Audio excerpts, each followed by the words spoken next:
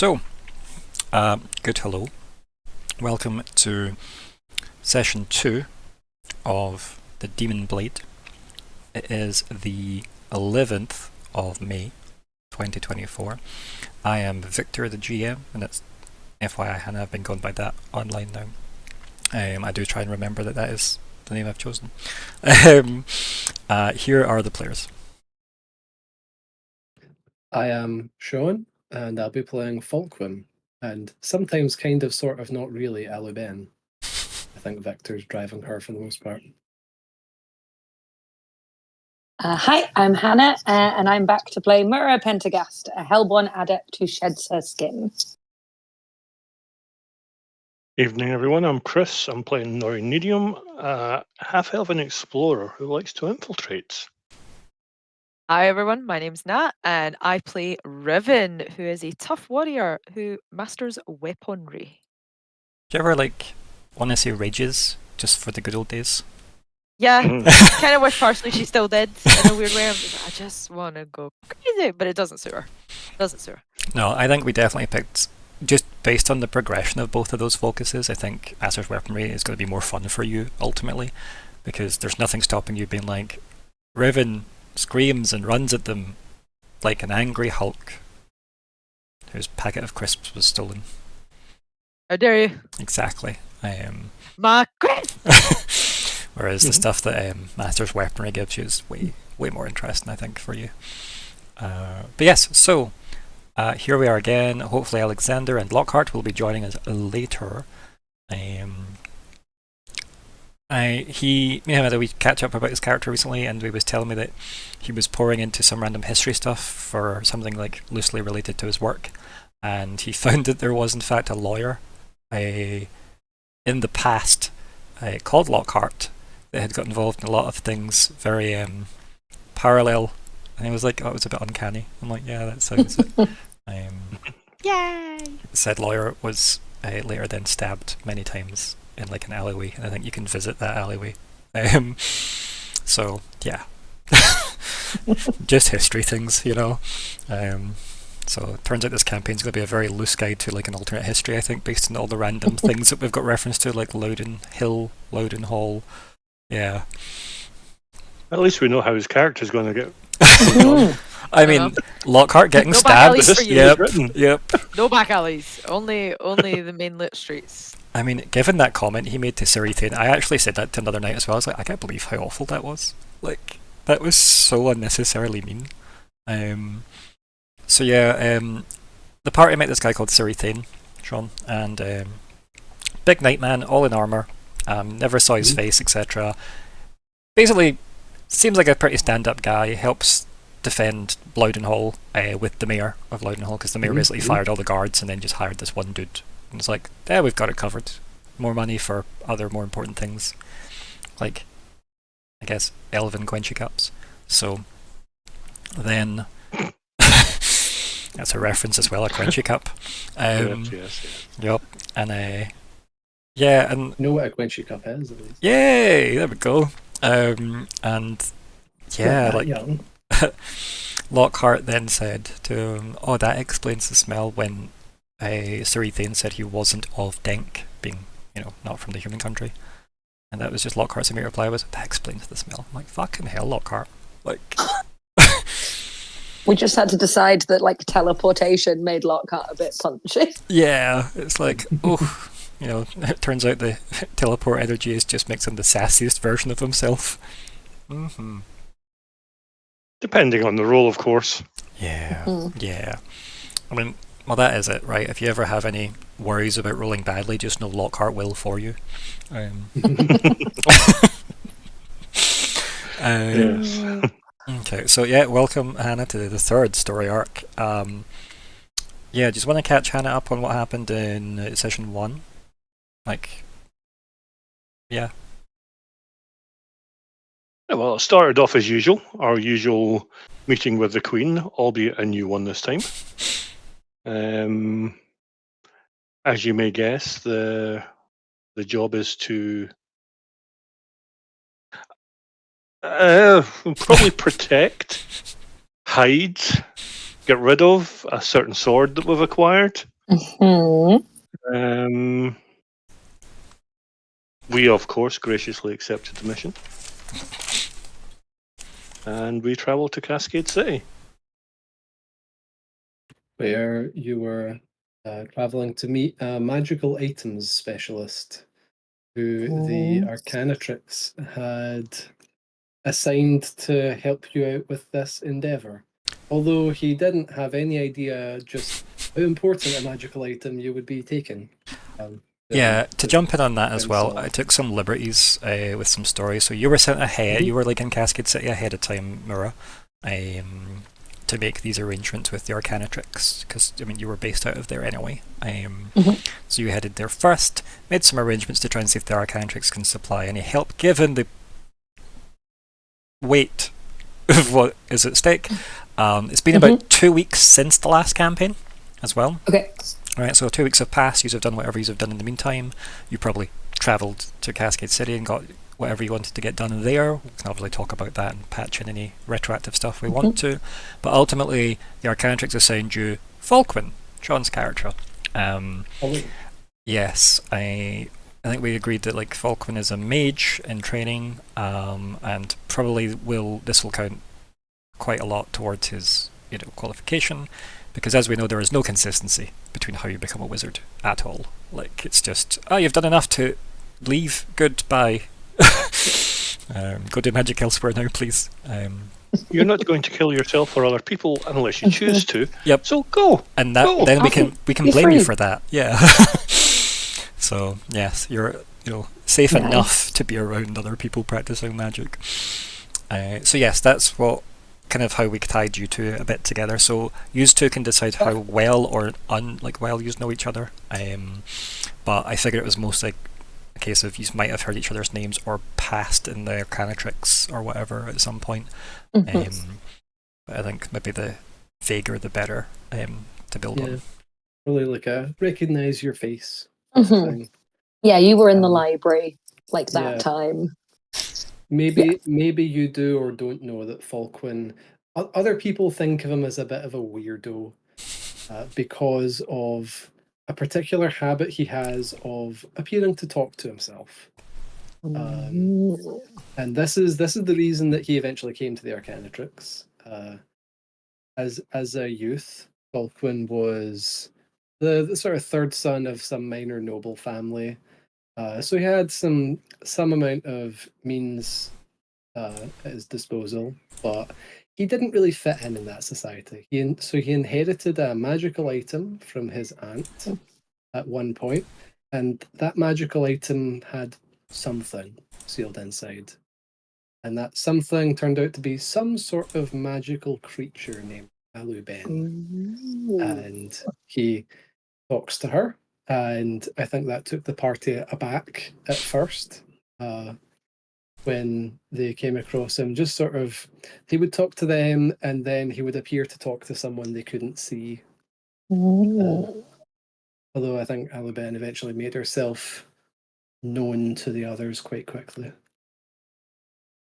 Do you want to describe your characters for each other as well, just since that's the only people that haven't had the benefit of each other's descriptions? So Falkwin is a sort of tall-ish, medium height-ish, sort of tall, dark, and handsome. He's got the sort of fairly well-groomed hair, wears sort of practical but probably fairly expensive leather traveling clothes, probably very comfy.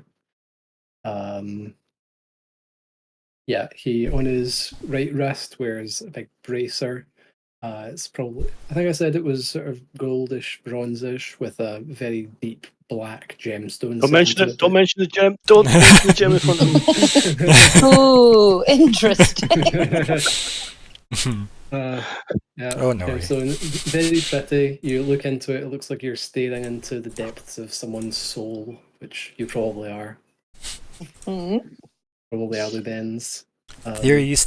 She's an interesting character. She don't take no shit. I'm excited to meet her. Well, in return, Myr'ra is human looking. She's traditionally had very dark hair, but is sort of letting her blonde roots grow out. So her blonde roots are now probably around, like down to her ears.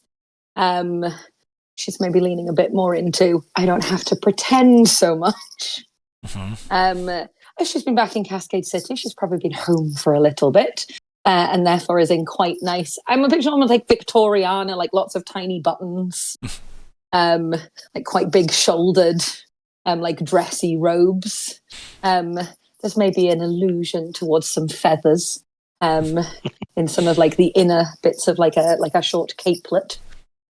She is carrying a backpack that you will notice folds out into a desk if she needs it to, sort of in like an overhead flip, so she can almost walk and write. And she has a whole set of like tea cups and bits and pieces, and sort of a leather belt around her waist.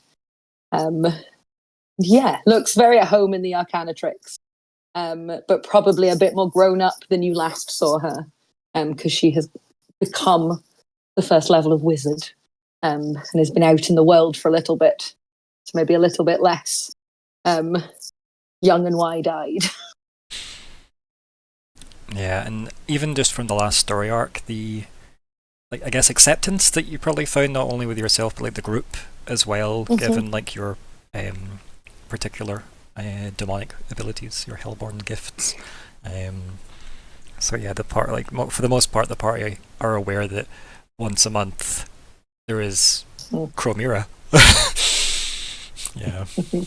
Every time you describe it, all I see is her. If anyone knows that film, they know exactly what they're about. God. I mean, you can't see it. It's the junk lady from Labyrinth, the one that's got all the stuff on her back. Oh yeah. That's what I. That's big where it just everything is here.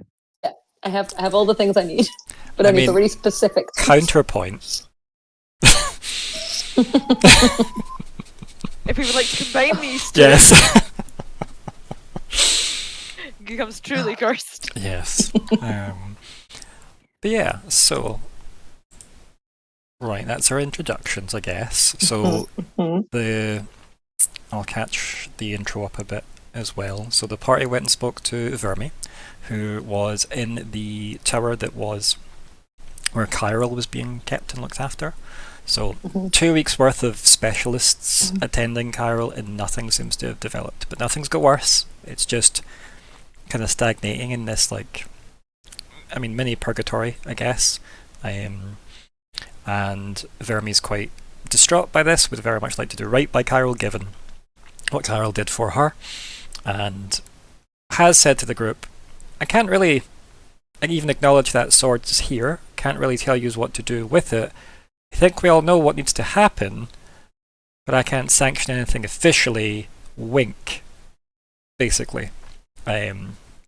Was essentially the mission Vermi gave you guys.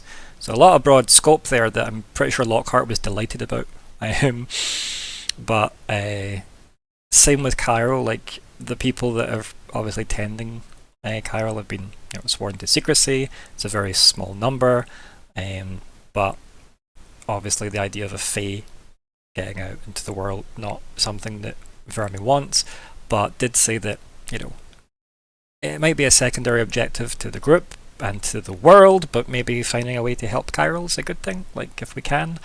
I know these swords are designed to kill Fae, so that's maybe a tall order, but if you're learning stuff about the sword anyway, maybe. So you could probably read into that as well, where like maybe solving that is more important to her than whatever the hell happens with the sword, but she's not going to be stupid enough to not pseudo take responsibility for the fact that that is a continent-wide political problem you're carrying. So that was essentially the gist of the conversation. Other kind of subtle stuff that came out of that was, given how the Fae work, obviously Vermi is very eager for Chiral to recover, but maybe some of the people helping are understandably concerned, and thus if there are cross desires, maybe that's helping stagnate the recovery as well. Like maybe the efforts aren't fully, wholeheartedly genuine.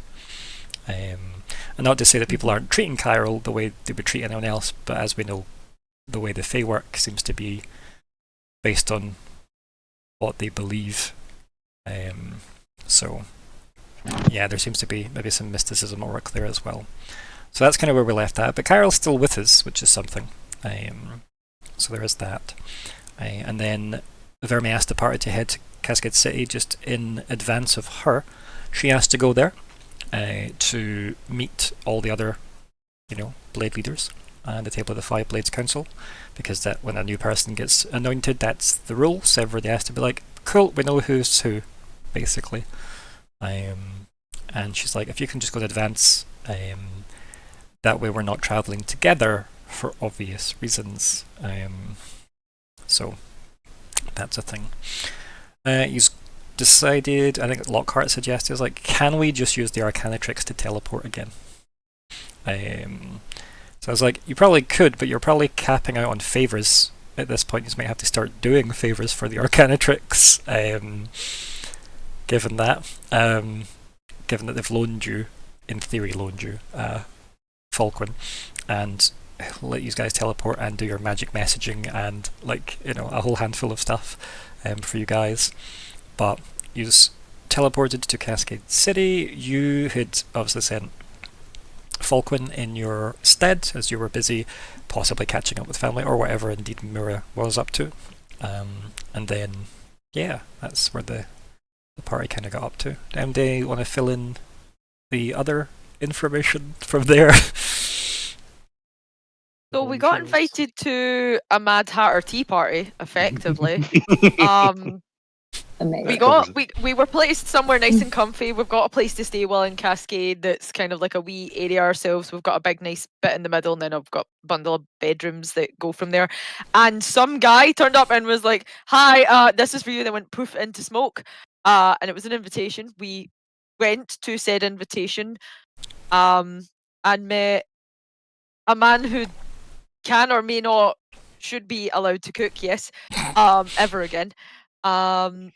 Played by Billy Connolly, the actual Amazing. devil Sloth. We met one of the 7 devils, who was really chill. Just a It's bit like sloth, so he's just like, hi, don't, if you're gonna ask him for anything, you gotta be real specific. Someone asked for water and he brought a bucket of water that probably had been used to clean the floor. But yeah, specifics with this man. He had the sword first. Pride somehow got the sword, but because the 7 devils don't ever die, doing the whole once one of you dies, the next one gets it, but that system can't work with the devils because then it would never change hands. So there's another system in place with the devil's sword. We don't know what it is, but there is genuinely something a bit different about how their sword operates. Talking about the fact that none of them are great, and I think it's primarily Wrath and Greed that run the demon zone, if I remember correctly. And Yeah, they're the ones that seem to care more about running stuff. Care most. Mm-hmm. Yeah. The rest are kind of doing their own thing. He doesn't really know where Pride is, and it doesn't seem deeply concerned, but he knows we have the sword, and he's like, I don't know why you got that, but you kind of need to get rid of it. It's definitely a thing. We asked a question about other swords, only to find out the first blade was a person. An elf, potentially. I cannot remember the name. Was it Bramble or Briar or something like that? It's in the chat. It's above in the chat. It is Brennan L. Brennan L. So 5 blades isn't actually 5 blades. We have a fucking hammer and a person involved, so why calling it the 5 blades is becoming a bit redundant now. But yeah, the first ever one was a person. That was the last thing he said. Because we were asking about the first blade and who made them and all, and it was like, oh, it was a person, it was Branell. So we were like, oh fuck. So they're potentially still alive, which is great fun. He talked, and more importantly, he talked about how they kind of brought the concept of Eve. That I don't know how he pitched it. I fear he pitched it poorly. The idea of life, ending, and then you getting to go on and be somewhere else and not be in the cycle of life. but that was received really, really poorly. He kept talking about just things ending, and it's probably that's how he pitched it as the issue. I think the way it was described was, while we are on Earth, we're a bottle that fills up. When we die, we go to the gods drink from the bottle empties, put the bottle back down. His place he wanted us to go, and what he was offering was the bottle never fills. Never truly. It can't. That was his next kind of thing, like you are eternal. Again, don't know what happened, but this paradise that he made to have that happen was the thing that needed to be sacrificed in some way, shape, or form to stop the Fae. So whether that's where the Fae now are, or whether that got burnt up like a big battery to try and do something, regardless, he lost that, and he got a wee bit upset about that. But he seems to have lost a lot, and is just kind of existing because his big thing was the whole going with Eve and doing her process of things, and it's just fallen on its face, and he's just kind of not done anything since. Quite an interesting but sad character, but certainly chill. Very hospitable. Like, he made us nice food. Some of it was cooked, some of it was overcooked, some of it wasn't cooked at all. But he tried his best, and that's all I can say. But yeah, certainly it's that kind of vibe of this person could mark every one of us, but doesn't want to. Unless we start shit, he isn't going to start shit. Yeah, So the party that's were the a bit vibe of him. concerned about the sword at one point, and his reply was, it was the mid-ramble, because he was rambling about his salvation plan and everything, and then the party mentioned concerns about the blade and whatnot, about him taking it. It's like, what makes you think you could stop me? But anyway, my plan didn't work, and that was the point. Aww. Yeah, so Yeah, it's also valid. Yeah. So his whole thing was this big plan to do with Eve and kind of getting away from Ian and Geenan thingy them. So it was more about getting away from them, and it, again, don't know how he pitched it, but it was poorly received. People really didn't want it. And he didn't seem to understand that. He was quite confused by the fact that we didn't want it, because he's like, it sounds great, and it's like, yeah, so how did you bring that to the audience, though, is the issue. Did you just bring the whole, well, at least it'll end, then you'll end? And I'm like, I don't think that's a good idea. That's how you say that. Is he the progenitor of the Church of Night, then? Or does Eve predate his salvation plan? So The way he talked, he we worships don't her. know. Eve, like, all the devils seem to, like, worship, or, like, they, in part, seem to be tied to Eve in some way. It's very unclear, but Eve definitely came first, according to all religious teachings. Sloth certainly gave the vibe that he deifies her, like, he does hold her on quite a high pedestal. Whatever she is to him, he certainly stacks her high and in amongst everything. So yeah, he's a cool guy. He's a cool guy, but main issue is what the fuck we're doing with this sword. We still don't know. Well, we also tried to be clever with the sword. We thought we'd hide it until Sloth just said, yeah, if I wanted that sword underneath that cloak, we could just take it. So that kind of didn't work in our favour. I think, all of them, it does mean all of the devils could have the sword. Like, any of the 7 could grab the sword right now, and the sword would just kind of accept work them. for them. Yeah. So Okay. I don't know if this is going to turn out of which of the 7 devils is the least worst. The lesser evil. The lesser evil. Because Sloth doesn't want it, so we can, even though he probably feels the best. He seems fun.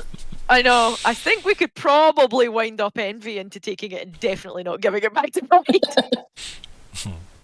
But that might have other problems. Yeah, as Chris said, Nori had the suggestion of using their elven cloak to wrap the sword in it to try and, like, mask some of the magic.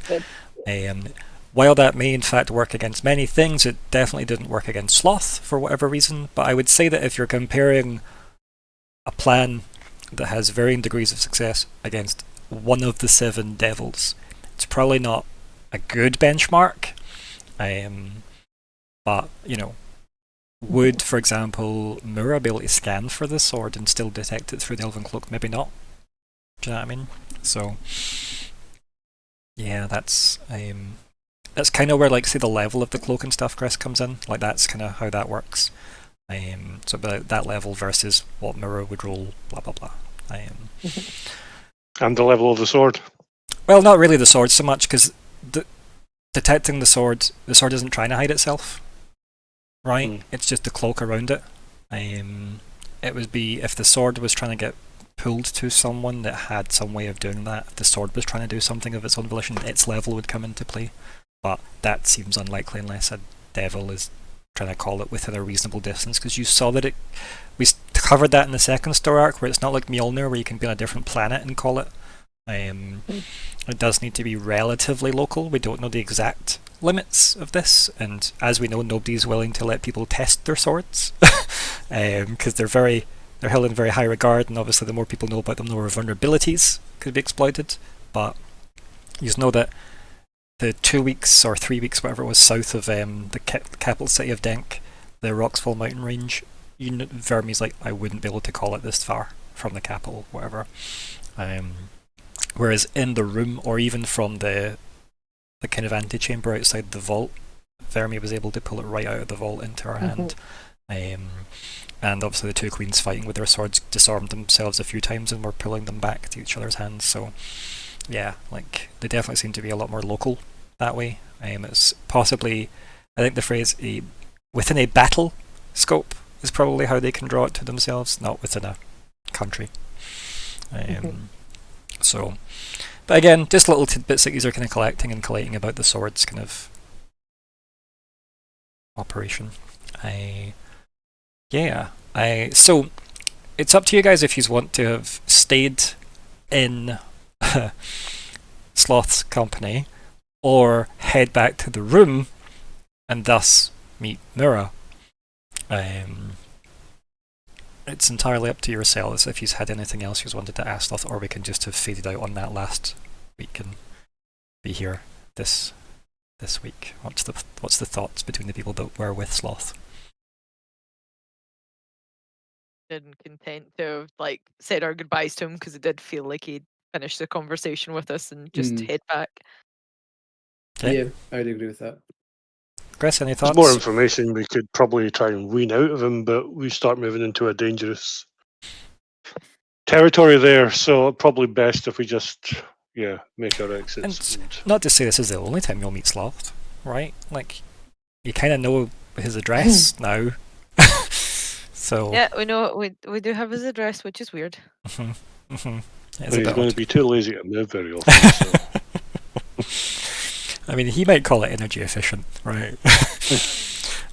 But yes. So, if that's the consensus, you guys are going to be heading back to the quarters that have been assigned for you guys within the council chambers, which are like the central part of Cascade City. Myr'ra, for whatever reason, you've obviously decided to inquire into, like, have these people arrived yet? ... And yeah, I'll have had someone like. And you've been like told where they're kind of like housed for the moment in some kind of ambassadorial suite. So you're probably not allowed into the suite just because it wasn't assigned to you initially. But I think by the time you get there, the party obviously turn up. And for some reason, Lockheart is called away for whatever reason, because that's neater at the moment. Sneaky Lockheart. Hello, you all made it. Riven, just big hug. Myr'ra, my dear, how have you been? Oh, good. It's weird being home, but good. Yes. And I turn to Falkwin. You must be Falkwin. It's lovely to meet you properly.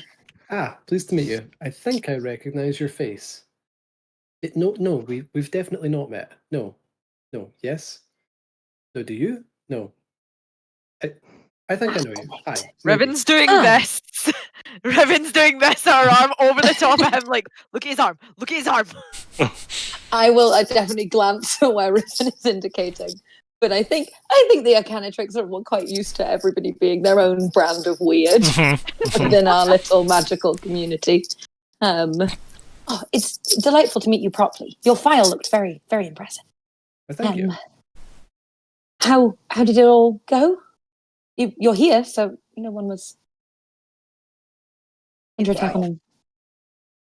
Okay, yes, of course. And you have to open the door. I tried. How do you not just open the door and get her in? I love that Lockhart had the key and he's not here now. That I've just decided Yeah, to away. It was we're- like, ah, damn it! Why did we trust him with the key? Nori can get it. Uses magic pockets. I can takes get us key. in. Probably. But yeah, you pop the key in, there's a big kathunk, the door opens, yeah, happy days. The first door puzzle of the campaign! Oh my god! We win! Yeah.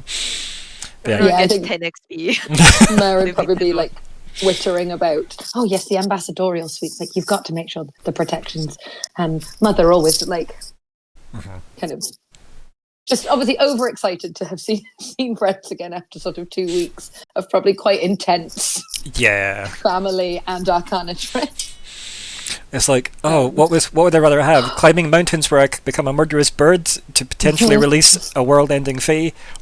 Family and admin. Oh, yeah.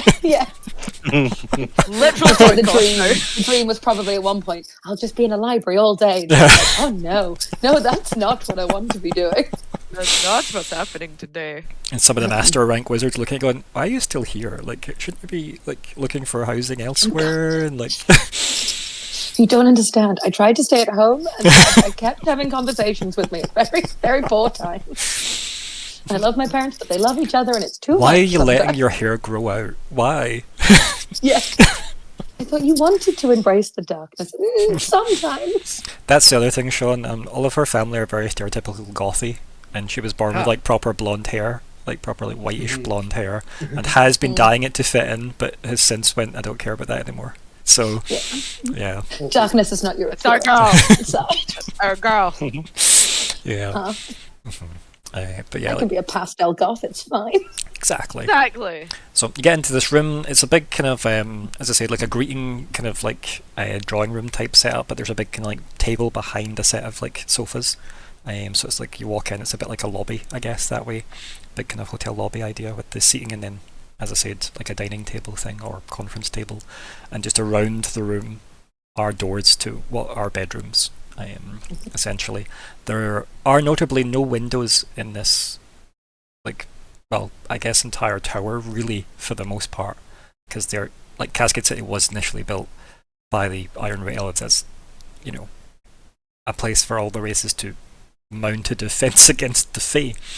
Windows felt dangerous, but then as we've learned about the Fae, what were the Iron Roots thinking? Like, the Fae don't really need windows. Maybe having windows Maybe just for it's them the out idea of. It's like the idea of reflection, like Yeah, maybe. Like, glass can produce a reflection. If Maybe it's like the- light on the inside and dark on the outside, so it's like Maybe anything the reflective, get rid of. maybe the Fae can't throw them out of windows as much is also like a trade-off, I guess, right? Like, The placebo level. yeah. We feel better. Aha. Yeah. Gravity doesn't like anyone. So yes, as you like get in, kind of like get your bearings of the room, like you just close the door behind you guys, and yes, like Alabama will make herself like visible again from the what's it, bracelet thing, bracer. That's the word I was looking for. So Alaben's probably about 6 foot-ish tall, like kind of covered in like mist or fog or wind, like it's, you know, but clearly like a kind of feminine figure. Kind of like usually stays relatively close to Falkwin, but definitely stands like they're the person that you're all meant to be looking at, like at all times. That's the kind of, you know, pose they carry themselves with.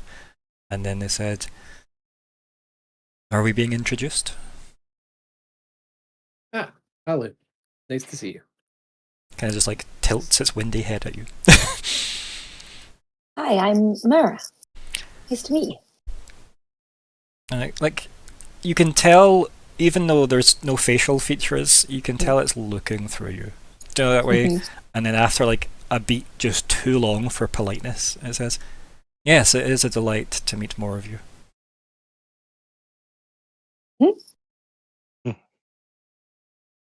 I'm going to look around and be like, how have we done with this so far? What is the vibe I'm going for? They've had a rough afternoon. And then we have a montage of everybody around the couches or table, depending on how formal this discussion is, where we just replay the earlier part of the recording on this stream, where you catch up Myr'ra for what happened. Look so jealous that you've met a devil. But she also takes that small list and then crosses off Sloth. And goes, And I think like once that like conversation and you've kind of like exhaled, I guess, for the first time during the catch up, I think like Aliben kind of just standing maybe behind where Falkwin's sitting, and says, "Do you have any theories to offer?" Oh. Well,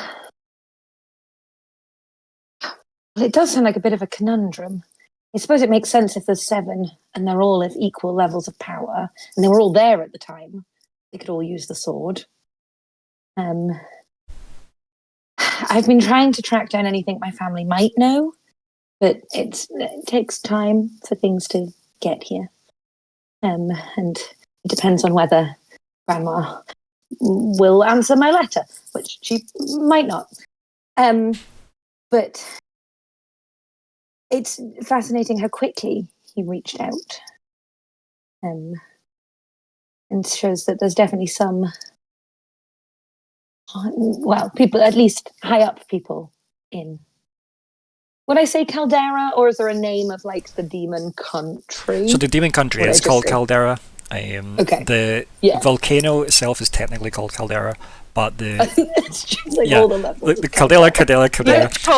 But Mount Caldera. The city at the very top is called Sin. Yes. It was called the Basin, but they shortened it because that area of land also used to belong to the Ironroot Elves, but it was gifted for whatever reason, nobody knows. But yeah, so, and around the base of the volcano is a massive, like, essentially kind of like not very well-to-do, kind of mixed income, shall we say, basically working class to very much squalor poor, and it's known as the Pit because it's so poorly maintained, and that surrounds the base of the volcano. Also, because I am like creatively bankrupt sometimes, so having like Sin at the top and the Pit below, and the whole thing being called Caldera because the biggest land features a volcano, like I'm okay being that creatively bankrupt. Is it a giant pendulum in the middle? Not yet. Not yet. But We there's like a being literal. We found out the devils are very literal, so why would they not just keep it that way? It's in keeping with them as people. But that does mean that Sin is technically the Ironroot Elf city. Technically. Again, was gifted to the devils. So, sorry you couldn't be there, I guess. So, okay. Myr'ra, your name was on the invitation as well, by the way. They got like that invite, and it did have everybody's in like details on it. So it definitely kind of leans into the theory of they have people watching. Like, yeah, that makes sense. They know who, where, and when. And Yeah. that concerns me much.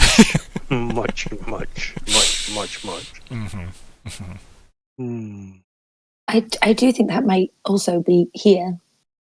Politics in Cascade City. Everyone's watching everybody. So. It is a devil. Oh. But it's out of Denk. I kind of look like panicked around, like it is out of Denk, right? Yes, we've done that much. Points at Nori. Like Nori. All right. Okay. Should I unwrap it? Should I leave it wrapped? Keep it wrapped. Don't want to. Keep it secret, keep it safe. Okay. Next steps. What are we thinking? We've managed to organize a meeting with my countess tomorrow for all of us in private. she'll be able to give us the kind of political lay of the land and hopefully some advice. And we'll be able to request of her to keep an eye on things. Seems like a good plan.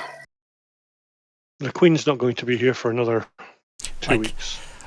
Week 2 depends, yeah, like a week or two. It's it's unknown if she's going to travel faster than, you know, like mundane actual, methods. Yeah, I was struggling to find the word that wasn't like magical. Like, yeah, non-magical means. Yeah.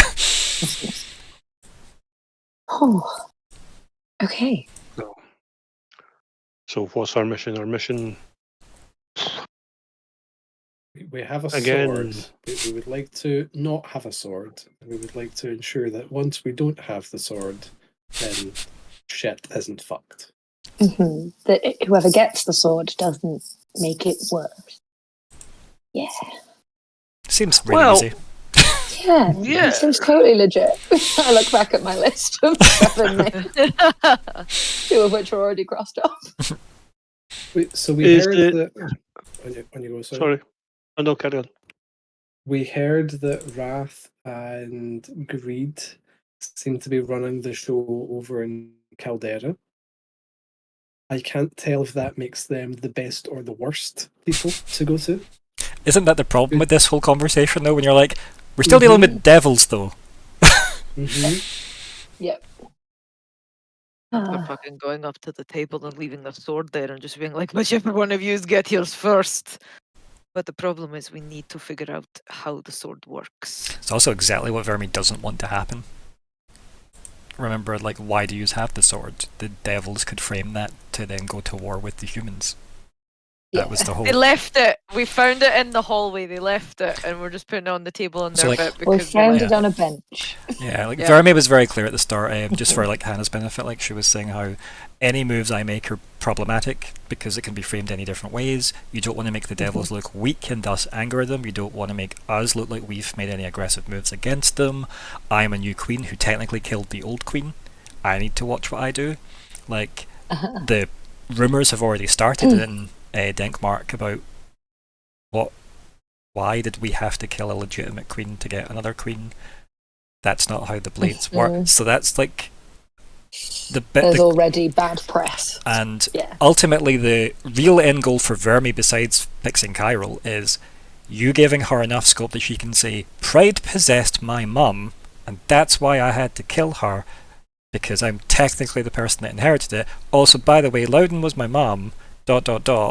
Just so you all know, I didn't just kill the queen and pretend to be her. That seems like that was what Pride did, right? Like, ultimately, she wants to be able to say that publicly without the ire of the Causing devils. an international incident. And any disruption to the table could cause our friends across the expanse, which is the big ocean between the Rakashan Empire, since the threat of the table's combined might is what keeps them at bay.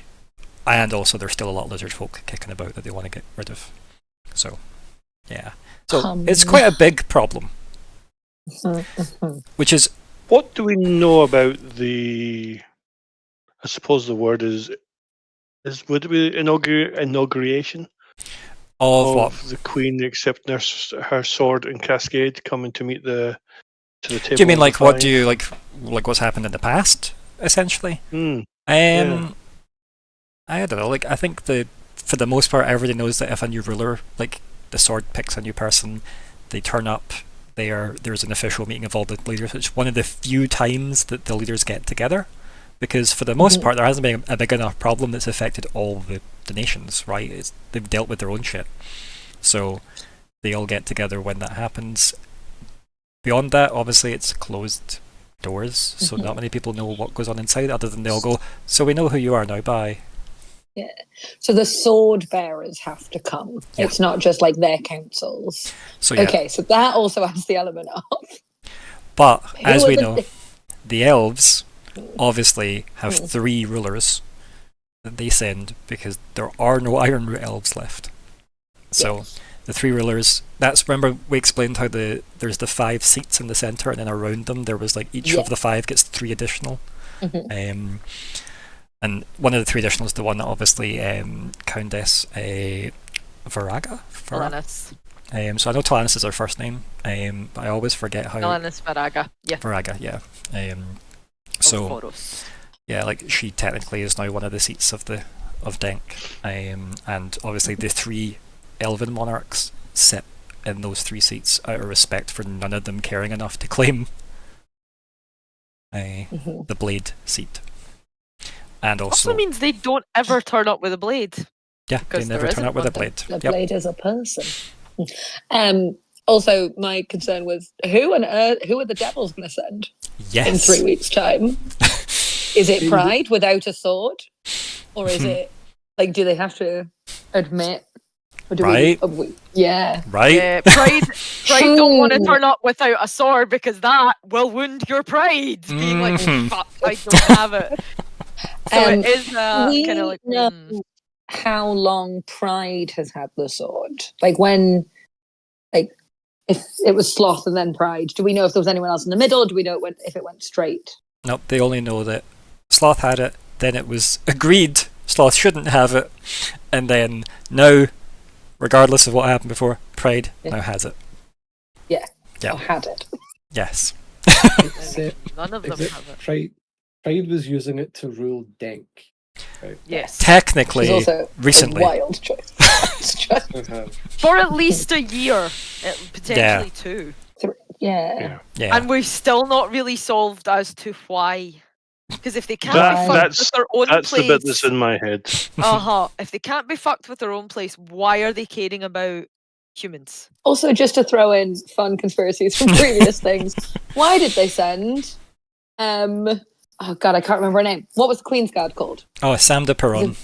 Why was Sam de Perron potentially sent to Caldera by someone who we now know was a devil? To kill him. I think the Queen and Samda went together, and that's where they both died. Samda died only Sam like died 4 months later, ago. though.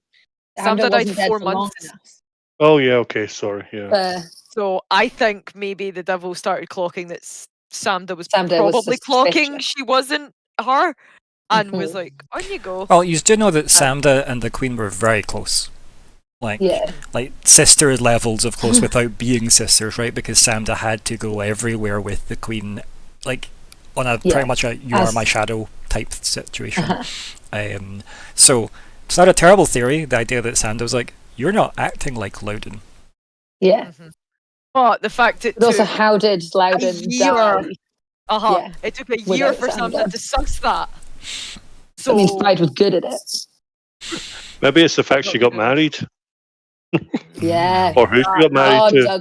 Douglas let it down for everybody. I think the other question is, did Samda know about Vermi? Like, yeah. How long was Samda the Queen's Guard? Do we know that? The whole time. The whole time. She has been the Queen's Guard, yeah. Yeah. That's usually how it's meant to work. She would have seen her pregnant then. So she would have known she'd had a kid. Unless it was like Loudon's baggy clothes period. Like she just kept holding vases. Yeah. I've got some water. I'll tell you that. I'll carry that. Fascinating. So, yeah. Lots of over-the-shoulder looks.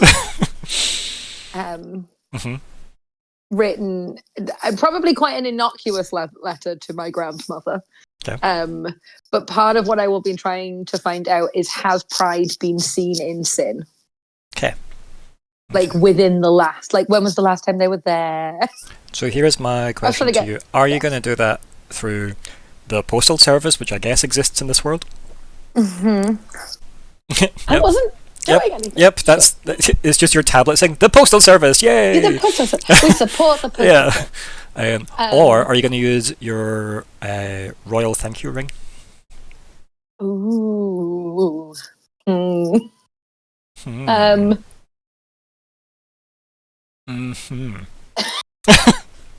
I think she probably at this point will have reused the postal service, because I think the idea of just popping into her grandmother's head probably terrifies her more than a lot of what's going on. But if it becomes urgent, then I will use the magical thank you ring. But I think at the moment she'll have sent, as in not to arouse suspicion. No. Just a kind of generic, I graduated. Yeah. This, like, what's the news with you Mhm. type postcard. The kind of like flip on that as well then. So Mhm. for everybody else, this is a player level piece of info rather than character level, because I don't know how much Myr'ra would share, but the grandmother's the first gen in her line. Hence why it's quite a big deal, and they live in, Sin, etc., in Caldera. So, yeah. Now, in theory, is this a reply letter? Because remember, was it your family, or was it your grandmother that gave you the gift for graduating that was already waiting on you after the first arc? I can't remember what we said. It was from Grandma, yeah. Cool. So this would be like your reply Yeah. letter, right? Cool. Yeah, like a Tie-in. thank you. Like, thank you so much. Like, sorry it took me so long to get back to you because there was a whole Yes, new queen because- situation. Yeah. Yeah, and also that kind of thing, like, she's probably for quite a few years done the kind of grandchild, sort of a bit of a favourite grandchild. Yeah, and like tutor. Like family don't Efforts. want you visiting, but also at the same time, gifts Yeah. always find their way to you anyway. Like, yeah. Mhm. Hmm. Yeah, I like that. like, Had we settled on Helen Mirren?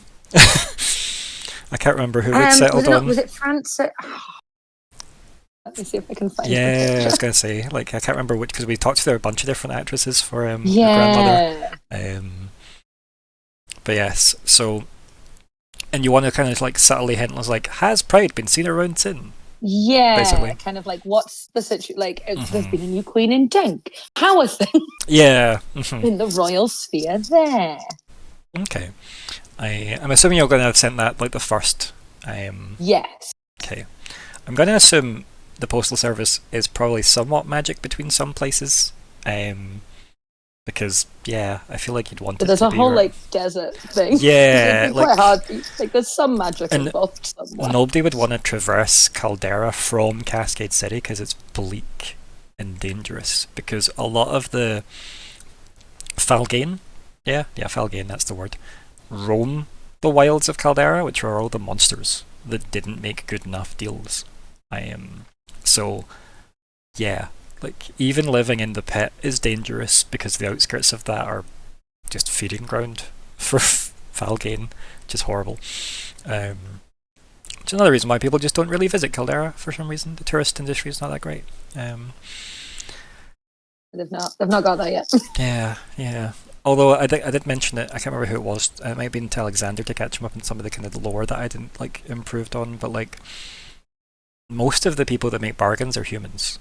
That is a thing. Like, it just seems to be something because, you've not got the benefits of being draconic blooded, elven, or like, the best race, dwarves. Like, right? So yeah, for some reason, humans are way more eager to like trade off their souls for, cheap thrills, as it were, and curse entire family lines. But yes, so yeah, you could have sent that off. No reply as of yet, obviously. But yeah, that's definitely something that can be in the works. Yeah. As for the here and now, is there a consensus of where the next best step is?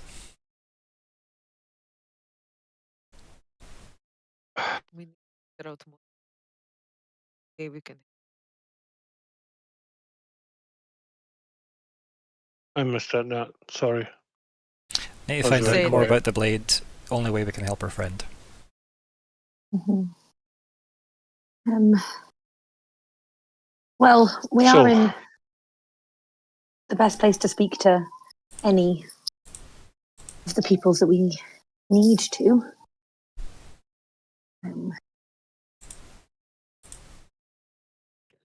Falkwin is definitely keen on studying that blade. Probably delicately.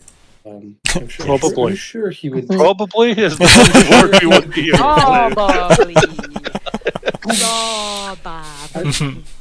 I think he'd probably realise the importance of treating this priceless artifact with due care and attention. Mm-hmm. I don't give a shit if you scuff the blade, friend. I'm worried that your soul gets turned inside out and then your heart crawls out your knees or some shit. I don't fucking know what's in that. Alabama Well, casually wait. just Alabama just casually says, "I've seen that happen." Just nods vaguely. The- I thought. I'll be careful. I'll be careful. Don't worry. Do not try to use the blade. Do not try to claim the blade. It is not ours. I'll At look what, at. at what point does studying the blade and trying to learn from it and figure out how it works, at what point does that become using the blade? So, here's an example. If the blade was a trust fund child, right, and you are its minder, Oh, everyone. and you're like, you're escorting it from like, I don't know, school to a restaurant to meet its family, and on the way you decide, yeah, cool, we'll use your credit card to pick up takeaway on the way because we don't like the fancy food that's there. That's you stopping being its minder and using it. So you studying it, if it offers help, maybe turn it down. Yeah. Cool. Okay, yes. The blade is a child who, while it controls the power it possesses, is not the one responsible for that power. Like every sword, right? I think Myr'ra looks concerned at the concept of the blade being a child. Suddenly going, could it be? Is that what? The first I one will was a person. The first one was a Oh. person. Oh, I think I'm looking quite distressed. I look at Alabin Oh, and dear. just go, can you hear the things that he hears or the things that speak to him? Just in case the sword starts speaking to him, can you just like stick your fingers in his ears? Alabama kind of just shrugs with the windy demeanor she has. Like, I'm sure you'll do your best. I'm sure we will all do our best. It's just I fuck this. will look at Falkwin and say, do you... I kind of wiggle my fingers at it. Magic. Way to look at the blade without interacting with it directly. Were you in that class? wow. Well, there's different. Continuing this analogy. So, okay, yeah. So Falkwin is a magical items nerd. That is part of his shtick. That's why he's here. For sure.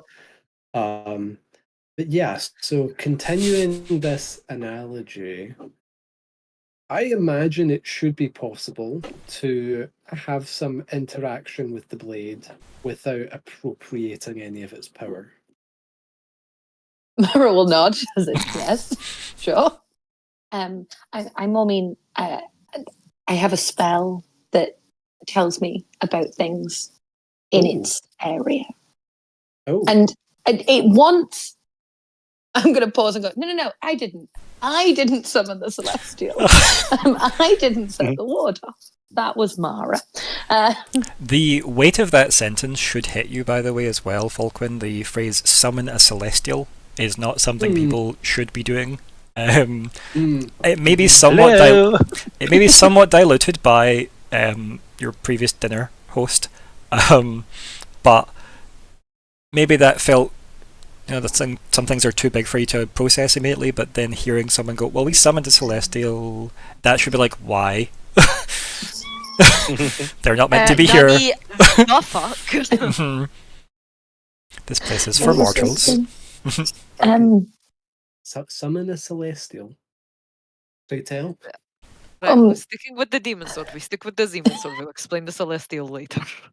Don't worry, I've still got my notes. But the spell I have access to is able to look at what's there without touching it directly. And it's less invasive than something else that somebody tried that set off a ward. Okay, I would be interested in trying that then. Alabin goes behind the chair you're sitting at the table, Falkwin, and just drags you back a bit. Yeah. So she's corporeal at least. Oh, Windy or not, she's like Oh. can seem to interact with things, yeah, like physically, yeah. So you don't like this idea, Alu? Take it. Don't think Alu's liked anything that's happened in the last 6 hours. Aliben says, while perfectly capable of speaking for myself, I appreciate the assertions. Your wrist is of value to me, Falkwin. Yes, I see. If this blade is warded against such things, perhaps we wish to do it in less, and it kind of looks around. Politically charged quarters. Yes, this is an ambassador's suite, isn't it? Yes. Indeed. I'm sure there's Don't a like to set field up or any forest explosives. somewhere. Is there a lab in the Arcanatrix that could be used privately, and it could just be a testing gone wrong? That would Sure, lead things to blow up all the time. questions. I suppose. Do they not have explosions in the Arcanatrix all the time? I always see bright colors and stuff coming from it. Like, Aliben just looks to Falkwin and then looks to you. I'm but doesn't looking say at it anything. and Yeah, I'm like, like- you fucking elaborate! Aliben doesn't say anything to that, mostly just the looking to Falkwin. And then Yes. Maybe we find somewhere that magical explosions would attract less attention. I endeavour to not cause any magical explosions, just to set I your haven't hearts at ease. Done But one in ages. Point that. Sometimes it's fun. Do I? That's why your eyebrows have bits missing, like they get singed off all the time. What are you doing? just poor Lockhart in that tree. Like, Help. Myr'ra made me think about what, like, in terms of Cascade City's like layout. Would there be places where there'd be sort of like slightly grander houses that would maybe have quite big gardens?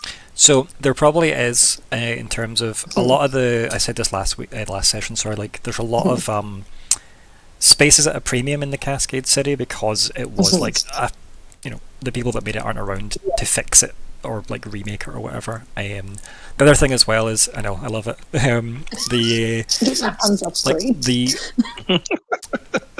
the material the place seems to be made out of is this kind of like black kind of glass metal shiny kind of structure, and it obviously seems to be like what the iron root made iron, stuff so out the of. fake can't get in.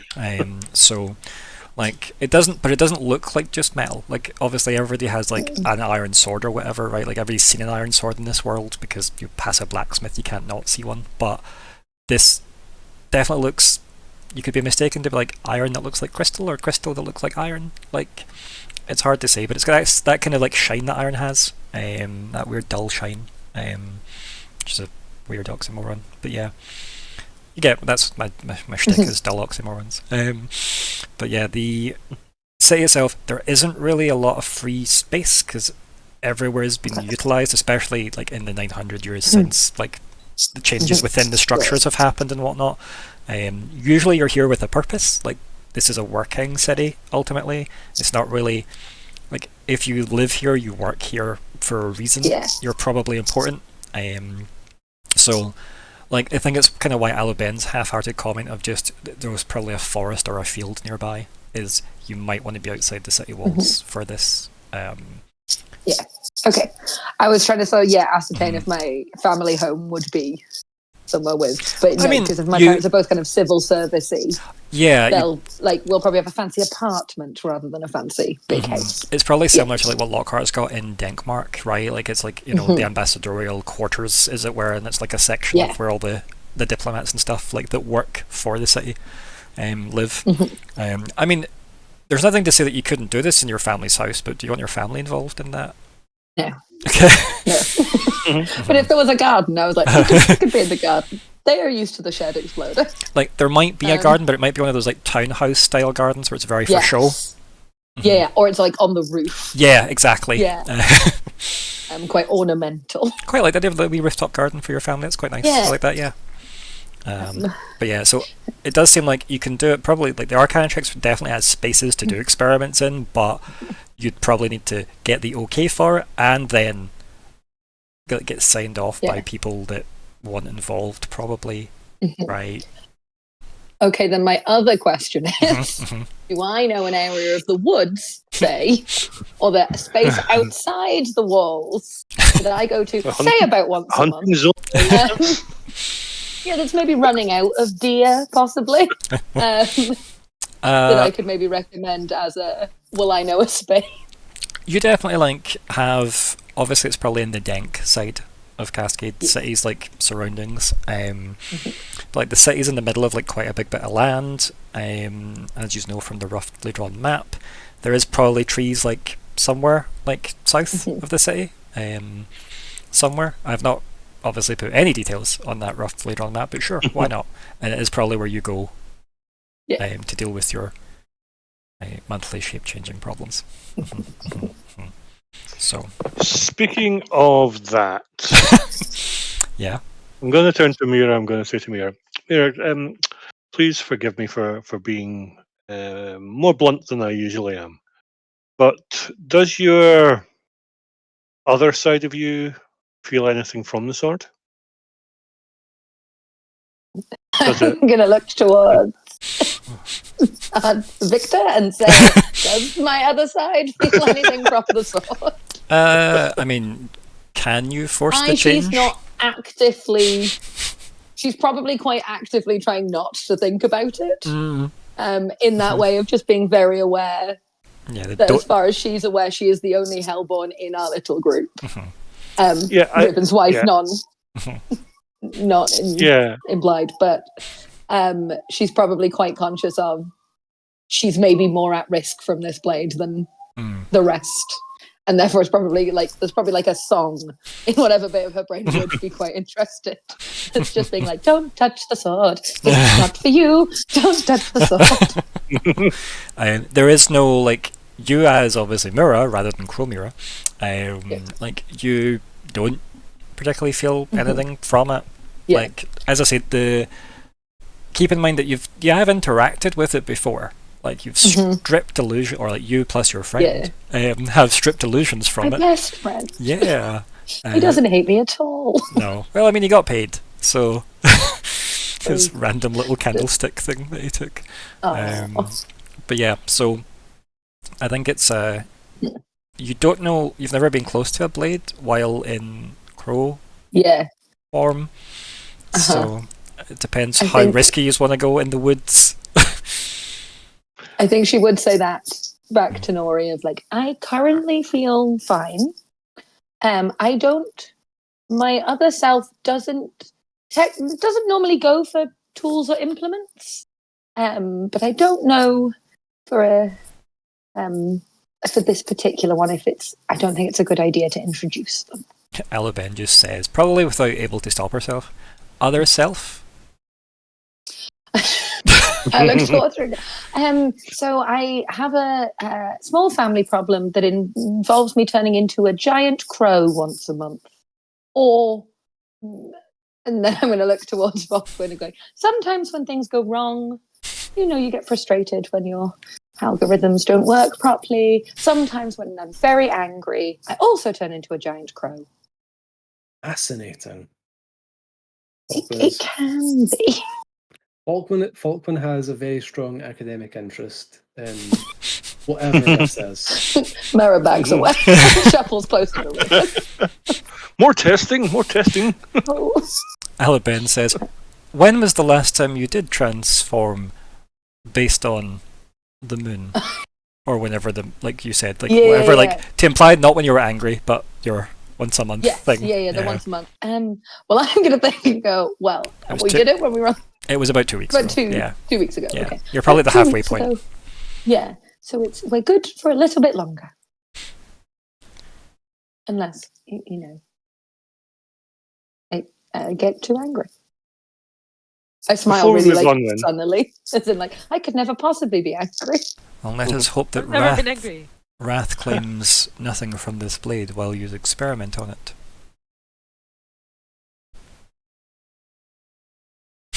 I'm going to underline wrath on my list.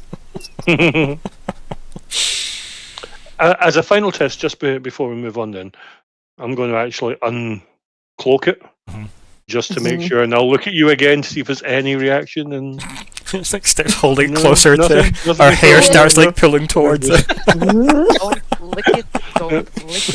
It's dangerous. Yeah, no. no reaction, then that's no, fine. yeah. That's fine. I feel fine. We don't know how they work with No, it's very other true. people. Mm-hmm.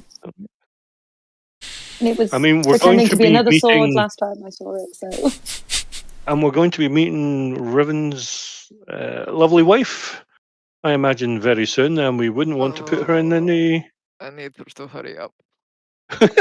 I need a fucking hug. Yeah, so like Riven asked where like obviously Hedera was, her wife, she was at Voros, which is away to the east, and is like currently travelling back from there to get back to the city because Riven's in the city. So she's like a couple of days away, basically. I look I pretty need happy. my wife. You'll find her interesting. She's a I'm very 19th generation. Wow. She has horns and a tail. I look very suitably impressed by that. In terms of that's a lot of generations for. Yeah, for it not to have That's a very- diluted yeah, that much. Fuck knows what goes on there. So, I am well aware that some of the deals that you make can be pretty fucking monumental. Yep. What does your grand look like? Out of curiosity. Oh, I've never actually met her in person. The whole we're sort of estranged at my parents' level, but she writes sometimes. That's why I wrote to her. She sends presents, but If you ever family. want to go visit, come to Voros. Voros is beside the mountains, between the dwarves and then Caldera. If you ever want to see her, there's areas on the mountain that are designed for that purpose, for people to come say hi. They're not wanting to or allowed to. You understand there's restrictions with certain deals made. Wow, You're a big that's girl. Make your true. decisions. I'm a whole wizard now and everything. You're a whole wizard who Mm-hmm. has met a celestial, Still a bit weird. has been in the presence of pride. Like you're doing pretty good. It's been a bit of a wild month. Really has been, because it's not been that long in-game time since the first story arc. It has been like a month or something, hasn't it? Like maybe like 5 Month and a half weeks. maximum. Yeah. Yeah. like- That's why Riven is desperate for her wife to come back. She's like, I just need a hug. I need a hug and a kiss, and told I'm doing well. That's it. So Alibin says, with so many Helborn connections, do you feel no allegiance to your Calderan, or Calderan, I think they pronounce it, Calderan rulers?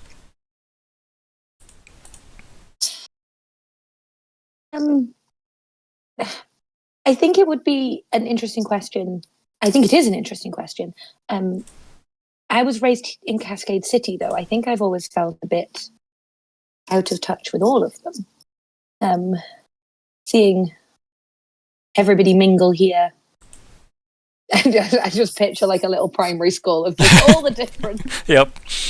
Everybody's like some kind of ambassador's kid. So it's like a weird, incredibly posh private school, but also It is a like bit. very Yeah. diverse. Mhm. Yeah. And I think it's that I don't necessarily feel much allegiance to either side of my family. More to the people themselves. As in my mum and dad.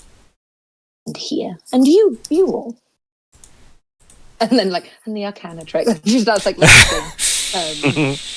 But And the in Queen. Myr'ra, yeah. And We'll the- try and give off it. Like she's not a royalist on either side of her genetics. She likes Vermi because she likes Vermi as a person. Yeah. I think you were one of the first people to really click onto Vermi's vibe. Yeah. She was basket weaving with children. Yeah. Instant. She's good. She's good. Yeah. Forgive the impudence, and of course, don't answer if you don't want to, Aluben, but your nature. I don't need specifics, just not Helborn. You are quite an interesting thing to behold. Flattery is a path to many people, but not myself.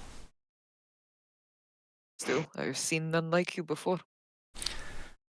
I'm sure we could spend all day kicking up silt in this river, but it will not help us find treasure, will it, Riven? Simply asking your nature, just in case the sword may affect you. If not, Like, no concern. you see like a kind of head cock, like when you say sword may affect you, and like her head kind of cocks and looks at the blade that's on the table, as if pondering that for a second, and then saying, I believe that it would affect all of you before it would ever affect me, but I must admit I am no expert on these blades. Who fucking is at this point? The elves. Yes. Nori? How many do you know? Oh, maybe from a few years ago, but Define a few years. You live a bit longer than us. oh, I have to think about that one. Yeah, I thought so. It's also quite a sore subject for Nori, isn't it? It's, it's like, Yeah. I'm going back to my notes to see if I actually put in. Back in a minute. Let me just quickly read. Speed How reading old that in am here. I? I'm so old I don't give a fuck. That's how old I am. BRB learning character. Yeah. See, in human terms, I'm probably early 20s. That's probably the way I look. But what that would translate to in... It might not even be that much older, right? It depends how strong you want the elven blood to be, but keep in mind what Sloth said about this world is that everything in this world was meant to die, to feed the gods. And that's the thing that Sloth was like, that seems bullshit.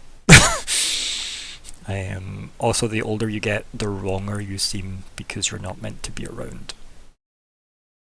Yeah. Like, yeah.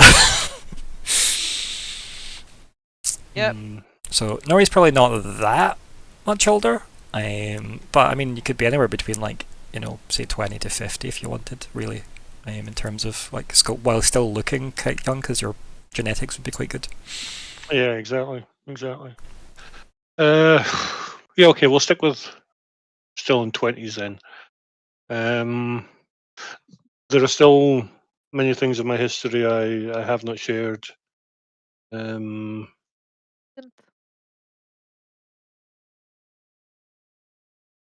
Sorry, I missed that again. I keep dropping it. Yes, and I needn't. I think Alabama even Thank you. says our secrets will be in good company. Yes. I mentioned before that my village was on the border of the elven world or the elven world and the human world, and I was the offspring of a chosen couple, one elven, one human. An arranged marriage, as it were. Yes. The arrangement predated from my distant memory. It predated the coming of the five blades as an arrangement between elves and humans because they were so close together. More than that, I was too young to remember, but I was raised in the woods on my own and found myself in Denk. So to say my knowledge of the elven people, they may be looking for me. I'm going to have to hit them with my sword. that sense of looking for you, or are we good? If it...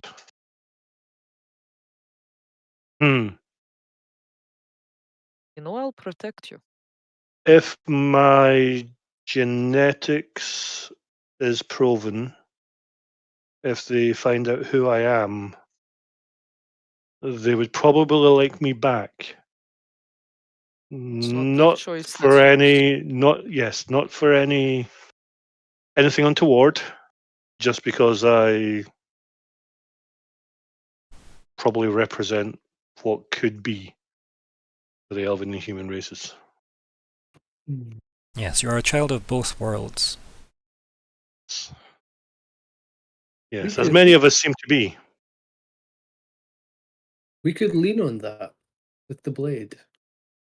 The elves might know. Do not use the blade. Don't lean on it. No. Does that count if you use it as a crutch? Does because you're using it, Yeah, but if you're not you use using it for it for not how its it needs to be purpose. used? Yeah, I don't want to fucking We could. Give it a new. Using it as a ruler to draw lines, like. If I glue it onto the end of a big stick and poke somebody with the stick, but I'm holding the stick, I'm not holding the sword.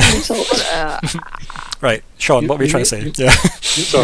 You may not know them, but we have an in with the elves now by you, right?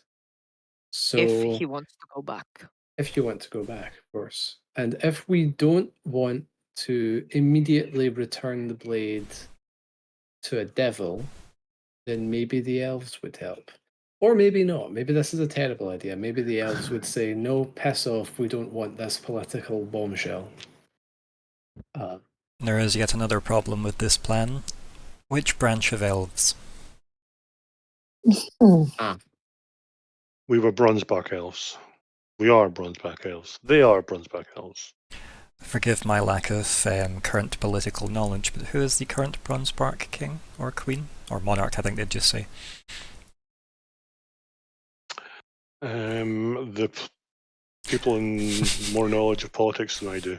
If anybody feels like they would know, feel free to roll.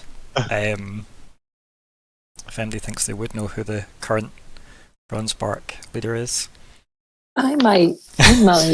Yeah, feel free to roll. I mean, you also live in the city, like they might have appeared at some point, do you know what I mean? Where's Lockhart when we need him? I know, right? I know. Oh, he would know. He's off having a meeting with the Bronzebark monarch. God damn it, sir. I was going to say Okay. it's the sort of thing everyone should know, but then again, now that I think about it, All the if you were countries to are- ask me who like the current president of Spain or prime minister of Spain is, I couldn't. tell It's you. No. pronounced El Presidente.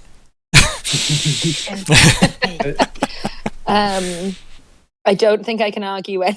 Skills help me in this. So I'll just do a straight intellect. Magical sure. object. We found out one of them was the blade. Maybe one of these is the blade. Does that count? Oh, Pedro Okay. Sanchez, oh, good to prime know. minister and president of Spain. Difficulty unknown. Nice. I'll use an effort. Okay. No, I don't have any assets. It doesn't cost me anything. Hey, That's all right. terrible. Yeah, so the current king of the Bronzebark elves is someone, and this is going to be a mouthful, so it's Erdwardnon is their name. Oh. Erdwardnon Bronzebark. Okay. Okay. The Does he thing have a that- regnal number? the thing you know about them is they weren't old enough to be at the Fey War. Okay. That lets you know that the other two, the Silverthorn King and the Goldleaf Queen, are old enough.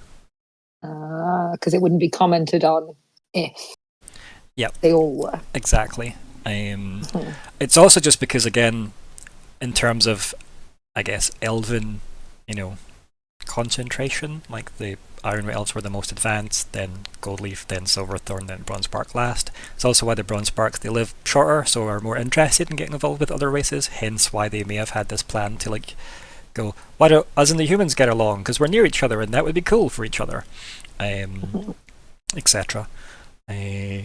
so you know like that much, which means the Bronze Sparks might not know as much as you would like. Obviously, they might know more than what you know currently, but you maybe want some silver thorn or gold. Well, I mean, you're good luck getting a gold leaf, right? But the gold leaves are the ones that, like, several hundred years ago went, we're leaving. We'll just make a home. We're going. Bye. Like, things are weird. Just like Heaven's Gate themselves off the planet. It's like, so we've invented the rapture for us. Not for any of you. Remind me again, who gave the volcano to the Iron Roots. Elves? The Iron Roots. Yeah. Okay. Because that's like their forest was up that way originally. Which, can you believe what there is not anymore? Forest up that way. But that's why Cascade City was made in the center of the continent for everybody to like basically have almost, equal access. Yeah. It was picked for that reason. The Iron Roots didn't really consult anyone on that. They just went, oh, well, we're doing this because, well, they might say it like we were here first, but that's not the case. It's just how they would come across because everybody else was kind of children to them. So, yeah. And they were the first people, if you remember your Fey War histories, they were the first people to immediately agree with the devils and be like, yes, absolutely fucking not. Are we letting Fey problems happen? Oh, it's that thing of being like, oh yes, remember that it was us that came first and said, the Fae are a problem, not us, we're fine. Yeah, the devil's totally been like, yes, not crime from us. By the way, these Fae buggers. They make deals. That's not fair. That's our thing. Yeah, they're infringing on our IP. The Iron Root were the first ones to get the devils on board, but no, the devils came to the continents and they went to everyone and they were like, we need help because the Fae are a problem for everybody. And the Iron Root went, absolutely fucking not, are we letting the Fae come here? They were the first to go, which meant everybody else went, well, if mum and dad are going, then we have to go too, because if the devils and the Iron Root elves, two of the oldest people on the world, we should probably help. Yeah. Prior to this, there was not happy harmony between the devils and the others. I mean, the devils were seen as exactly what you'd imagine, like people that take people's souls and use it for power for their own gains, and like things that were cast out of like some celestial paradise potentially. Like, they're not seen nicely at all. The fact that they're named after sins, I mean, as well, like, they were not necessarily welcomed. But luckily, the Fae were scarier. Yeah. Falkwin is still very much split on what to do here. I mean, his overriding sort of desire is to set this sword down and poke it gently with magic. But bigger picture, like, take it to the elves, take it to the demons, give it to some devil in particular. Remember that anybody you involve, so anyone you involve with this sword, they will ask how you got it. You will need to work out if you can lie to whoever you're showing it to, and then hope that doesn't backfire on Denk, and then the table, and then the continent. That's the only risk with who you involve. It's not to say you can't involve anyone you choose to, it's just that's what you are weighing up. So how would it backfire if we just told the truth? Pride came in and probably killed our queen, definitely impersonated her for a year, and then was ousted and left the blade behind. I think we could probably get that across to any sort of reasonably intelligent other party. How'd you prove it? That's true. That's the downside, right? Where it's like Pride just says, I didn't do that, why have you stole my sword? I'm going to I'm going to unleash the demon's army. Yeah. I mean, why is the thief still carrying it? Yeah. I feel like we have a defensive weakness there. Like, Yep, that's the main reason. Is If if you can shore up that, if you can, it's what I meant by Verme at the start when she said, "I can tell every day how things transpired, and all of the, rumors in Denkmark can get quelled so long as I have proof to say this is what actually happened. This is why I killed the former queen, because technically she had already died, which awoke me as the blade wielder. ... But there's no proof of any of that currently." And also, Verme's housing a fae, which is also a politically charged problem. Like a massive, massive problem. It probably helps us a lot then to know where and when and how the original Queen Loudon died. Yeah. But Oh, figuring wouldn't that it out just? is going to be so difficult. We have a guesstimated timeline. A very guesstimated timeline. See, now we're making it seem like we should be back at Sloth again. We now have 100 more questions for him. I know. And if I said his name too many times, I'm not going to Will say he it. appear? Luckily, there's no mirrors to look into and say his name. So, So, Loudon, did we have any leads on that? There was her Queen's Guard who got sent off to Caldera randomly and And then then never died. returned. Right. She died. No, her body Possibly got back. with- She was Okay. killed Okay. Yeah, by a demon. More Well, than likely. fire. Do we Icy know- fire? Fire. There was something Icy with the fire. sword. Icy fire. Something very cold. So Cold icy fire. fire is what the demons like to use. Mm. So, and Samda probably could fuck up a small army herself. Like the way she was just, I'm designed to tank shit for the queen. Samda is who taking her inspired down- Riven to become like a soldier, basically. So, yeah. So, Mhm. like, Samda would have taken a lot to bring down. And So the that's party why it's found like- her sword obviously in the house, her family home above the fireplace, and it looked like it was badly damaged by flame. Is what it seemed like. So yeah, Hot flame. I mean flame, right? It didn't. Yeah, Okay. We So- didn't feel like we should steal the blade and do too many magical experiments. So yeah. it felt, that it felt that bad. blade. This blade seems. Yeah. So, yeah, so she died like 4 months before Arc 1. So she's been dead for maybe 5 months now. Mhm. But through what Verme Verme got said activated. about 2 Right. years ago, Mhm. creeping on 2 years. So there's a And we know the massive queen's. period. Yeah. That's If She- for only some we could talk to Samda. Yeah. No. So they tried to talk to Samda and kind of blew up a graveyard. that's where the celestial came. Because the Celestial was guarding the soul.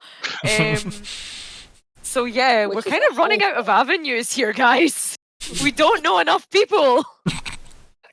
And We have a I'll say it sword. quietly. So we do have a side objective, right? We have a sword. We have the means to magically poke at it with the hope that we will discover something about how to help our friend Chiral. Yeah. And we need to dispose of said sword without throwing suspicion back on Verme. Shall Yeah. we go to Throw a it in the sea. forest?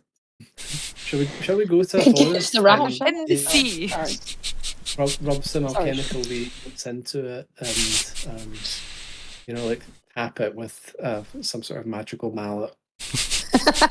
definitely, we definitely need to play with it. I know that like these are definite things. It's where it goes. Once we've figured everything out we can do with it, what do we do with it? Like Yeah. ultimately, how do we dispose of this? Because we need to get rid of it. And the And we other need question it is: not to- is destroying it a thing that's on the table, or is that something you don't want to do? Like, should it be returned to a different person within the Devils? Should it be destroyed? Should it be used as a bargaining tool? Like, there's so many end Destroying results. it is like, I imagine people will notice. I imagine if you destroyed it, the first blade would turn up up and look at you and be like, "The fuck have you just done?" There'll be some kind of Yeah, alarm I'd system worry built about onto them. that destabilizing Two, the table. there's nothing more politically upsetting than taking the most powerful weapon they have off of them. That shows you want to cripple them, so that's out the window. We're ruining their nuclear deterrent. Yeah. Basically, yeah, that's what you're doing. Yeah. You're being that person, so that doesn't really vie. Using it as a bargaining tool against what the fucking devils, they'd rip our hearts out, and that would be us dead in 2 seconds. So that's a no. The other one is, could we give it to someone who could bargain with them? Like, do That we would just try be one of the 7. And we've only met Sloth, who does not want it. Doesn't want got it. 5 more. I love the idea of like Is there a trying pawn to shop in Cascade? like trying to prop Sloth up to fight me. Like, hold the sword. No, hold it higher. Do I have to? Because we were talking about that last time, like, out of them, who would you give it to? It's He like, well, we seems definitely don't want to lovely. give it to Pride, because Pride's a problem. Sloth was So a definite, true. but no. Envy, fuck knows what Envy might end up doing with it. Lust for power, it could go out of hand. Wrath, just what the fuck. Don't Could give them a go. sword. Yeah. Greed, again, it could be greed for land, could decide I'm going to take everything. Yeah. What have you got left? Are greed and Mention. gluttony different, or are they Gluttony. the same one? Greed and Yeah, gluttony are it's different. Gluttony. They sound great. So gluttony. Yeah, again, could be overindulging in gluttony. something, that's definitely not a bad thing. Totally Yeah. fine. They're all terrible. I do.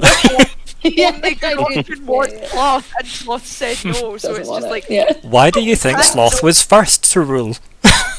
yeah. So it's Because like, the others probably couldn't agree, and he didn't put up a fight. Yeah. yeah, so Do it we is- know? This is probably something again we might not know. Do we know if any of the others have had it, or we just know Sloth had it at some point, lost it. Pride Yeah. and had Pride it for now has it. however Yeah. long. Okay. Yeah. So Okay. it's that point of going like, so So where it's picking do we a bad put it? option. Do we give it to Yeah. the dragon? There's That Um, just makes true them look one. guilty. So Yes. the records of like who turned up at meetings when other people that obviously do die and replace rulers, right, will be of record within the building you're in. Just so you know. That's true. Now we know where Lockhart's gone. I mean, probably, right? That is probably Yeah. something he Yeah. could be off doing. Yeah. If yous remember that for when he turns up and we can then answer those questions. Or one of yous could go and do it as well. Do you know what I mean? Like, one of yous could go Yeah. do that too if yous wanted it now as an answer. But that's something that if you can get access to those files, I mean, it would be a big asking for, the council files. But if it's just a who turned up 300 years ago for the devils, that's probably not that big a political secret. Do you know what I mean? That's probably something you can gain. Okay. Well, the easy way in is we do have, I know you're magicians, but researchers for a speech for the new queen.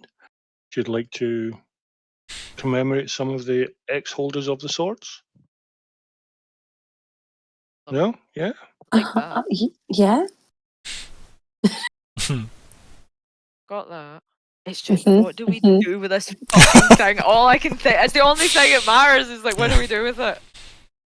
What do I we feel actually like we do with maybe don't. I don't know if Cascade. I don't know if we should do it here. I feel like we're all a bit too close together, and people react very quickly. Everybody's in the firing line, as it were. I think we have to decide where we do want to put it, and go there, so that at There least isn't- the table isn't instantly within destruction distance. There is another question because Falkwin was rhyming off the current scenario that we've missed. What was Pride's aim? Hmm. We don't know what he was trying to achieve either.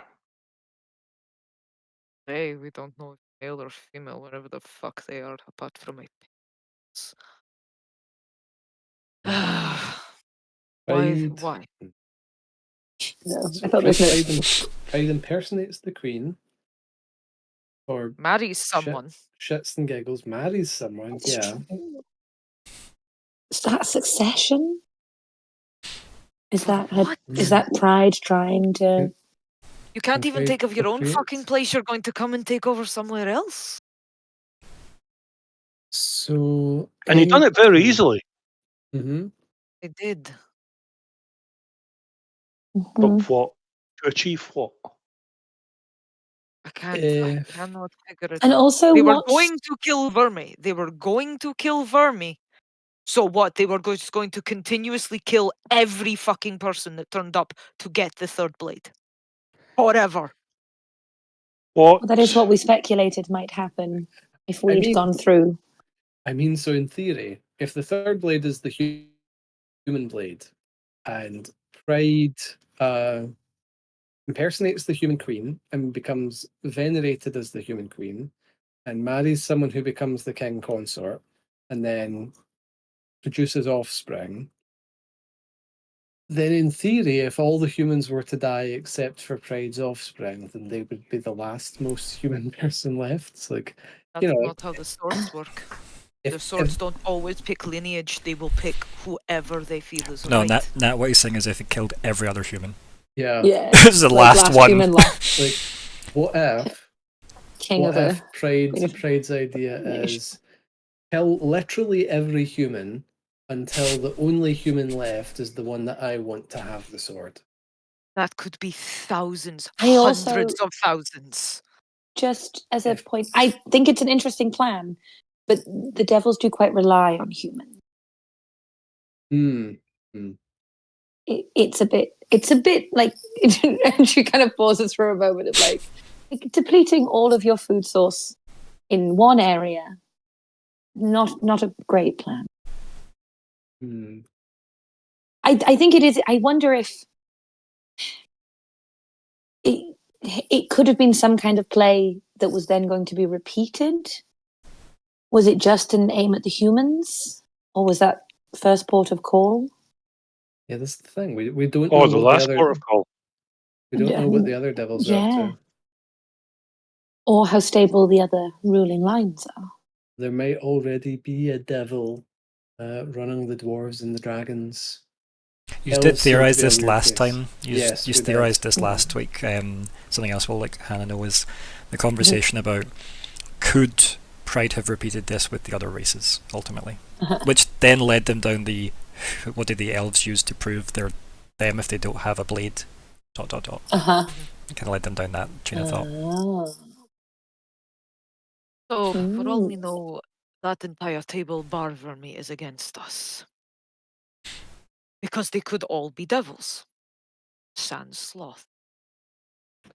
That wouldn't work though, right? Because if they were devils, then they wouldn't be able to wield the blade that they're Because masquerading with. Pride wasn't wielding the third blade. Pride was wielding. The second. Oh no, he was. Second He was blade. he was No, wielding he the was second. wielding the second blade Yes, he was disguised. as the third. disguised as the third.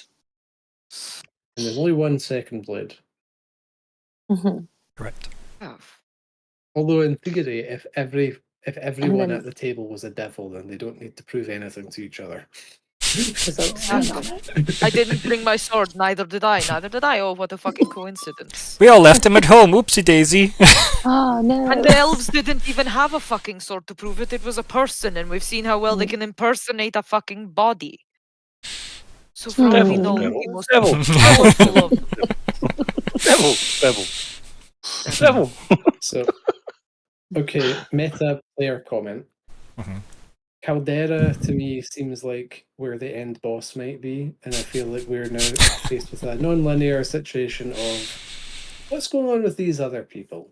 Like, if this is the sort of scenario that we think is happening, we should probably figure out what the rest of the world is, what the state of things are. Right? Even if we don't need to physically go there, we should get an impression of how the other non-human, non-devil countries are currently being governed, whether anything weird has happened there. It'd be hard to notice it, like with Loudon. 2 years, nobody clocked it. And potentially Samda.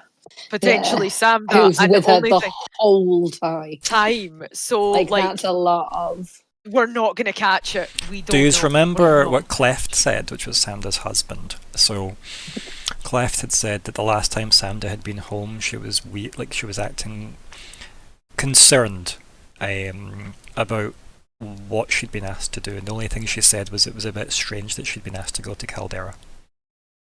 She didn't go into any detail with him for obvious reasons, but he even said that it's unusual for her to talk about work. Yeah.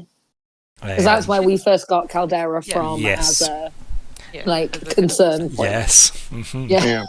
So my theory is Pride Loudon sent Samda there, got its goons ready to meet her, and fucked her up.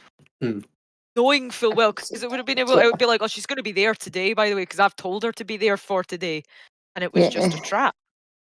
So, do you think we could extend our tentacles through a cascade, employ some investigatory skill, and try and figure out whether we know anyone who maybe heard some rumors about people close to rulers of places being weird?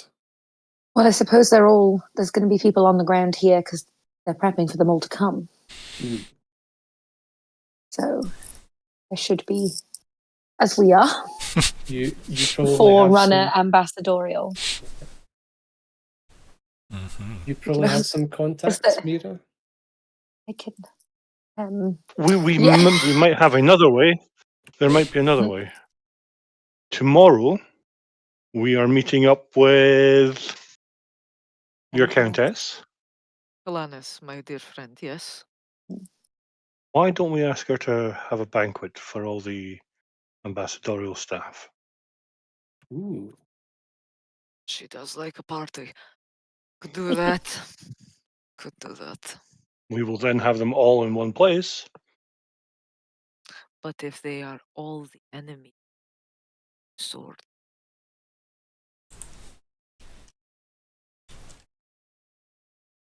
We can't leave it somewhere. Well, yes, that's the danger, isn't it? We are in a corner. We cannot look at this any other way. We go one way, we piss off the devils, it looks bad for me, fucks up. If we go the other way, the devils could kill us. Not ideal, and they get the sword back. We don't have enough information. We don't know what's going on. We have no idea of why Pride had it, and we have no idea what we're going to do with the sword at the end. And we still don't know how to help our friend. I don't know what to do. First and foremost, Falkwin, I think you are our best bet on one field here, which is figuring out this fucking thing. To at least try and help our friend, but beyond that, it's a game of chess where we can see half the board. And we don't know which pieces are ours and which pieces aren't. This is the game we're playing. So, as long as the sword is not physically in the party, assuming there were people there who made sense of it, then if it were far enough away, then the party could happen without them realizing. So from a theorizing point of view, right? From a theorizing point of view, the 7 devils should be the only people you need to worry about sensing the blade instinctively. Yeah. If it works the same as how the other blades seem to. And we know they can be.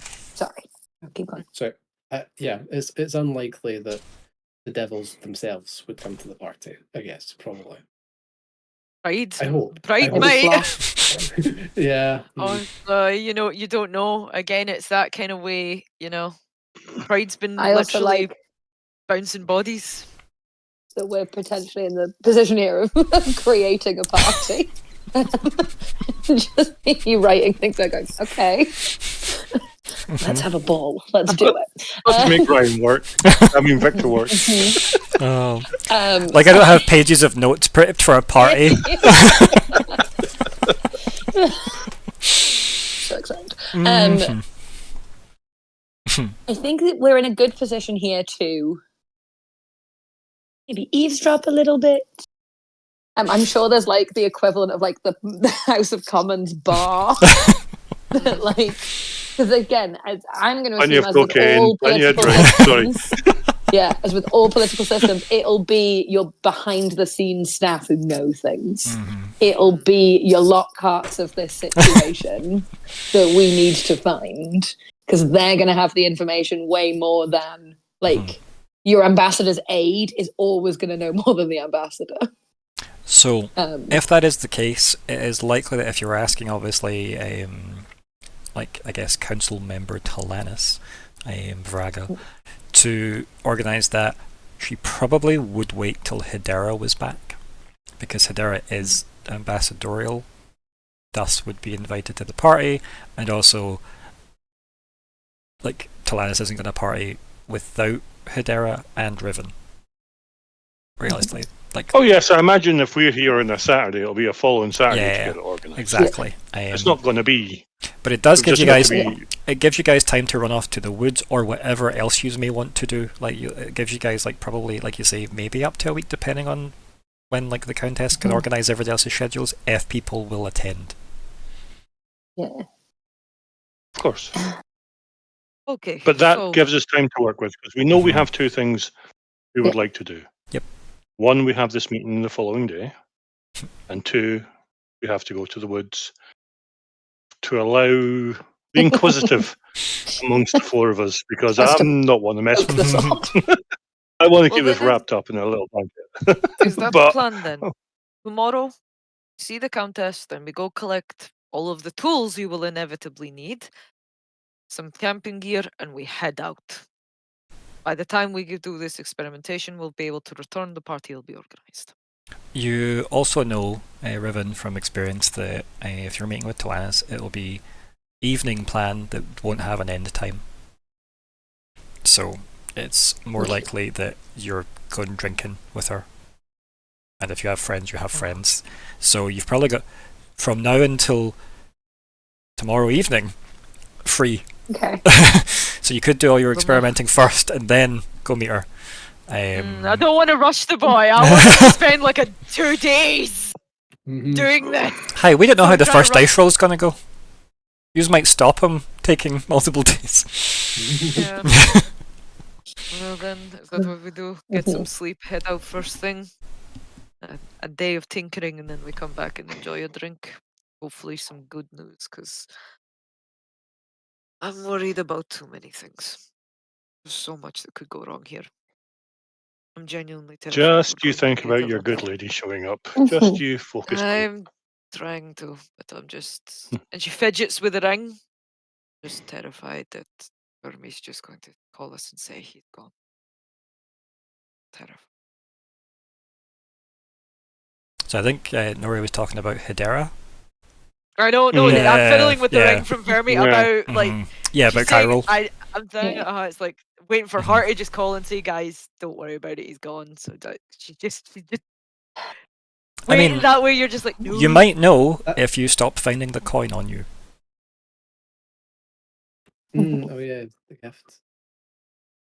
Definitely. Also, Think that so. day is not here yet. In the meantime, we can focus energy towards finding a solution. Have we told Falkwin that he is a fae, our friend? I don't 'Cause think I know so. I don't think we did, right? Okay, so that's the thing, Aha. by the way, Hannah. We should have Aha. We've not told him that our friend is a fae. And we Yes! maybe that's not our secret to tell. I don't Yes. think. So, So- you did not hear that. You did not hear that. So for the meantime, Falkwin is aware that there's a friend that you have that They got understandably stabbed displayed- by the sword Yeah. and But is isn't very dead not yet. good. Okay. Mhm. Okay. Yeah. Fair. All right. Yeah, I think that's not something we would. We did would not have told him about divulge the that. I was sword. trying to but remember. yeah, I'm we like, would we know. didn't say, did we? No, we didn't. No. Okay.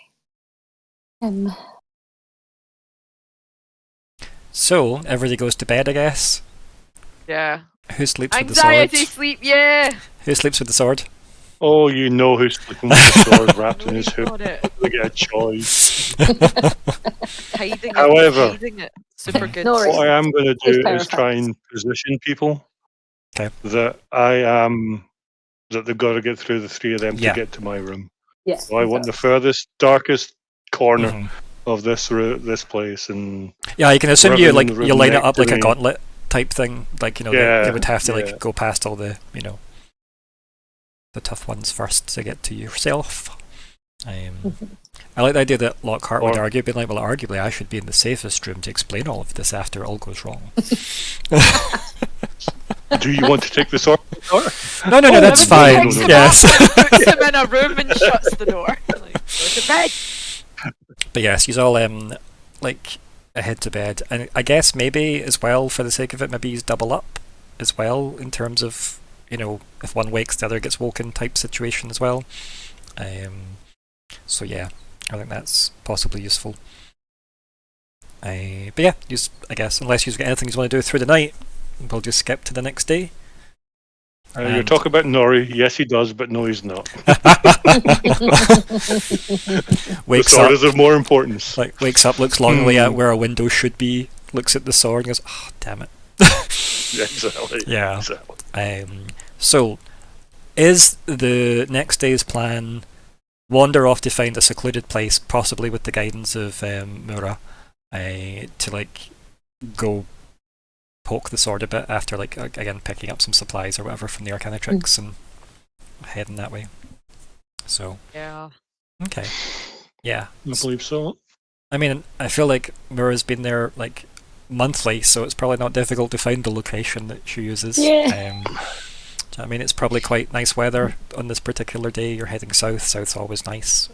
So, yeah. Would she recognise it at ground level? Well, she does I- walk there. I love the idea that, like, going as a crazy murder bird, but knows enough if you're in the city. No, this is home. Fly away and be a pest. Yeah. As I said, you don't deplete the population where you live. You have nothing to eat. But yeah, so you head out to that location. It probably takes, like, you know, the better part of the morning. If he's got up early, like, it's probably like afternoon by now. Heading south, because I'm assuming you're walking rather than anything else. We don't have a choice, do we? I mean, do we want We to give our horses away, or we left them behind. That was weeks ago. And we're not doing that again. Oh, I think those horses are still in the mount. Yeah. Exactly. Oh, the other thing as well is the mountains have become an official settlement of Dink, and it's called Pridesfall. Oh. Just as Verme's wee Good, twist good. of the knife, right? Like, Yeah. Nice. So that's slowly becoming a proper, like, little town, which is nice. I hope that. I think I'm going to All those people, yeah. Kamala was the main one that you've met, Uh-huh. and then all those other guards, yeah. Yes. So, yeah. Strict instructions not to mine silver. Yes. No silver, please. But you get there. You find the clearing that clearly has, like, got, you know, like a stone circle that obviously Myr'ra has used as a like makeshift campfire thing. Nest. You can Yes. say nest. It's not is. There's some like. Okay. No one really comes past here. It tends to be quite quiet. We're probably pretty confidently away from anybody. How do we want to do this? Aluben Well, I'm going to appears, slowly unwrap it. And Aluben appears as well, and kind of just looks like she's taking in the forest. I was gonna Yeah. immediately call Alaben. Like, Perfect, you did. yeah, time to. Yep. Okay, Alu, time to get started. I put down the sword and I back away to the nearest, biggest tree I can find. Lockhart also stands at the other side of that tree if he is here, because he knows he'll end up flying into it if he's at the other side of it. So, yep. Riven takes out the sword, puts it right in the ground, and is just Yep, standing the holding on to braces. it. And definitely has the grip of the back of Myr'ra. Like, here we go. Gonna have to do this again. Okay, what do we want to try and learn?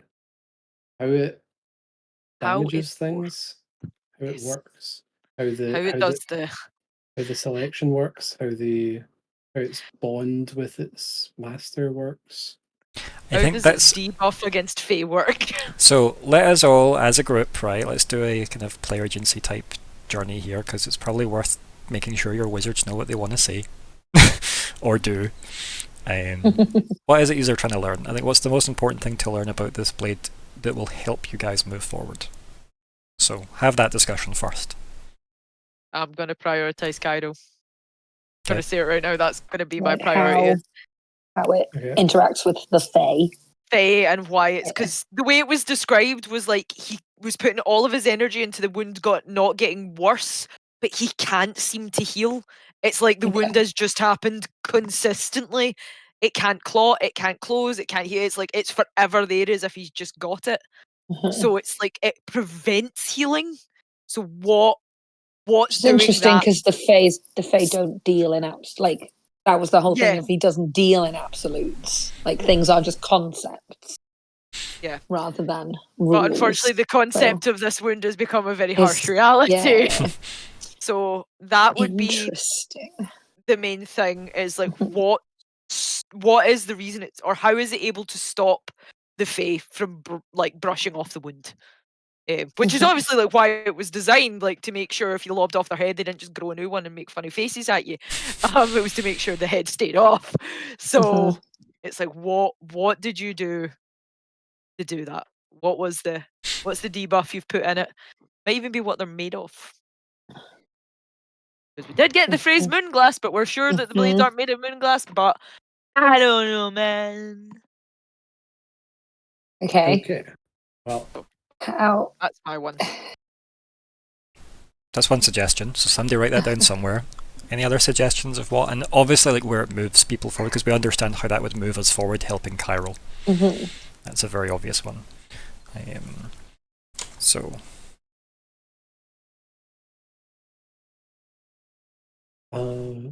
yeah. So for Chiral, how it damages the Fae, that would be useful to know. How it can Or interact is the damage. yeah. what else would you like to know about the blade? What else would help you guys with? On the political side of things, it would be good to know how its bond with the people who have how its bond with the devils works. Yeah, do they have to do something to pair with it? Like is it like Yeah, the is old that a style Bluetooth setting? Yeah. Is it like the old style Bluetooth where you can only be paired with one at a time and they have to unpair Or and give is to the it other one? that They they're could all all just paired grab it. constantly? Yeah, could they all just go and start being like, no, it's mine, no, it's mine, no, it's mine, no, it's mine, no, it's mine. To be fair, you could ask Sloth that question. Yeah. That's like, can you all just grab that at once and none of you explode? Yeah. Or have a really, really, really, really bad headache. Okay, So that how it affects the devils? It's like, it's not yours today, instant migraine. Like, check the calendar. So we've got, how does it hurt the Fae? Who gets it? Okay. And as I said, Sloth could probably answer that one for you. And the one question I would like the answer to, but don't want, I would never ask, how do we destroy it? Because if you, it's a good question. that's just yeah. That, I would also maybe say how do I unmake you? Yes. Is it? If we wanted to be really profane, is there a way we could change its allegiance? I mean, that would really fuck the devils over. I mean, is that how and you it's do probably it? a genuinely bad idea. Oh no, that could actually, why is Pride not Who got would you sword? give it to? Sword doesn't wide Pride anymore. Yeah, I the words came out of my mouth, but I don't like the idea. I don't want to be the kingmaker here. Yeah. I don't want us to be like, okay, assuming we even get the power to re-ally the sword with someone else, who do we give it to? Like, no, I don't want that responsibility. Hey, Mr. Rakishan Emperor, do you want a sword? Is what you do full chaos mode it, and you actually do give it to all 7 devils, but they must cycle it every 7 days. So they never get anything done because they've only got fucking 7 days to do it. And they're like, fucking goddamn, I need to give it up. I was halfway through that job. It's just like a toaster. Like, no, I need a DeLorean. Yeah. Oh. It's like every 7 days. Because the irony of every 7 days, one of these 7 devils has to change it over. So it's just like, cool, it's all of you get it, but all of you are getting it for a little bit, because your crimes will be small if the time you have it is small. Devils have to learn to share. Yes. Is that something we could try and do? It's like your all-time gated. Right, this sword had a virtue setting the whole time. Yeah. It just needs to be a celestial. We know where one of those is. Yeah. If you get a thought that's too spicy, it gives you a wee buzz. Like, okay, I'll do that. Okay, so I've got how does it hurt the Fae? Who gets the sword? Why? Like, how does it pick? How do we destroy it and change its allegiance? Question mark. Okay. Anything else that you just want to learn about the blade?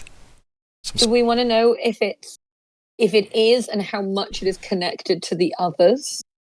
So that if we do something to this one, is there like an early warning system that tells the other? Like, is there all the something that other impacts blades the just start table? falling apart? That's another. And is it tied to the Fae being sealed away, or was this? Yeah, were they is just this weapons? That, like, if we keys? fuck with the table, do we just undo? Although, based on Yeah. what Sloth said, Not really, but not still worth really, because it checking. sounds like some sacrifice was made that wasn't necessarily the 5 blades. Yeah. But checking again, that just gives us more info on we want what we to should know. but it doesn't necessarily move us directly Well, forward. Not maybe it's not even like how they're made, but they are powerful. There's this undeniability that they are super overpowered. What is the nature of that super overpowered? Like, to fucking put it in like almost like Pokemon terminology, is it like the psychic or fairy or dragon or what is this thing that's charging this? Like, what form of arcana lives in this? Is it holy? Is it unholy? Is it fucking time magic? I would don't say know. that's possibly what Scan could. I'm not sure what Falkwin can. Like, I'm excited to see special magic item skills, but my spell Scan essentially like does that. It's just like, what's its level? What's it made of? It's more of a like info dump. Does it? But again, I don't know if that would cause it. Maybe they don't want you to know. Does it have an ego in the same sense that Aluben exists? Well, what was it? I remember at the end of Arc 2, something was said about the blade. I can't remember who was it. Was it the end of Arc 2? Or but like the longer, like the second sword wasn't nice. Like the longer you were around it, and the more like, even if you were just like holding it physically but weren't wielding it, it was just like, oh, this is a bag of fucking souls kind of vibe of just like, I don't want this. I don't recall any of that personally. It's not to say there wasn't some kind of amusing conversation about it, potentially, but I don't recall saying anything specific about like it giving off a bad aura, other than it probably does. It probably doesn't look as aesthetically pleasing as the third blade, right? But at the same time, we knew it was like a blade. Like, we could feel that, and that was one of the things that really confused us. But that was also there probably was something like that in the back of my mind as well, because that's probably why I asked Myr'ra if she had any feelings for other. We do know, like, just based on last arc, that you can do magic on them or around them. Yeah, because one was illusion. Because it was under like a very, like almost like a like you just couldn't really see it. So there's definitely like, it's not like it instantly repels all, like it doesn't like. It's why like Nori's cloak wrapped around the blade currently is probably working, right? That's why you can kind of reasonably guess that is probably working. It's a powerful cloak, powerful kind of like displacement magic. People probably can't immediately detect there's a sword underneath there, other than the big sword-shaped piece of fabric that's wrapped up. Do you know what I mean? Yeah. But yeah. And again, unless you're like specifically looking, because I think I only found it because we knew it should be there. And there somewhere. I got the impression, certainly because of what happened in the vault, that like you could do like the vault, not the vault, the tomb for Samda. It's like certain magics will be accepted. Like, casting Scan on it, it might be like, right, whatever. But casting a lightning bolt on it might result in the wrath of Zeus hitting you 80 times until there is barely dust left of you as a response. I wonder if Scan is now on the no fly list. because I wonder if something was done in order, because nothing had been done on Samda's tomb to say that scan wouldn't work. So obviously it was like, this isn't information that's going to be. Yeah, But I so wonder if something like the for blades Sean's were- benefit as well then, so what happened is we had Myr'ra and Myr'ra, both magically powerful people, and Myr'ra, who is with us today, scanned the sarcophagus they believed Samda was in, and they wanted to try and ascertain if it was Samda in there. So all the kind of telltale signs of, it seems to be a body about her, like a skeleton type thing about her height, or body about her height, seems to be of that age, seems to be wrapped in metal, it's probably her armor, ... So everything seemed to line up with Samda. And then Myr'ra, the little necromancer she was, tried to summon her soul, and the thing blew up. They then tried that a second time, and it blew up bigger. By using her hairbrush that they stole from Double down. Double down. their house. We didn't steal her sword. No, Good people. no. Just mess with his memories and stuff. But yeah, anyway, so that's Yeah. that's just for some player context, obviously, for this moment, which is why they're a bit worried. Yeah. Because I now But- worry that Scan would maybe be on the list of, we don't want anyone to know how these swords were made, because we don't want anyone to replicate them.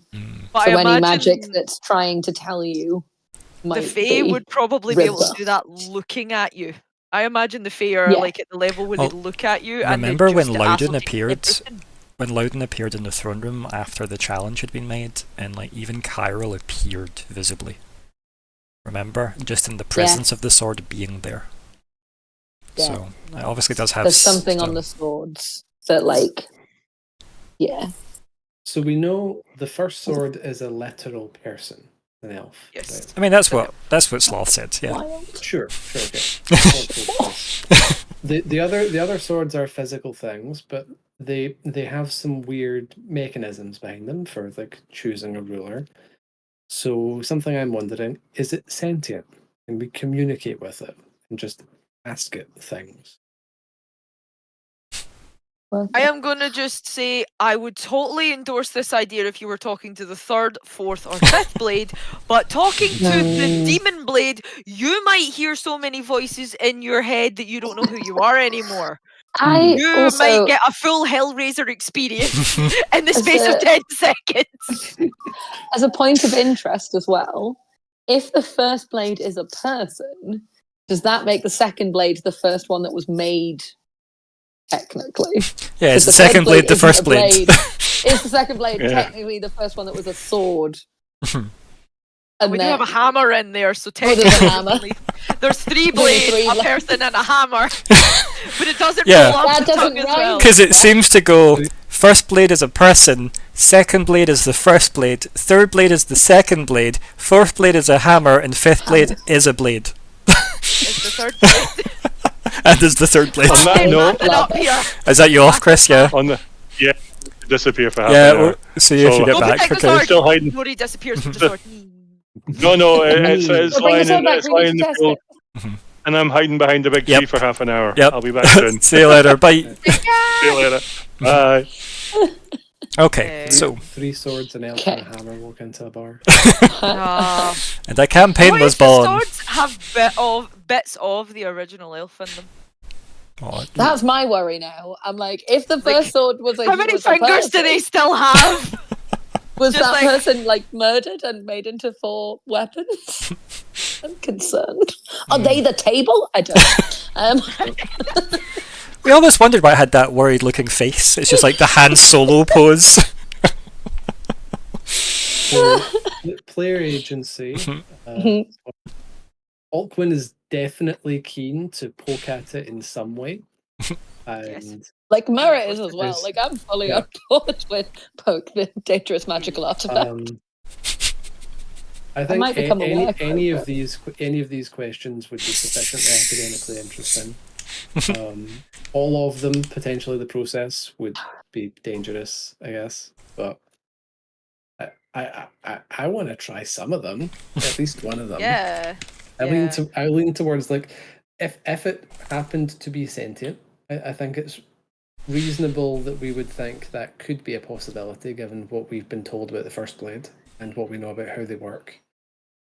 If it turned out to be sentient, and if it turned out we could communicate with it, then that would help answer some other questions, possibly from a biased stance. Like we don't know how reliable that would be, but if we could talk to it, then that's a thing that I am deeply worried that you're wanting to talk to the Demon Blade.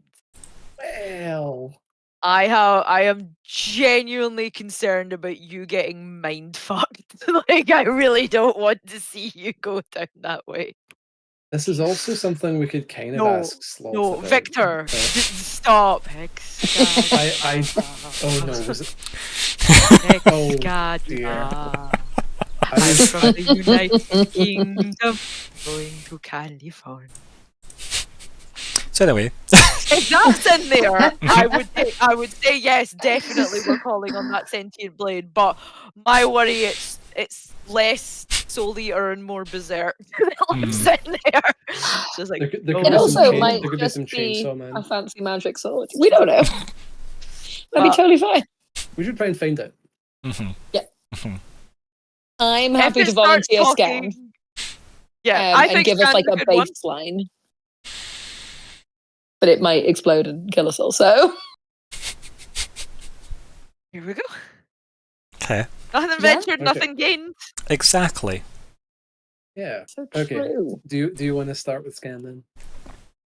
Because the thing is, I think we should start with Scan because what we learn from Scan could potentially you can then roles. take.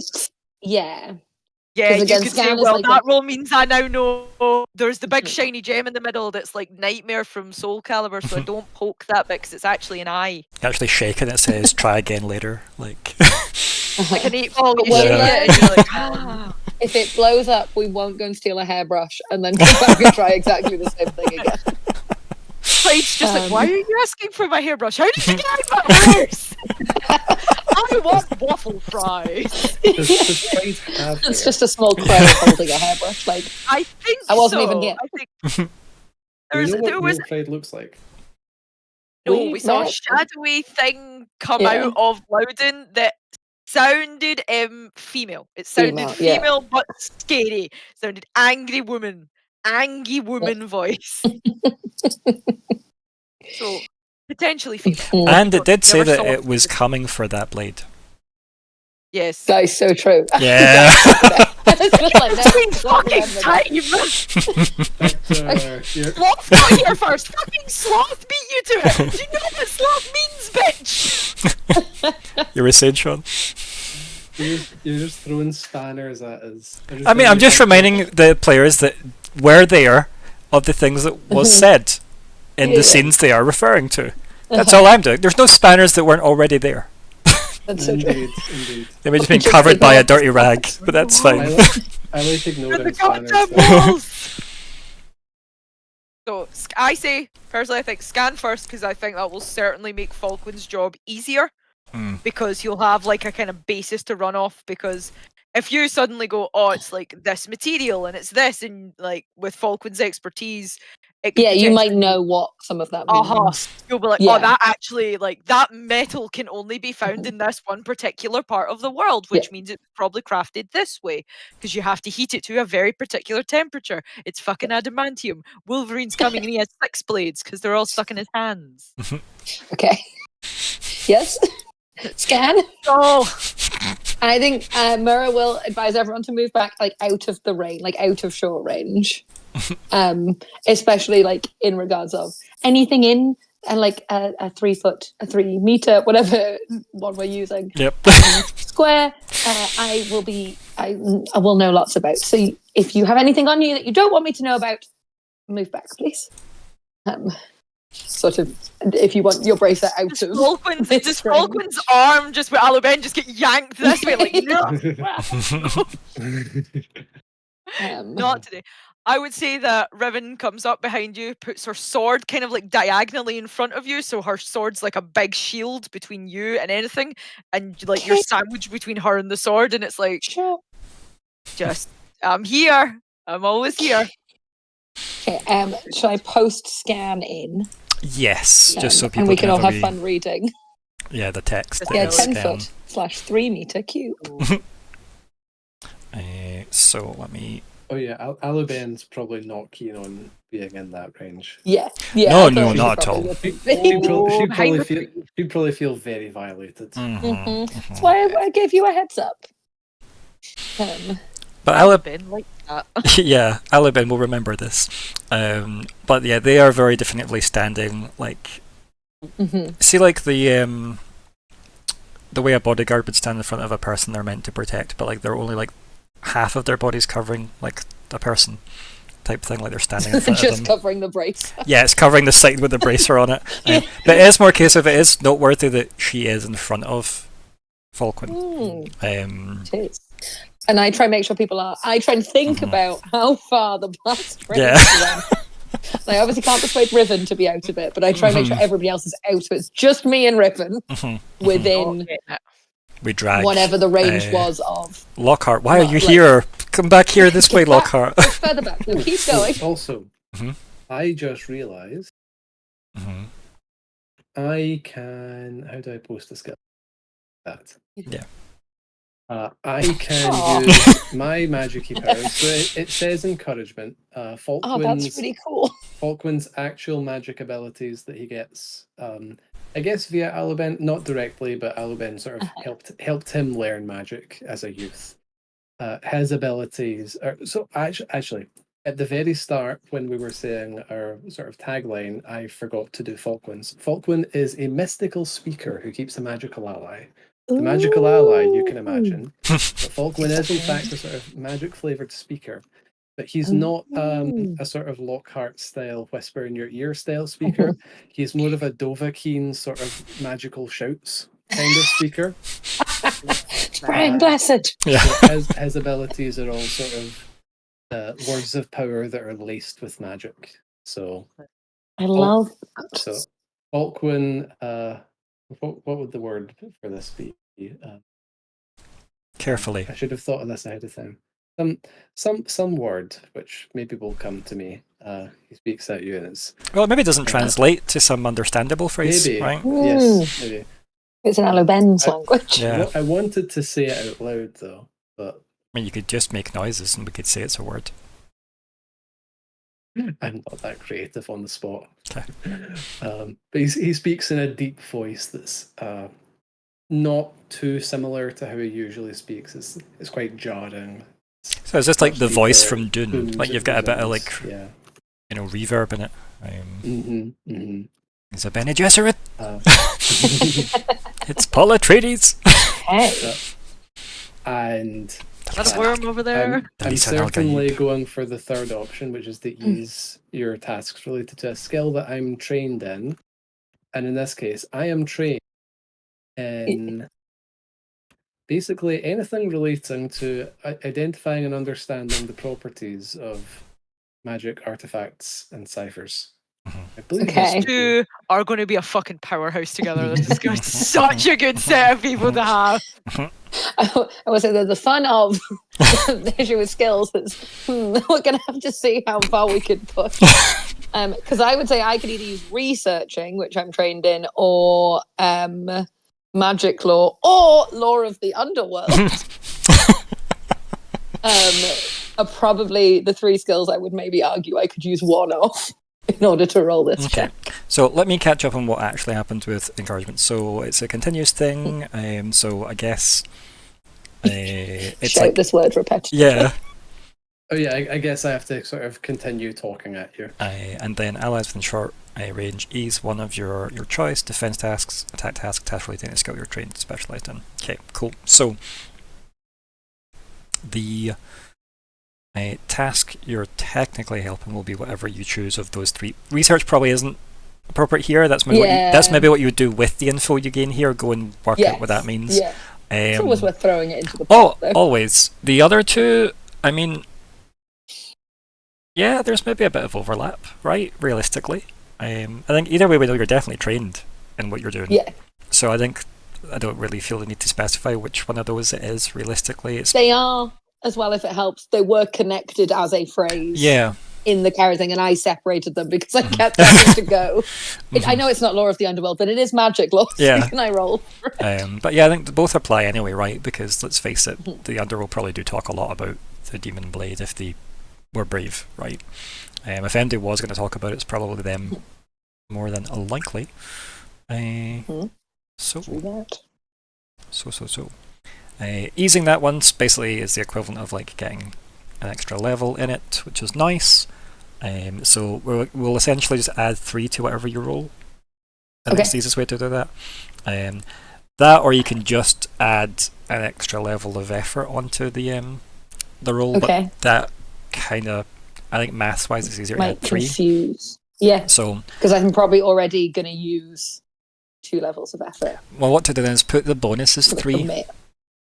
So it asks for the bonus because those are direct numbers to dice. Okay. So we can just add a 3 bonus from that. That works that out for you. And I'm you're going to adding go 2. for Law of the Underworld because I've not got to roll that yet. Okay. What is the phrasing, the question that you're seeking through this? Because it is like scan you're trying to use, right? Yes. So we are doing like a bunch of things in one big go, right? So if I go back to scan, so obviously scan's going to cost 2 and is an action. We're flavouring it as Lore of the Underworld. So really, I guess we've got cost 2 points initially, then 3 for your first level of effort, and then 2 for your next level of effort. So that's us up at 7. And then what's your intellect edge? 2. 2. So we're back down to 5. So that's 5 intellect points you need to spend out of your pool to do this so far. And then give me your roll with all the maths done. Yes. Sorry, I'm trying to maths. Okay. I'm trying to minus maths. Okay. But before we do that, like, what of the main questions did you want to focus on first? Because you're kind of trying to you're trying to shape scan to like teach you something rather than it just be like a broad spectrum thing, right? Yeah. Is it worth going for the like how it was made to impact the Fae in order to maybe give us information on why it's impacted Chiral the way it has? Not that I say that out loud. Yeah. But then would it then be something you want to like focus on first with, you know, Aluben or am I and looking more into Falkwin being here? Because obviously saying, how does this affect the Fae? Magic. Or would I more be like, what is it made of? What magic is is on it? Do there look like there are any like tendril, like magical links coming off it to the other blades? Okay. Am I more likely? Would they be the kind of things I could pull from scan? Again, like things you could pull from scan. You could ask them, see any of the questions that you've like put down there, the how does it hurt Fae? How does is there ways I can see why it would be connected to people? Like obviously if there was like one tendril going back to Cascade City and like 6 going back to Caldera, maybe I would understand that's probably connections to the devils. All the devils, yeah. Like how does could its allegiance be altered? Connections to the others. Does it undo the Fae seal? Is it sentient? Can we destroy it? Is there flaws within it? Like any of those types of things could be ascertained, but probably you want to focus on one each time you do this to try and give you, because the more you keep this info on that. If you keep it focused, you're probably going to get something, whereas if you keep it general, you're probably not going to be a strong enough wizard. If that makes sense. Yeah, for sure. But before we continue and before I forget, mechanics question. Okay. My encouragement costs 1 intellect. Yep. I spent an intellect last game. Does that stay spent, or have we? Technically, you've slept, right? And technically, that means you could have spent your 10-hour and all your daily recoveries yesterday. So yeah, I'm assuming with 4 recoveries at your disposal, you could have got that 1 point back. Yeah. Okay. And obviously, you have an intellect edge, don't you? I do, yes. And so it's free, right? Yeah, so it will be free. Okay. Because your intellect edge is what, 1 or 2? It's 2. Yeah. So yeah, that wouldn't have cost you anything to use that. Which is the best thing about this system, because the more you level up the thing you like, that becomes your cantrips, and I love it. So yes, the chaining of magical abilities. Yep. So you've got this random mage shouting random words of power at you again and again, like some kind of weird like cult indoctrination chant. Rain, Uh-huh. rain, rain, rain, rain. Terrifying. And then you've sort of like cram for like studying. Cram! Cram! The magic word of cram! Invoke the god of studying. Mighty Study, cram. revise, study, revise, cram. And then you've obviously I'll got open- what you're doing. So what are you aiming for? Yeah, Tell me again, just so we're very clear on what we're asking. Do I want like the connections? You just Like, is it what is Myr'ra. Myr'ra? Yeah, because we know Myr'ra would ask what she wants to know first. I think it probably is the connections. I Okay. think demon heritage and stuff, that makes sense. Like what magic is like binding it elsewhere. Like does it look linked? Yeah? Look at the rest of the party. There's Hannah rather than as Myr'ra. Like This yes. is your go at it. You can take whatever research track you feel is right. That was a very Lockhart way of saying I am not responsible. Yeah. Your choice. These speakers in their lawyer ways. What about Riven? What's Riven's thoughts then on this? Or should I say, like, what's like Nat, Sean, and obviously Hannah's thoughts, right? Because player agencies, you can all talk about what you think Yeah. Myr'ra should do, but it's really up to obviously Myr'ra to do it in the end. I think that's a completely reasonable thing to look into. For me as a player, personally, I'm most interested in the sentience, but I've also Falkwin also has a go at it himself. Yeah, so- because You I also already think have a knowing- sentient item. Do not have another one, They okay? can. Oh, I gotta get it a that's friend. why he's interested. I'll That's why he's admit, might get interested. jealous. I only get one. That's why he's Oh no, interested in it, right? it's sad. It needs a friend. Because I would argue that if I look for like connections, it'll also tell us how much we can fuck with it without Pride showing up. Like if it's like, oh, this one's pulsing and it seems to be getting closer. To be fair, there is a reasonable assumption Pride can't just show up, given that they haven't in 2 weeks. Continent. Yeah. Yeah. They were maybe injured enough, or we're now far enough away, and they're not 100% sure where we are. Yeah. But like Vermi knew her sword was in Denkmark, even if she couldn't call it to her. Well, I mean, they were in. She was in Denkmark in the same palace as the sword when she felt it. Remember? So there was that. And you wanted her to stand on top of a mountain and pull the sword from the capital, like, you know. So she couldn't do that. There was no way that was possible. She didn't necessarily know the sword was there. Okay. But then when she was in the prison, she did, because she pointed. Yeah, because she was It was like, like it's it's like there. it's over there. That was actually just with what you've said there, like just thinking, we've not met Pride physically, and Pride said, "I'm coming for that sword."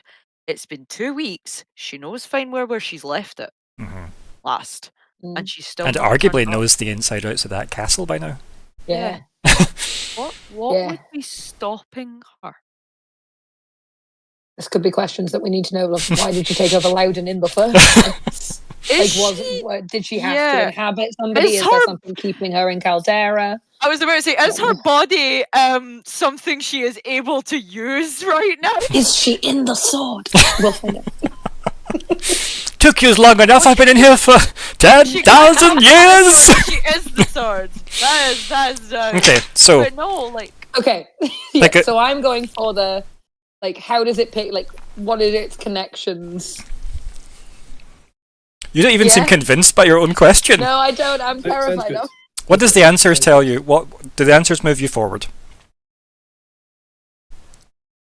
I think if we found out it wasn't connected, it was still only like one connection. It tells us that it's not connected to all 7 of the devils. Okay. And it still only maintains 1, which means it's probably still connected to Pride. Okay, so you're trying to work out who can use the sword, essentially.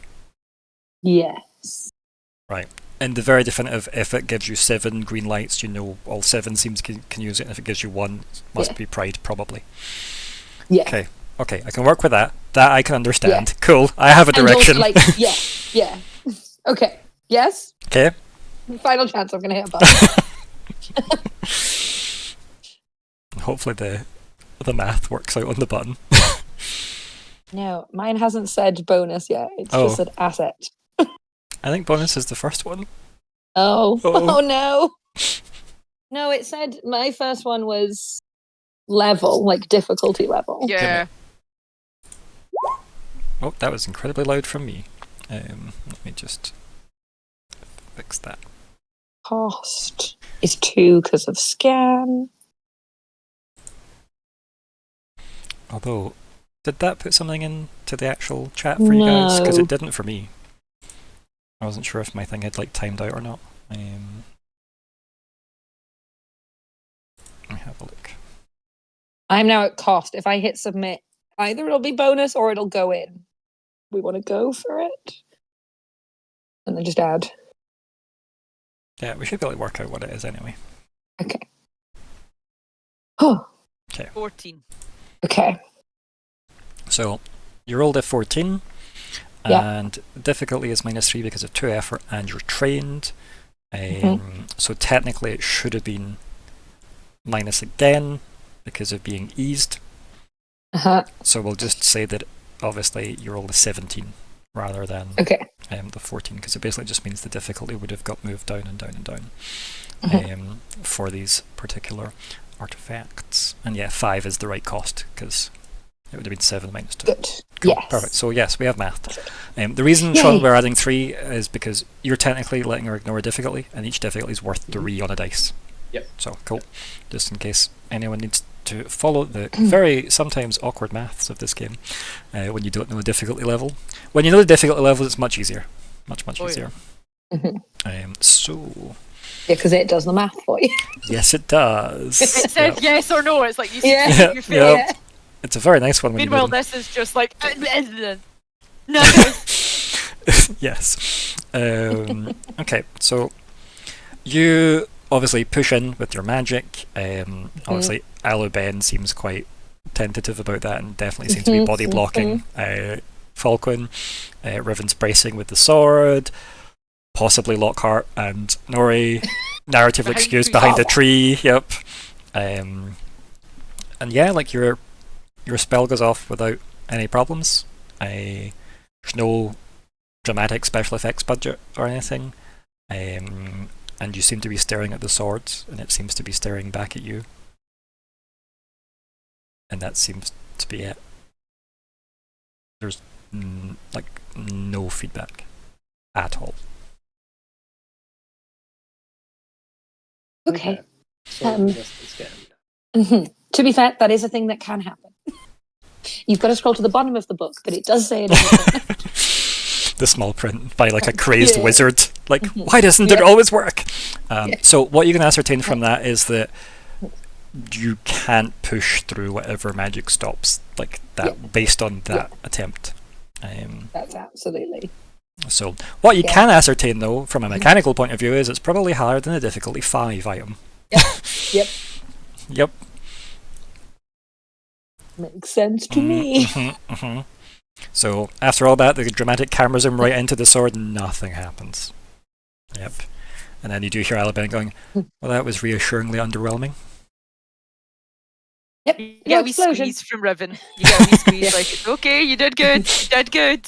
No, again, research it. You get as much answers, many answers from it not working as you do from it working. Because it tells us that it's above a level 5. It tells us that it doesn't like push back, at least at this point. Okay. Falkwin rubbing his hands together, like, don't worry, Alu, it's my turn now. Give it a go. I Yeah. unfortunately have no nice thing that lets me help you. But I will give you the moral support. Yeah. Still Yeah, being- Riven, as you're approaching the sword, just kind of puts her hand on your shoulder and is just, do you need to be touching it? So it crossed my mind that Aluben knows a lot about alchemy and alchemical reagents.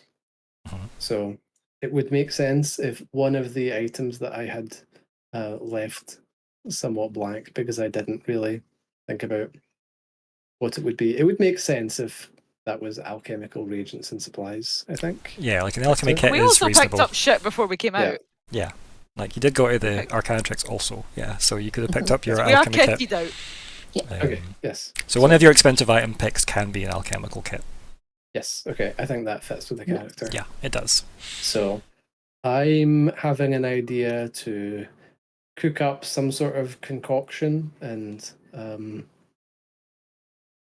don't know what it would do or how it would work. Maybe I've got some theory about how it might interact with the materials, I guess, or maybe it affects something. Hand wavy magical excuses. Pouring some liquid on the blade will somehow reveal something by some mechanism. So I, as a GM, will need more than that.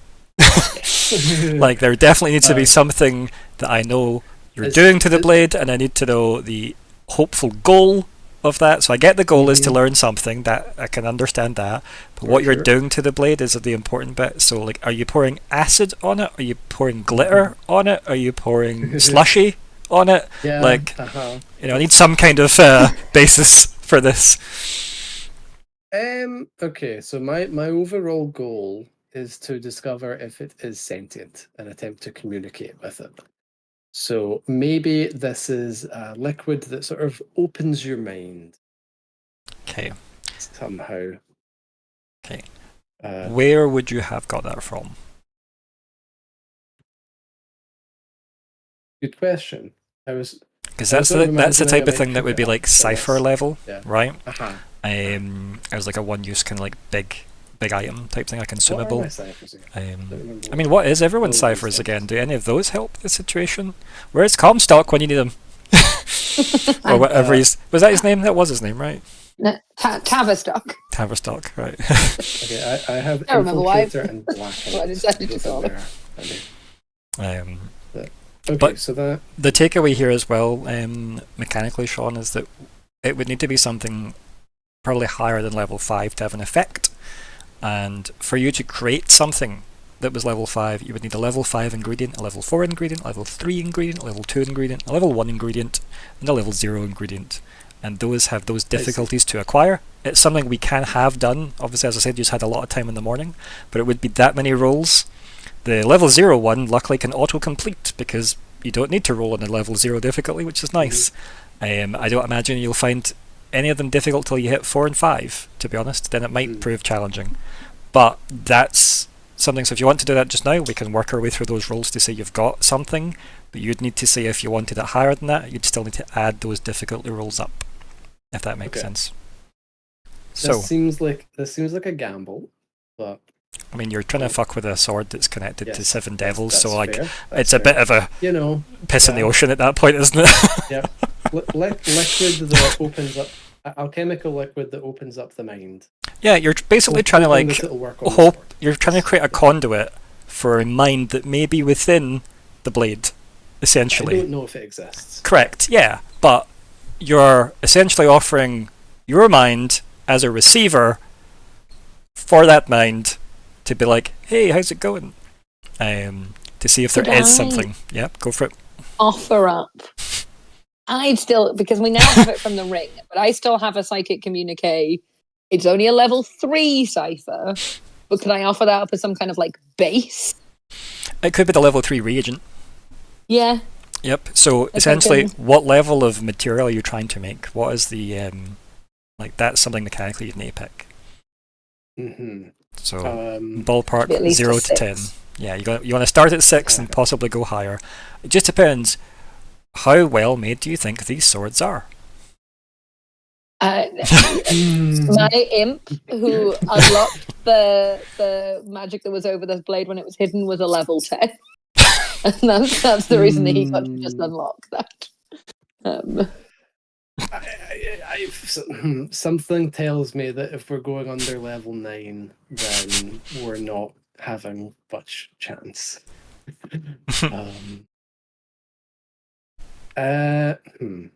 So what's the scale here? Is level 10 like an artifact of divine might? It's hard to like frame it that way, but most things are roughly like 0 to 10 in terms of like scale, right? Most things in the game. There will be things above 10, but those are going to be quite rare. Okay.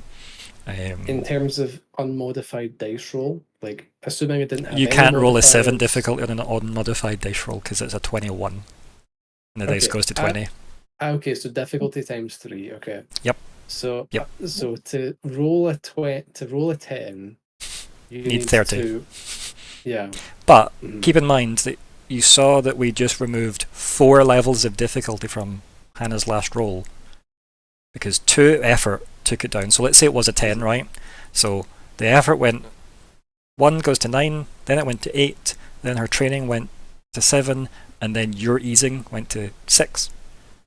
And I still only rolled a 4. Yeah. So that became quite doable at that point. It is literally the level it becomes doable in that scenario, right? So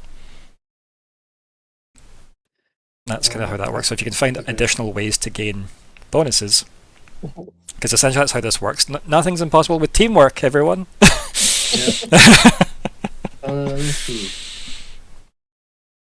And I think it said in the book that, is it level 4 knowledge Alabenne technically has, I think, of alchemy, I think is what it said in the book about, like, they get a skill, the equivalent of level 4.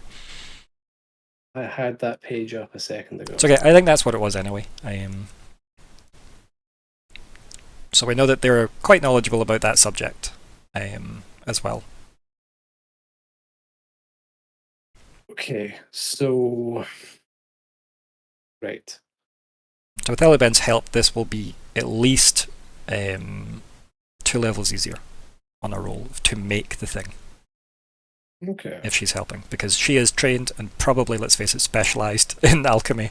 And whoever is trained or specialised, and if they're assisting, you get 2 levels of easing.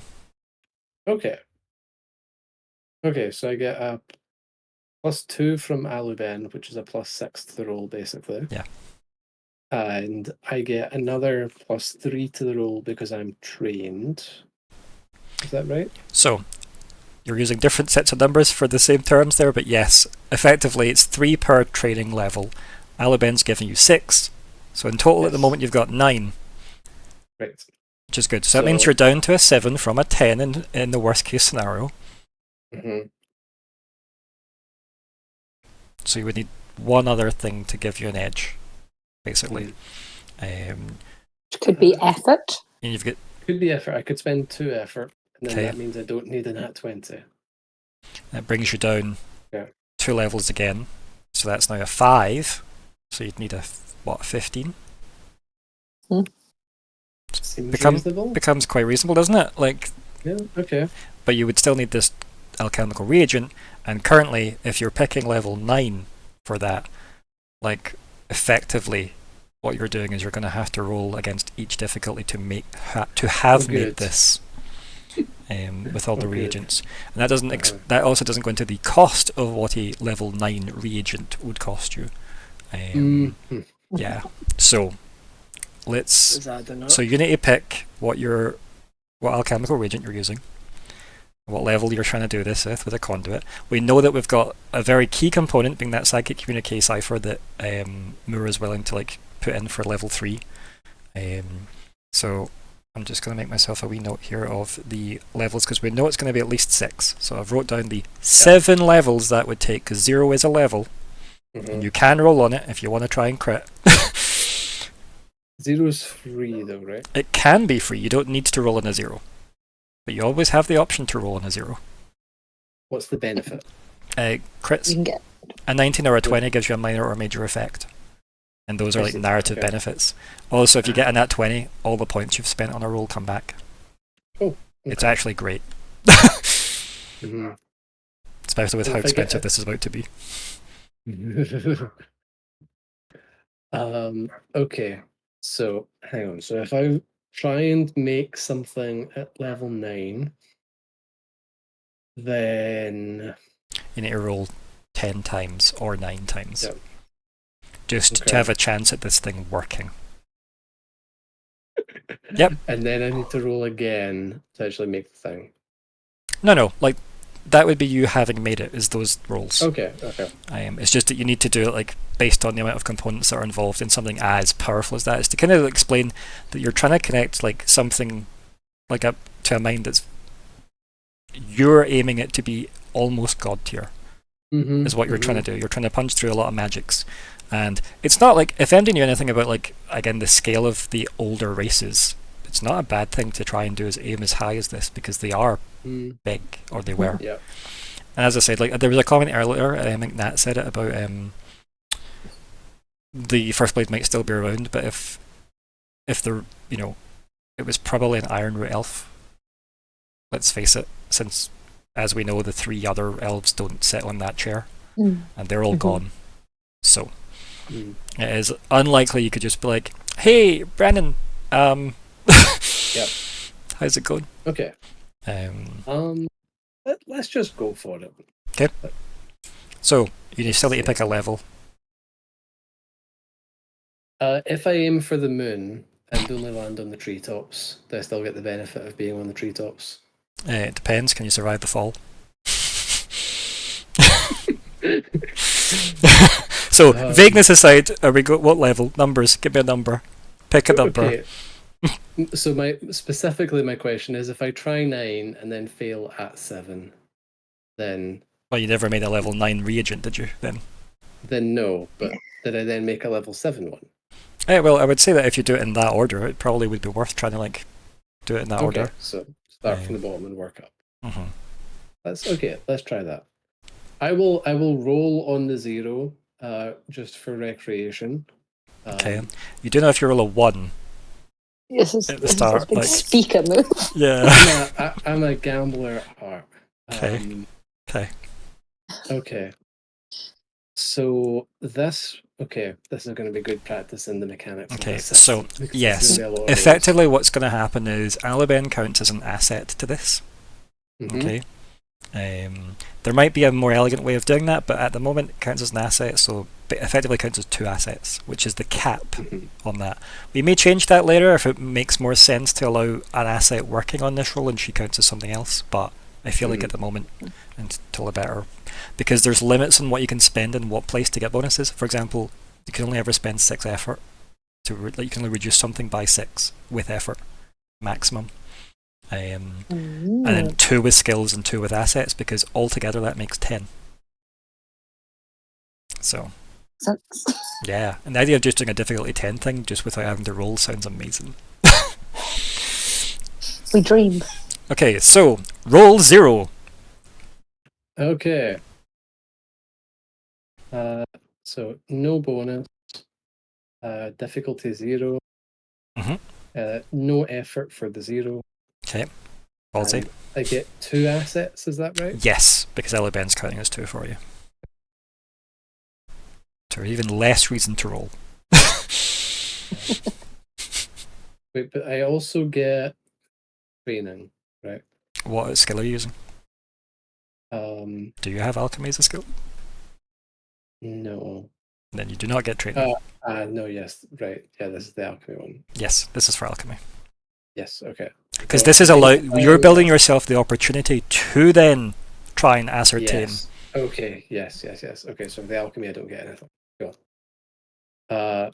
Well, you've never needed to be an alchemist because Ben's been there. That's true. Okay, so difficulty 0, no effort, 2 assets. Please be your first one of the game. Like, what was cost again? Nothing, because you're not spending anything. Like, it'd be like cost. Because I told you it was something like it takes 3 of something to do. Okay. So yes. Okay. So yep. I'll just put a tick next to level 0. Okay, let's try 1. Oops. Keep in mind, if you've got ciphers you want to burn in these places for numbers, because all ciphers have levels, if it makes sense it would help what you're trying to do, I'll let it be in as a reagent. But this one is called so I have Infiltrator and Blackout. I would have to check what those do, but the names... Infiltrator makes some kind of drone bug thing that goes out and gathers information and comes back, and the other one stops surveillance on you in an area. So, weirdly parallel to what you're trying to do, but not actually what you're trying to do, but very parallel to it.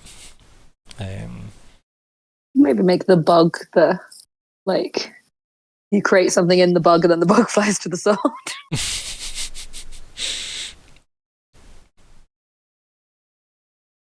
Okay, there's one. And that was level 1, yeah. Yep. Okay. Okay. 2. Nice. Here's 2. There. I'll maybe start using effort after a little bit. Not just yet. Hey! Oh, Oh dear. Oh dear. That was fast. we knew it would happen at some point in the 10 roll. Yep. Okay, Falkwin, now- a bit of more than it could chew. Here is a thing to be aware of. You can re-roll a dice, any kind of dice roll, with 1 point of XP. Just so you know, at this point in time. The nice thing about it as well is you can technically offer your XP for other people to re-roll as well, which is also nice. I do like that fact of the game. It's quite universal. This is the most important research that Falkwin has ever carried out in his life. He's definitely willing to spend the next piece to get another one. Okay, so re-roll Also- again.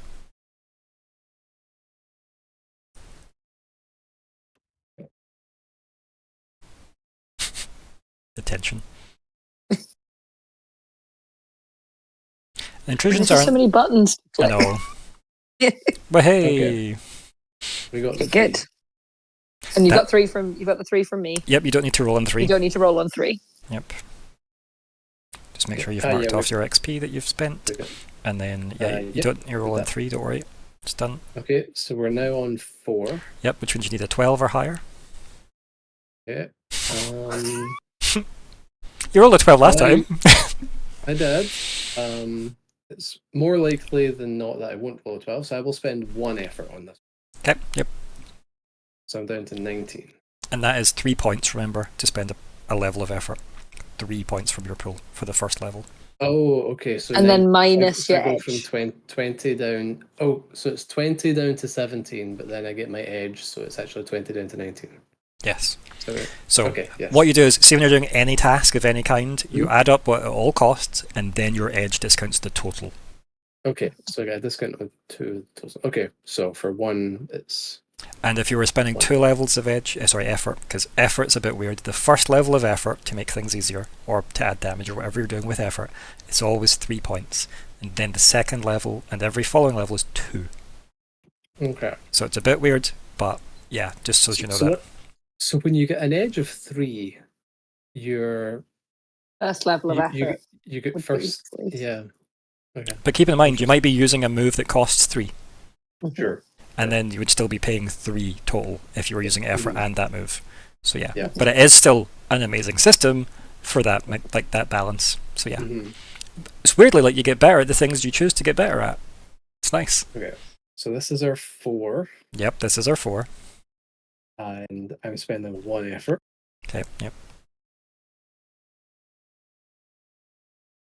Oh no, no. Set. I need to add the asset. Yeah, Aluben is definitely helping. Somewhat skeptically at this point.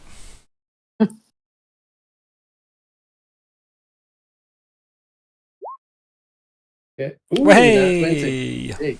Way! That's what we like. So I get my int back, don't I? Any points you've spent on that roll. Yes. That's the only one I've spent effort on so Yep, far. but that's an important thing. You don't get it all back. You get whatever you spent on that roll. Yes. Just so yes. you know. So I don't get the XP for the reroll, for example. No. Yep. Nothing like that. The previous one. Okay. And likewise, if you'd spent stuff on the 0, the 1, the 2, and the 3 from your intellect pool, you don't get that back. It's only the 4th roll, or the 5th roll in this case. So But you also get a major effect. So I'm just going to say you can have a free level of effort for the next roll. hey. That also does not fall in line with the limitations of effort. So if you spent 2, you'd still get a free level on top of that. So you could reduce it by 3. Okay. Nice. So Yeah. for that which roll are we on now? Are we Difficulty doing 5. yet? 5.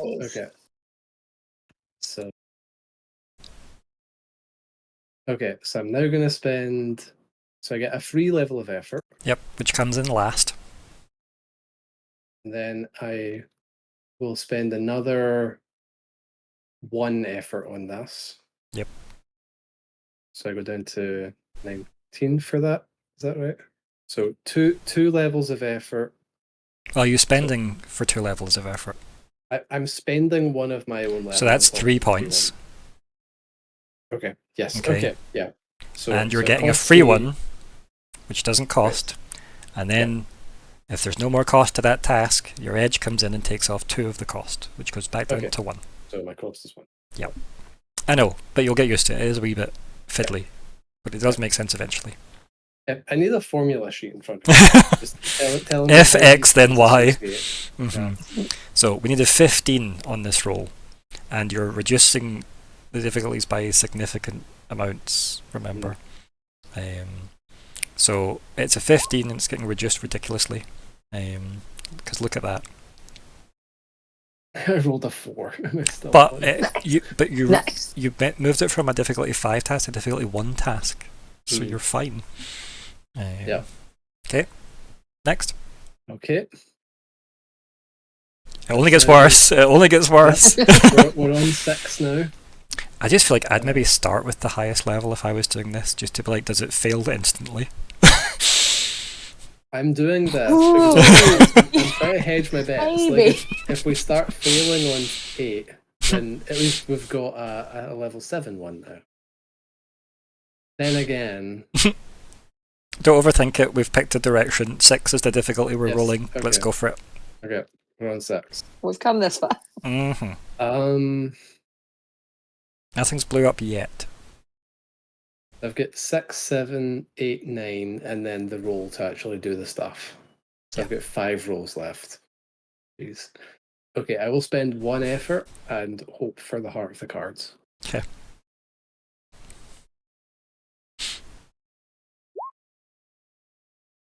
Okay. Okay. Mm-hmm.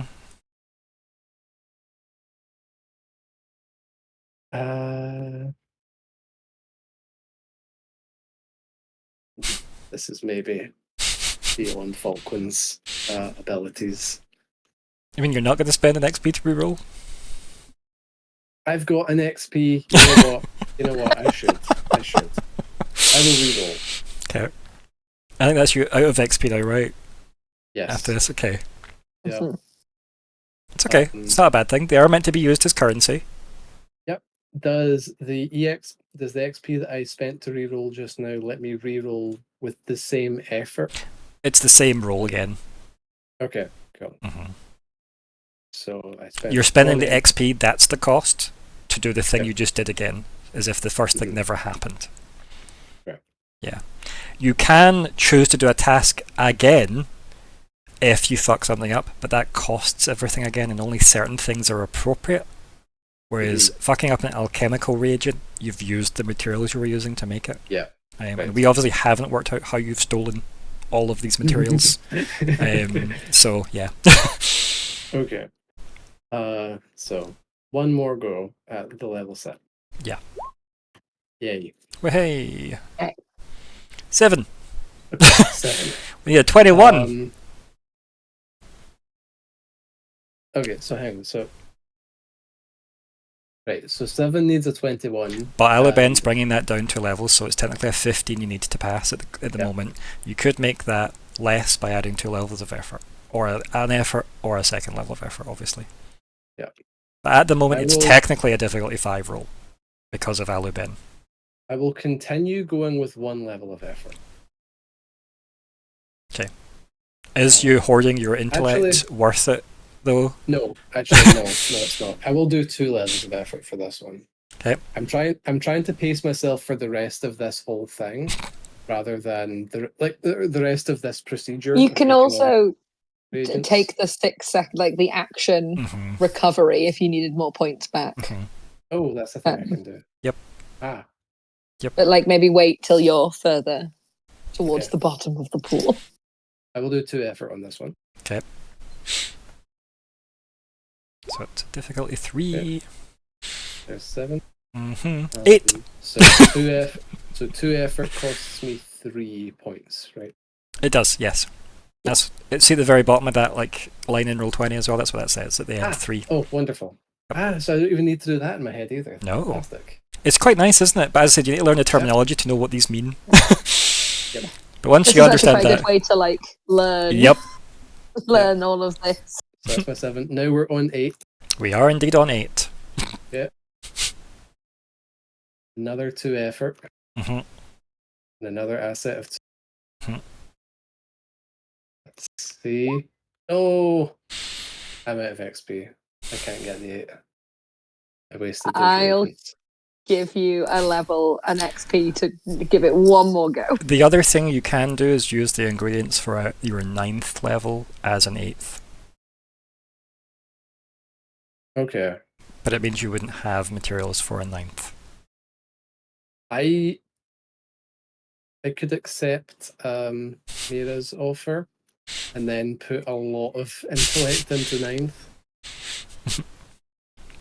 I feel like we've come this far. This has been a lot of rolling. Are you happy to do that, Hannah? Oops, Okay. go for it. Okay. I'm queen of overcommitting to this. Yeah. Don't worry. How many effort did I spend on this again? 2. Then asset. No. Oh, Oh, too bad. it was worth a try. Okay. And then Hail Mary on the 9. Maybe we get 11. Well, you'd need to use the reagents of the 9 to get the 8 is what I mean. to make the 8 if you wanted to keep trying to go for it. So I can try to go for the 9 and then we would end up making an 8. Is that right? No. So, your 2 options in front of you. You currently have your 7 reagents are in the mix, right? Or technically your 8 if we include 0, right? So you've added all the ingredients up until 7th level. Mm-hmm. You have failed making 8. Mm-hmm. So you can use the ingredients for 9 to try and make 8 again. Or, if you skip 8, you're just making a level 9 ingredient that won't interact with anything, but you'll have it. Okay.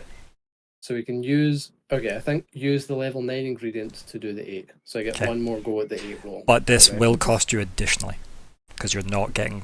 This isn't a reroll, this is an additional roll. Yes. Okay, yeah. I have to spend the cost again first. Yes. Yep. Okay, might as well just go for broke on this one. I will spend 3 effort. You can't, because your limit's 2, is it not? Or did you have 3? Oh, I do have a limit of 2. I forgot that's okay, that's what that's right. number there for. It's good to learn though. It's a good exploration of your character sheet. Yep. Okay, 2 effort and 2 S. Hail Mary. No. Wait, did that roll?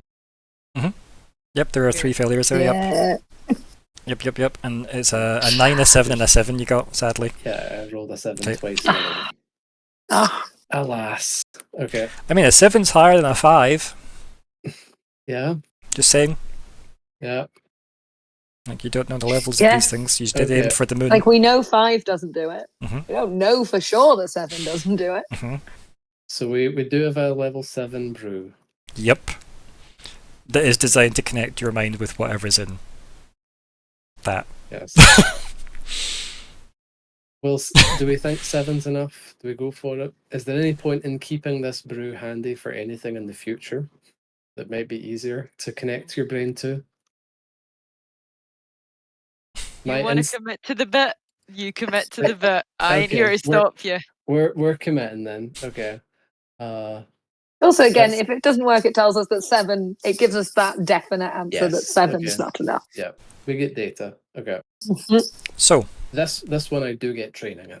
So before we're doing anything there, you need to talk me through what you're trying to do with like your skill set and stuff, so we all know what maths is involved. And if you have any special abilities that you might be able to like funnel into it to help shape it, kind of like how we were talking with like how's like Myr'ra like shaping the scan spell. For example, if you had any like psychic powers, that would probably be the best thing to lead in with, because you're using something that's meant to tap into psychic conversations. But obviously, if you don't have that, anything related to that might be useful, and then obviously skill sets and stuff. How deep into the Vulcan mind meld can you go? That's kind of how you want to look at that. So do you have any special abilities currently that let you connect your mind to someone? So I know that Magic part. Training, yeah, you know this. This is the closest. It's a magic item. As far as my mind goes, I have closed mind, but that's sort of the other side. Well, of that might coin. help Right, you if this is- goes badly. Indeed, Mhm, indeed. mhm. Which is good to have. Okay, It's why is it- you doing this is probably the best person for it. Mhm. Doesn't so much help me if doesn't so much help me prevent it going badly. I mean, it does, right? It does help Okay, mitigate yes, the that's bad. true. It That's just doesn't true. help you get in to see if it's bad. Yeah. What else you There- got? Anything else relevant? Or are we doing the roll? Can you hear that? Incidentally, Somewhat. There's something happening outside the window. That's okay. Anyway, I think that's all I've got on abilities that would. That's okay. I just like Match people to that. know that that's something they should be looking at in case it helps. Yeah. Sometimes it doesn't always work. Sometimes it's a move that just wouldn't work in the situation, but it's worth checking. And then Yeah. we can see what's what. But yes, I think you need to be gearing up for your role now. So, magic Okay. training. And then obviously, Aliben isn't helping in this situation because hmm she obviously can't.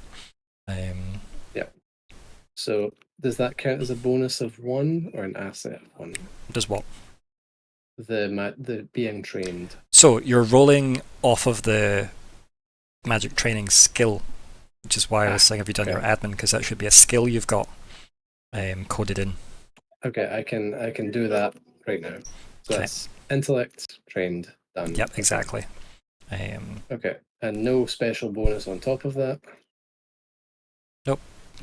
And this one is difficulty Unknown. unknown. Indeed, indeed. And the fact that you've got this brew at all is what is facilitating this role existing as a Yes, thing. Right. Yep. Okay. Okay, so we have the level 7 brew. Mhm. I can spend 2 effort, Mhm. and I'm definitely going to do that. Mhm. I would suggest so. And I get no asset from Aliben in this one. No, because Eliben doesn't have any Yes. way of helping you cover your hand in this level 7 goo and touch Yep, the sword and try and Yep. talk to it. Does anyone have Mhm. anything that helps him touch a sword, cover his hand in goo, and try and speak to it?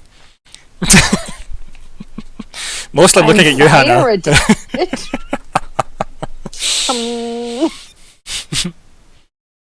Not massively. Again, I can use like my magic law, but I'm more helpful in the making of the thing. But So welcome back, Chris. No. No, not really. Okay. We're going Sorry. for broke. Okay. We're going for it. I have my alchemical brew that I have prepared. It's this very viscous green slime.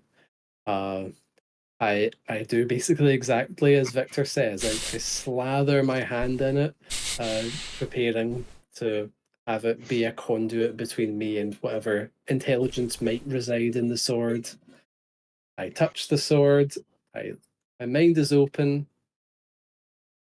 I thought that was the button I pressed. This button. No. No. Oh no. So, before this, okay, I'll deal with this in a second.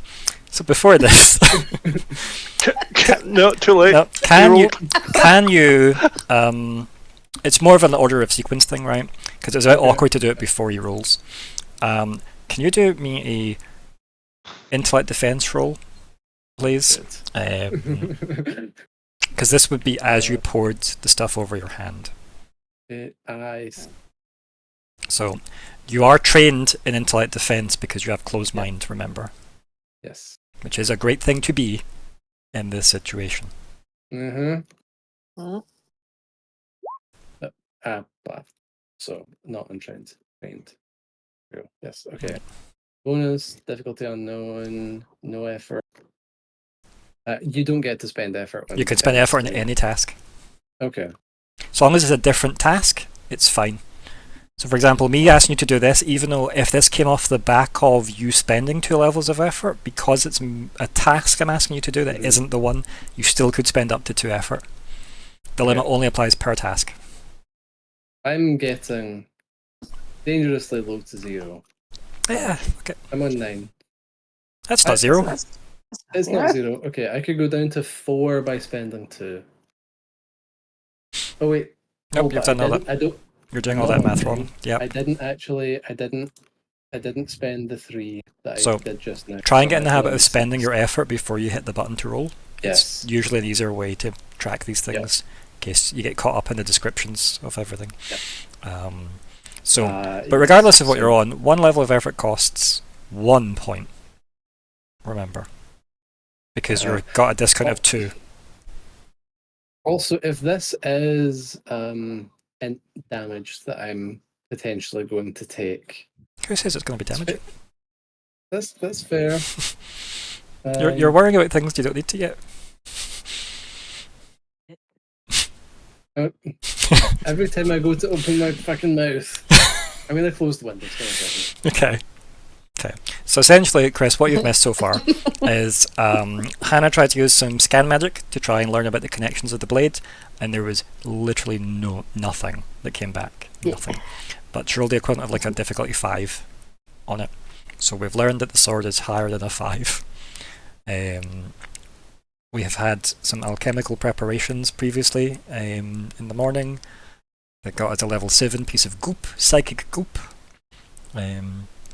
And that is We what... have learned nothing. And, well, we've learned the levels of the thing is definitely higher than a 5. We knew it was God tier. So... Oh, God. Am I safe behind this tree? So far. Yeah. So Yeah, far. Okay. Riven has her sword out. If you start shit, my guy. I will spend 1 effort on this roll. Go down to 5. Or No, no, spend 2. Absolutely spend do you know 2. what? Spend 2. Spend 2, so I would go down to 3, I think. Yes. Okay.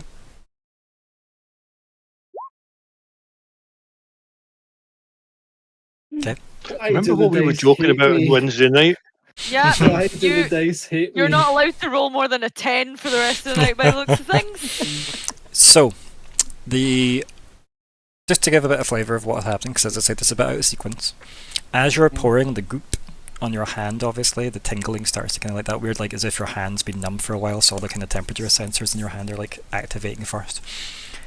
But you're starting to hear everybody's thoughts around you. Which is the problem. So, Lockhart, Nori, Myr'ra, Riven. Yeah. So that's a bit... It takes you that bit Still quite loud. where you're like, oh, well, of course it's going to do that, right? And then, as you've tried to push through that and touch the blade to try and connect with whatever in there, that may help shape why it has in fact been a GM intrusion. GM intrusions are basically just... They happen on ones, and it just gets to change the narrative a bit from where it was heading. And other iterations of them can be me just paying for them to happen. Which, weirdly, I've not had much call to do. Thank you, Lockheart. But, yeah. So, essentially, you connect with the blade, and what everybody else sees, obviously, is Aluben vanishing. Yeah. Oh. You're not aware of that, She's though. in the sword now. You're not aware of that, though. You're too busy trying to deal with all the voices that you're hearing, which is everybody's, like, whatever everybody in the party's thinking at that point in time.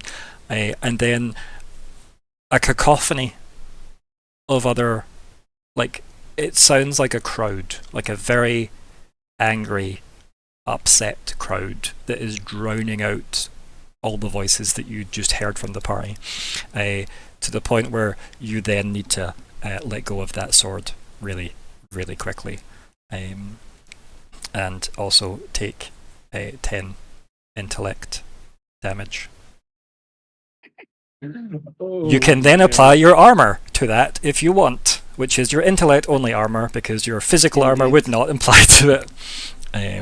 It's very nice to have some intellect only armor. So Yes. how does armor work? So it's 8 damage, right, that you'll be actually taking. Oh yes, okay. Because Right. the intellect armor is just because I'm targeting specifically your intellect, that armor counts. Whereas if you were wearing, like, for example, if somebody targeted Riven's brain and it was intellect damage, their armor wouldn't count. Just the same as if it was speed damage, their armor wouldn't count. It's only like default damage, which usually goes might, speed, and then intellect, and that kind of overflow. So, how much intellect did you have left? I had 3 left. Okay, you had 3 left, right? Which means we've got 5 unresolved points that are go straight to your might. Because damage spills over, like might, speed, intellect, and then background. So I now have 5 might, 10 speed, and 0 intellect. Okay, and you need to tick that you're debilitated, like whatever the next damage tier is on there. Because you should be hail at the moment, and then it should be the next one up. So I'm now Impaired. impaired. That's it, cool. Because that means there'll be, I think it's like a penalty, like everything's hindered by a level essentially. I don't remember though if your intellect zeroes out if you fall unconscious or not. I do not remember that. I think it. Speed meant you couldn't move. Yes. Yeah. I don't remember if there was anything for intellect, but at the moment I'm happy to be. Well, you can be as disoriented as you you feel is appropriate given what I just described happened to you. It would make sense to be unconscious after this. I can, or even just shaken quite a bit, right? We can have it sat there, I think, comfortably in the abstract. But yeah, so as that happens, like as I said, you're knocked a bit back, mostly from your own recoil, from the kind of overwhelming, kind of like, again, psychic cacophony that kind of tries to claw its way into your head.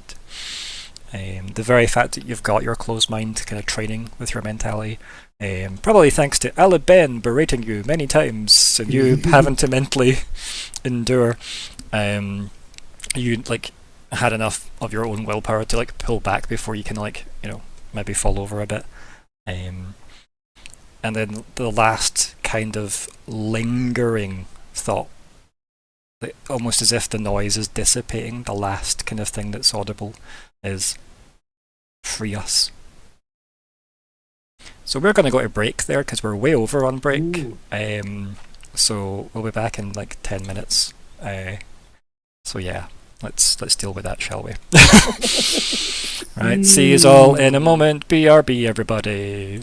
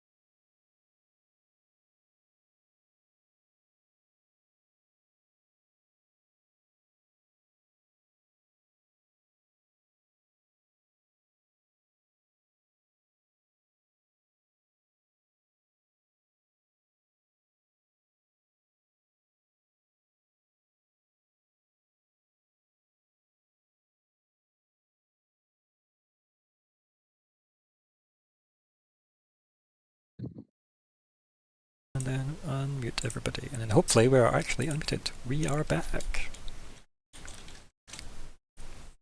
Yeah, we Way. are unmuted. Yay. Yay. Excellent. Yeah, so welcome back to the third story arc, which is called The Demon Blade.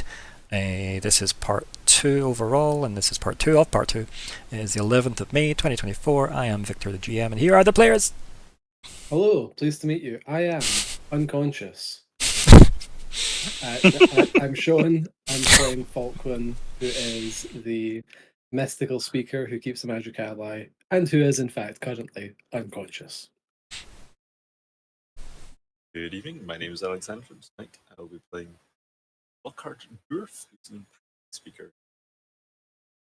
Definitely hasn't missed anything and definitely wasn't doing random side quests, but is so glad to see it's in the direction that things have gone. Hi, I'm still Hannah, and I'm playing Myr'ra Pentergast, Helborn Adept who sheds her skin. Evening, everyone. I'm Chris. I'm playing Nori Nediam, a half-elven explorer who infiltrates, who, if he was around, could have helped. Hi, I'm Nat, and I play Riven, the tough warrior who masters weaponry and is going to be carrying an unconscious boy back home. So, Alexander, how far back does your knowledge of this session go?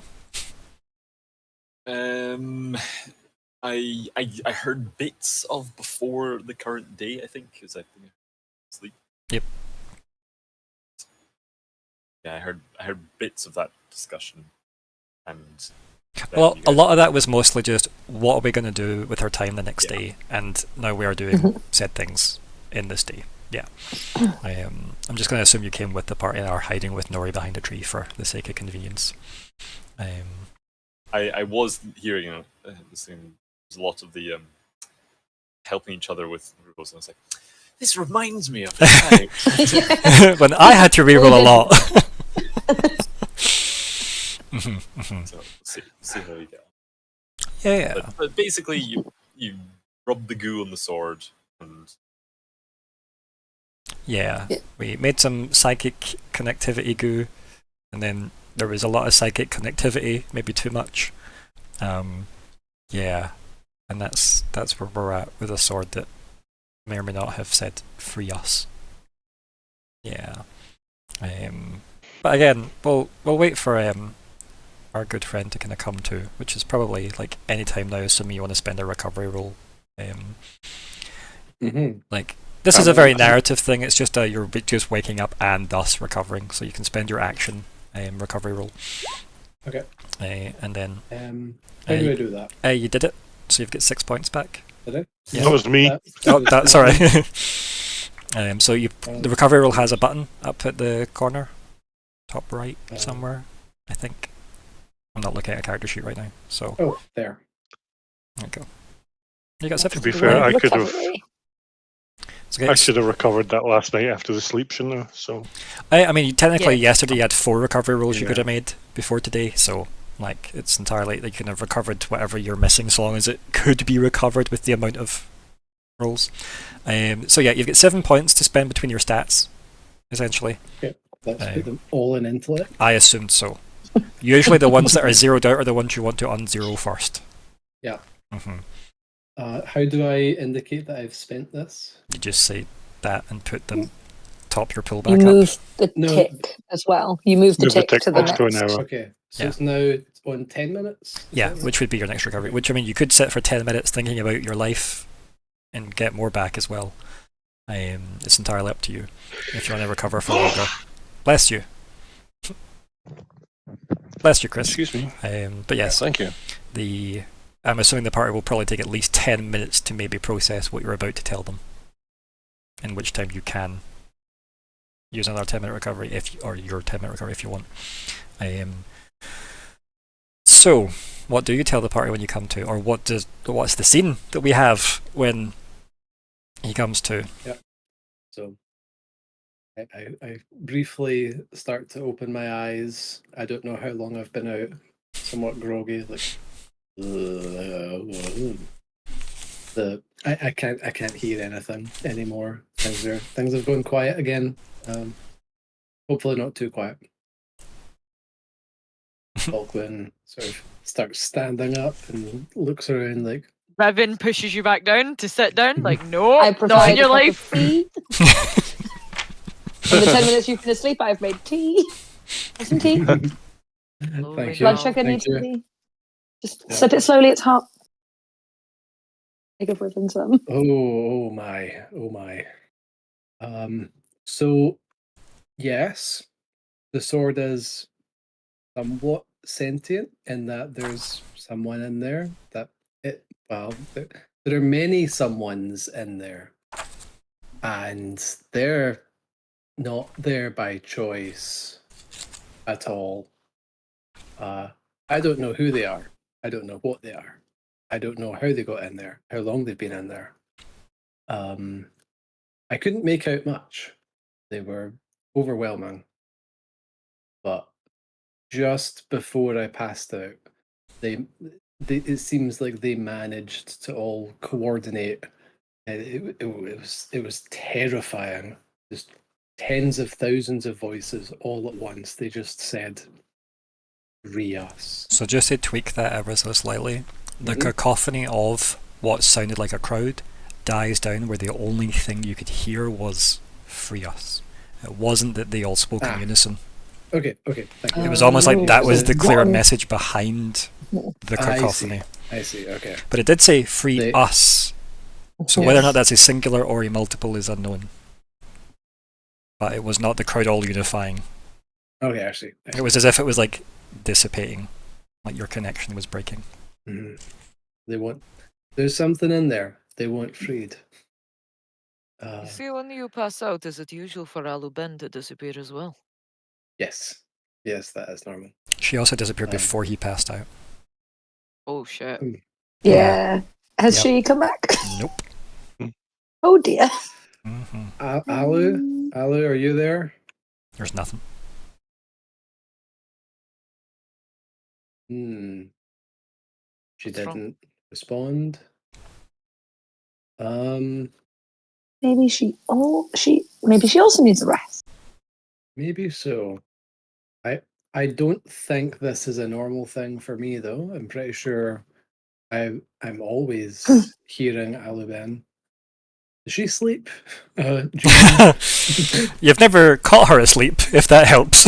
Mhm. Check the bracer. Is it damaged? The crystal is it different?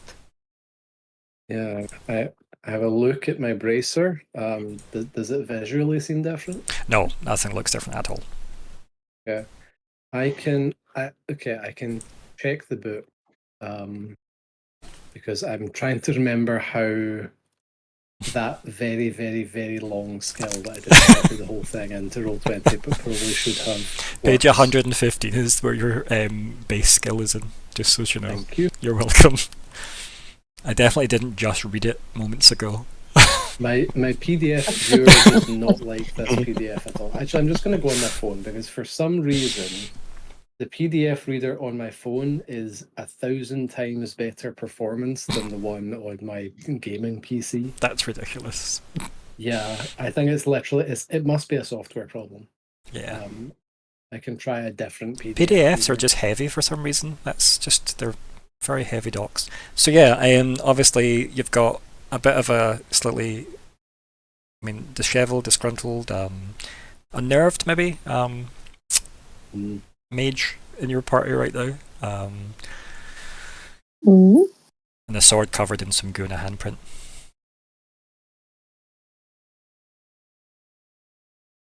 Okay, object common. Are we gonna assume you do mean Falkwin's handprint? Yeah. That's what I meant. Like, A shot? Yeah, a gooey handprint. Okay. Why has it only got 2 fingers? What?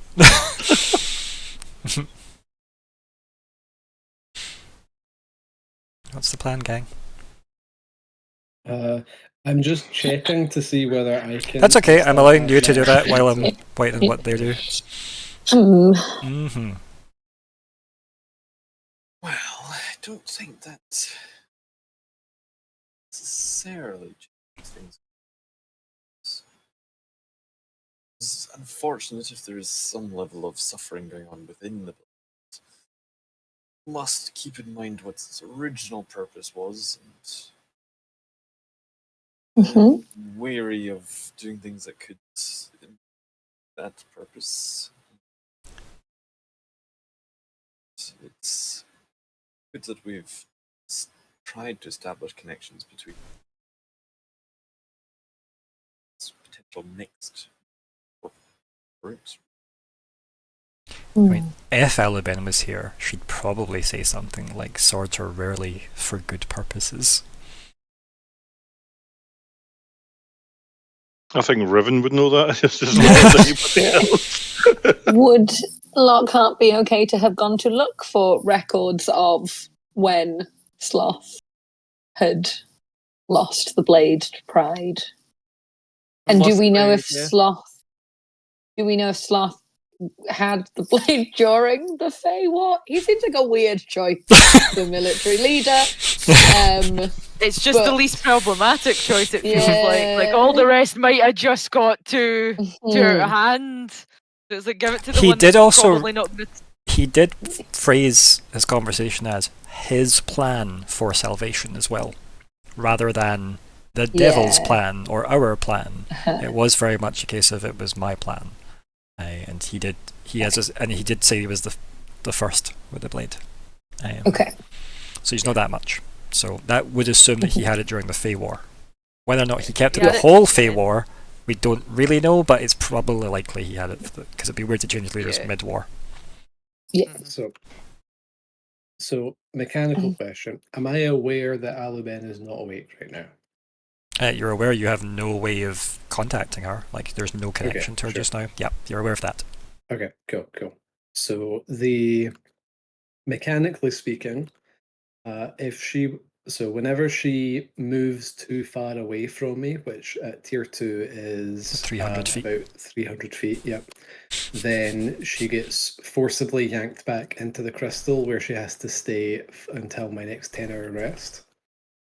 And if she gets her health reduced to 0, I forget the wording of that. That's fine. You can just say that. If she dies, quote unquote, health reduced to 0, then she also gets sent back in and has to recover, but in that case for roughly a week. It's I think it was a D6 plus 2 days or something. Yeah. So we won't know until tomorrow. Indeed. The one thing you do know is that they were not 300 feet apart.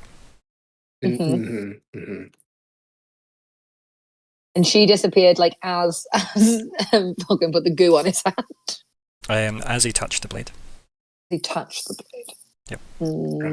So he started getting overwhelmed as they put the goo on, because he heard all of you guys. Yes. And then when he touched the blade, he heard everything else. Half-Elven gone.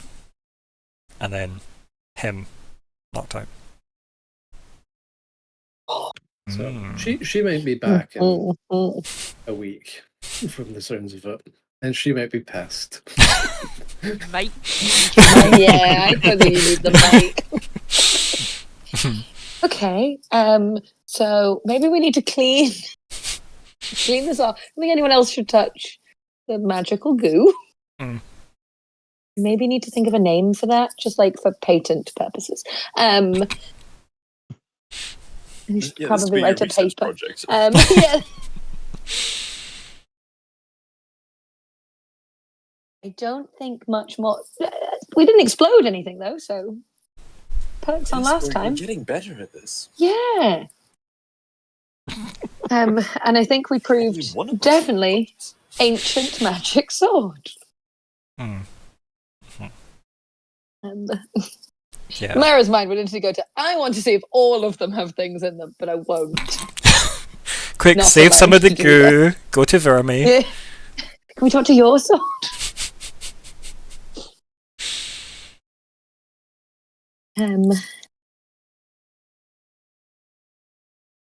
So I'm standing nervously looking at the sword, looking at the goo, thinking to myself, nah, I'm not wrapping that back up in my cloak.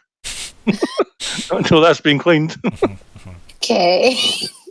Riven has a water skin or anything on her, she just like uncorks it and starts. Yeah, I was gonna say, drinking it's the not- damn Yeah. thing. She like- just gets it Yeah. all. Yeah, Yeah, washing the goo off is not a difficult process at all. Okay, good. yeah. As long as it's not by You hand. never know. I think. I mean, a few obviously, of us any have touching it hedge with anyone with a, touching it with their bare skin, I would need to know. Not a charge few of question it- at all. A few of us Mhm. have hedge magic, right? You could just tell it, like, okay. Do you have hedge magic? Yeah. I have hedge magic. Are you gonna do that?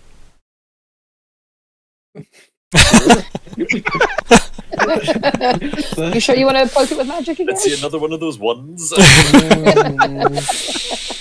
Like, how would Falkwin feel? Would Falkwin want to use magic on this You know, sword? Probably not. I don't mean what? Sean, I mean Falkwin. Falkwin at this stage, yeah, probably is a bit shaken and just sort of wants everyone else to handle stuff for a little bit. He's just like rocking back and forth in the corner. Like, He doesn't have his non-imaginary friend as company.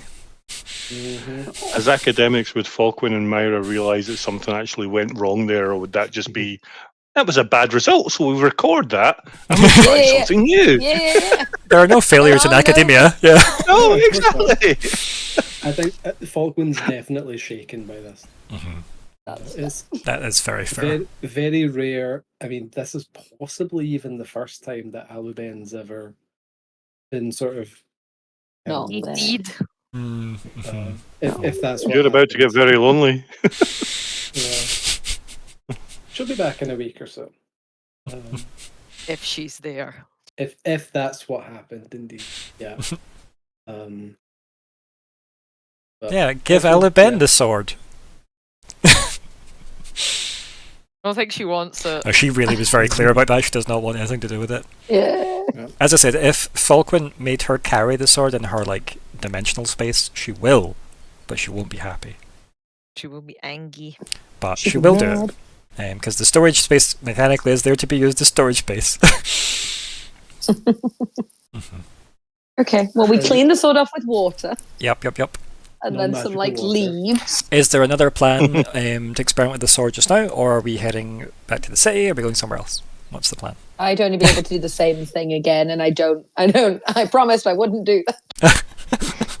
I mean, you can again. You could try and scan again if you want. If you think you can get enough bonuses to try and beat your 5, or, I mean, you saw that Falkwin got some results from a 7, but whether or not you need to be punching higher than that, who knows? Yeah. And obviously, you're No, not I trying don't to think that's psychically possible. connect your mind to it, which is different. True. No, I think she'd wait, and I think as I am now 2 ciphers down, I would maybe consider trying to use connections at the Arcanatrix to see if there's anything that I could stock to maybe help for next time. Okay. Anyone else got something on the agenda that they want to go do next? As I said, there were obviously more questions you wanted to try and suss out about the blade. Some of them are harder than others because you aren't telling Falkwin about the Fae, which makes sense at this stage. So it's harder to ask those questions in his presence, at least. I know that you want a Lockheart to have retroactively got some information, I think. So Lockheart, do you want to give us a roll for your retroactive sussing out? You remember? Were you here for when they were discussing that? In terms of were you listening? Because in the main thing was they were asking, was it Sloth then Pride, or was there other people between Sloth and Pride? ... in terms of the What was- wielding. Yeah, we were looking for, what's the records. succession? Mhm. What's the succession of the demon blade? What's it been? Who got to play with it? That was the word. That's That was right. better. Thank you. Nat. Yeah. And I said that would be information you could glean just from looking back through lots of records in the Grand Council, because obviously the Table of the Five Blades would know who was turning up. So, and that's been established since the Fae War. So, Lockhart could have a field day in a room full of records. Or a field morning, I guess. Probably get up extra early. Was this the day before? Or No, this would be this morning. I mean, it could have been last night if you just wanted to stay up through. We had spent enough time this morning to make Mhm. psychic goo, so Yeah. there's definitely a chunk of time. Okay. Then seeing.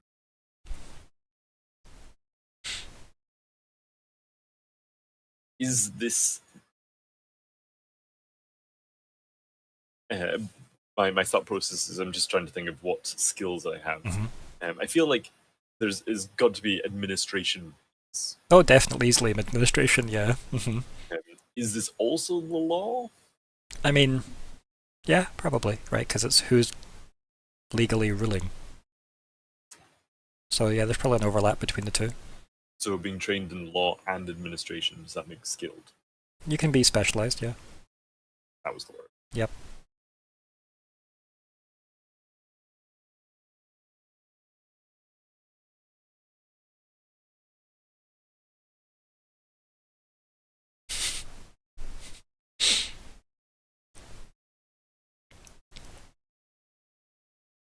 And the main downside of this is just it's going to take a while to get any info, realistically, right? Like it's, it's something that Would isn't super difficult other than just time investment.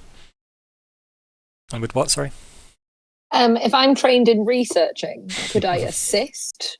If I'm trained, can I then be an asset or? Yeah, if you went with do I them, have you to be could help. specialised? Like, you could have Yeah, helped, yeah. I think I could try and like flex my parents' connections as well to get us into records. Yeah, so if you're doing that, you said you were trained? Yes, I'm trained in researching. Cool, so you can add 6 to your roll. Lockhart. So you've technically rolled, was that a 12 now? Rather than 8? Yes, so that was just a flat insight roll. I don't have something special that I got to do from the place next to the skill button. Okay. Are you spending 3 levels of effort according to this? Okay, cool. Mm-hmm. So, let's do this maths. So you rolled an 8.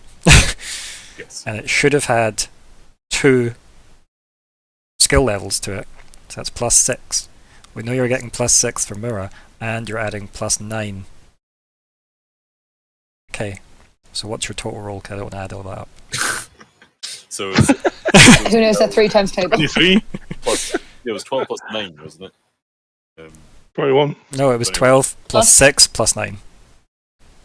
So 18 plus 9? It's 7. 27? 27. Okay, so you rolled a 27. Which I beats take one of those efforts back. which beats a difficulty 9. So like both you and Myr'ra go and like tackle the big. Was that adding to the 8 roll? Falkwin is jealous. Yeah, so 8 plus the 6 from your 2 skill levels, plus 6 from Myr'ra, plus 9 from the effort. Yeah, 27, which is a difficulty 9. Yeah, it's pretty damn good. You killed it. Yeah. So what should have taken probably the better part of like 3 or 4 days, between the two of you being admin nerds, since like literally one is an actual, in charge of an admin department to make more admin, and the other one was in charge of a library. Like, yeah, he's managed to like knock this out in an afternoon. Probably means you were quite like, late to the rendezvous time to meet up with everybody else, but like you couldn't also leave without Myr'ra, so you had to wait, since you knew the way. I feel the tea from where it was also just like, Lockhart's probably like, oh. Yeah, we've drank loads. You're not quite of used to just, what that one was. full What I like though is black you're not coffee. allowed liquids in the archive, so you had to drink all the tea in advance and then go in. So you're like shotting Zoom, zoom, zoom, zoom, zoom. espressos, yeah. So with 3 levels of effort, that costs 7? It tells you at the bottom. Minus your edge. 5. But my edge of So 2. 5. 5. Yeah. Was this yesterday? No, this was No, today. Today. Was today? Yes. East morning. But you can roll for 10 minutes rest, I mean, you could roll for your action rest. because we've all rested. Aye. At any point, Yeah, you your could roll for your action action rest, because remember, this is technically before all this happened. But yeah, needless to say, what you learn is that the initial records from the table of the 5 blades are you had Brananel as in charge of the elves. All the elves were happy to defer to Brananel as the quote-unquote leader, because the Iron Roots represented all the elves. Again, though, it's not like there weren't branches of elves at that point in time. That's just a thing. They were just like, if they want to take charge, we will follow suit. Elves feel a closer kinship to other elves, thus they kind of act independently and as one. It's awkward. They're awkward elves, you know. Then, yeah, it probably goes through who all the original wielders were. I'm not going to name them because the dwarf leader probably isn't relevant because they're not around anymore. Do you know what I mean? But you've probably found enough out to know who the original people all were. And then, obviously, Sloth being the original devil in charge, and was right up until the end of the Fey War, and it was literally at the end of the Fey War, Pride took over. And it has only been Pride since.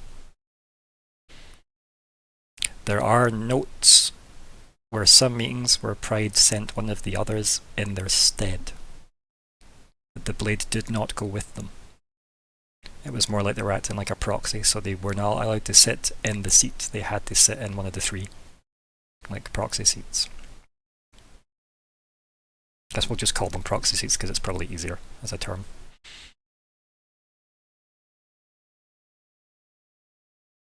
So he's had that blade for a long time.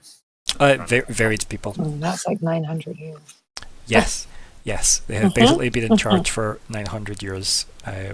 Yeah. So the way Falkwin's feeling without Alu Ben, and remember how long Falkwin's had Alu Ben, Pride is now. Feeling about that sort. The question though, Nat, you said like who was the proxies, I guess. Yeah. Various names pop up, obviously, like Greed, Wrath. Like those are the two main ones that seem to turn up a lot because, again, as you have heard from Sloth, they seem to care the most. There are all of them mentioned in the 900-year period, but it is like only once for some of them. Do you know what I mean? It does seem to be the recurring ones will be, and again, not much because again it's 900 years versus how long rulers live for and how often it gets replaced. So there's sometimes only a meeting. There's only maybe 2 meetings every 50 years depending on what happens. Like, yeah, there doesn't need to be a lot of these like everybody has to get together and shake hands type setups. But yeah, all the devils have at least been in the council chamber. But as I said, I was trying to think of all the other ones, but basically everything that isn't like Sloth never shows up again on the list is maybe worth noting. Never turns up again on the list. Sloth was the first, and that was it. Never even turned up as a proxy. Lust has turned up once, Gluttony's turned up once, like Envy's turned up once, but it is Greed and Wrath that turn up multiple times. But Pride, more than not, like they're the majority, like, you know, 90% Pride. When was the last time? Like the last time the council, probably when Loudon, Yeah. was initiated. And what age did I say Loudon was? Like in like our late 40s, maybe, something like that, give or take. So was she like early 50s? Because I know that I did say that Douglas Segal was older. I remember saying that he was older. He was like 60 or something. But I think she was late 40s, early 50s. Yeah. So it'd be whenever like her dad died, because remember her dad was the wielder before that. I can't remember his name, but he had a name. Did we know, for timeline purposes, did Loudon have Vermi before becoming queen? You don't know that. But in terms of timelines, like, God, I need to pick that now. So Vermi's about. I need it for my conspiracy. Yeah, like Vermi's between like 20 and 25, I think we said. So that means Loudon would have had her when she was like, Loudon would have been queen from like 19 or something. Do you know what I mean? 18, 19. So she was quite a young queen, all things considered. So yeah, Loudon would have been queen when. But it probably also explains how Loudon knows any of the Draconics in royalty, right? Mhm. Granted, might have met them through the dad, but yeah, could have been a diplomatic relationship that bloomed. Also, I don't know like how much Sean remembers of the random info dump I gave him, but the like Loudon is Vermi's mum, and Loudon's dad is like Brandrin Lightscale, which is the brother of the current Dragon King. Okay. Yeah, so also a political problem. Yeah. Are humans the generally shortest lived of? Like dragon, depending on the bloodline, can vary. Elves, especially Bronzebark elves, are very like similar range as well. There's again, nobody in this world's meant to live long. That was the point. Everyone's meant to die, and thus rejoin the grand cycle.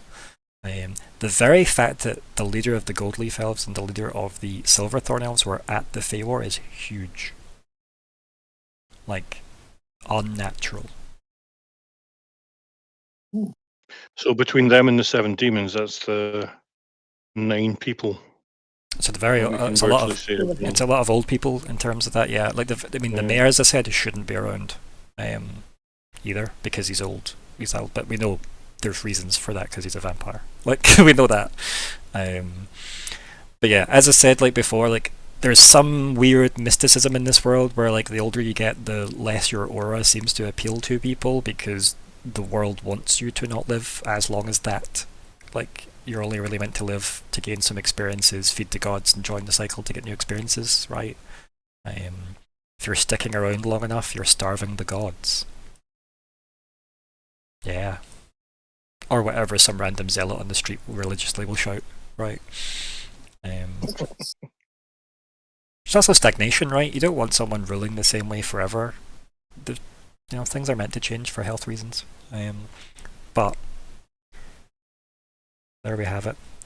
Mhm. I mean, you can ask me some questions on that 9 difficulty roll that you got. Any questions you want to ask that could be pertained from that roll.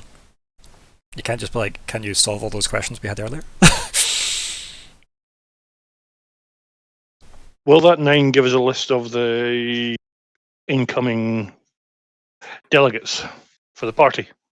I mean, unlikely, but like the start of the list, which would have been like the most recent records, will be everybody you're expecting to turn up, right? As for who they bring with them, that can change all the time based on who's annoyed the rulers, right? So, just to clarify on what we learned just now, just repeat.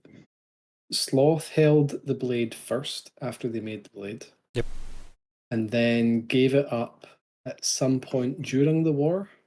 At the end. At the end of the Gave war. it up is a strong inference, but yes, Sure. stopped Okay, yeah. stopped being the wielder of the blade. Having it. Indeed. Yes.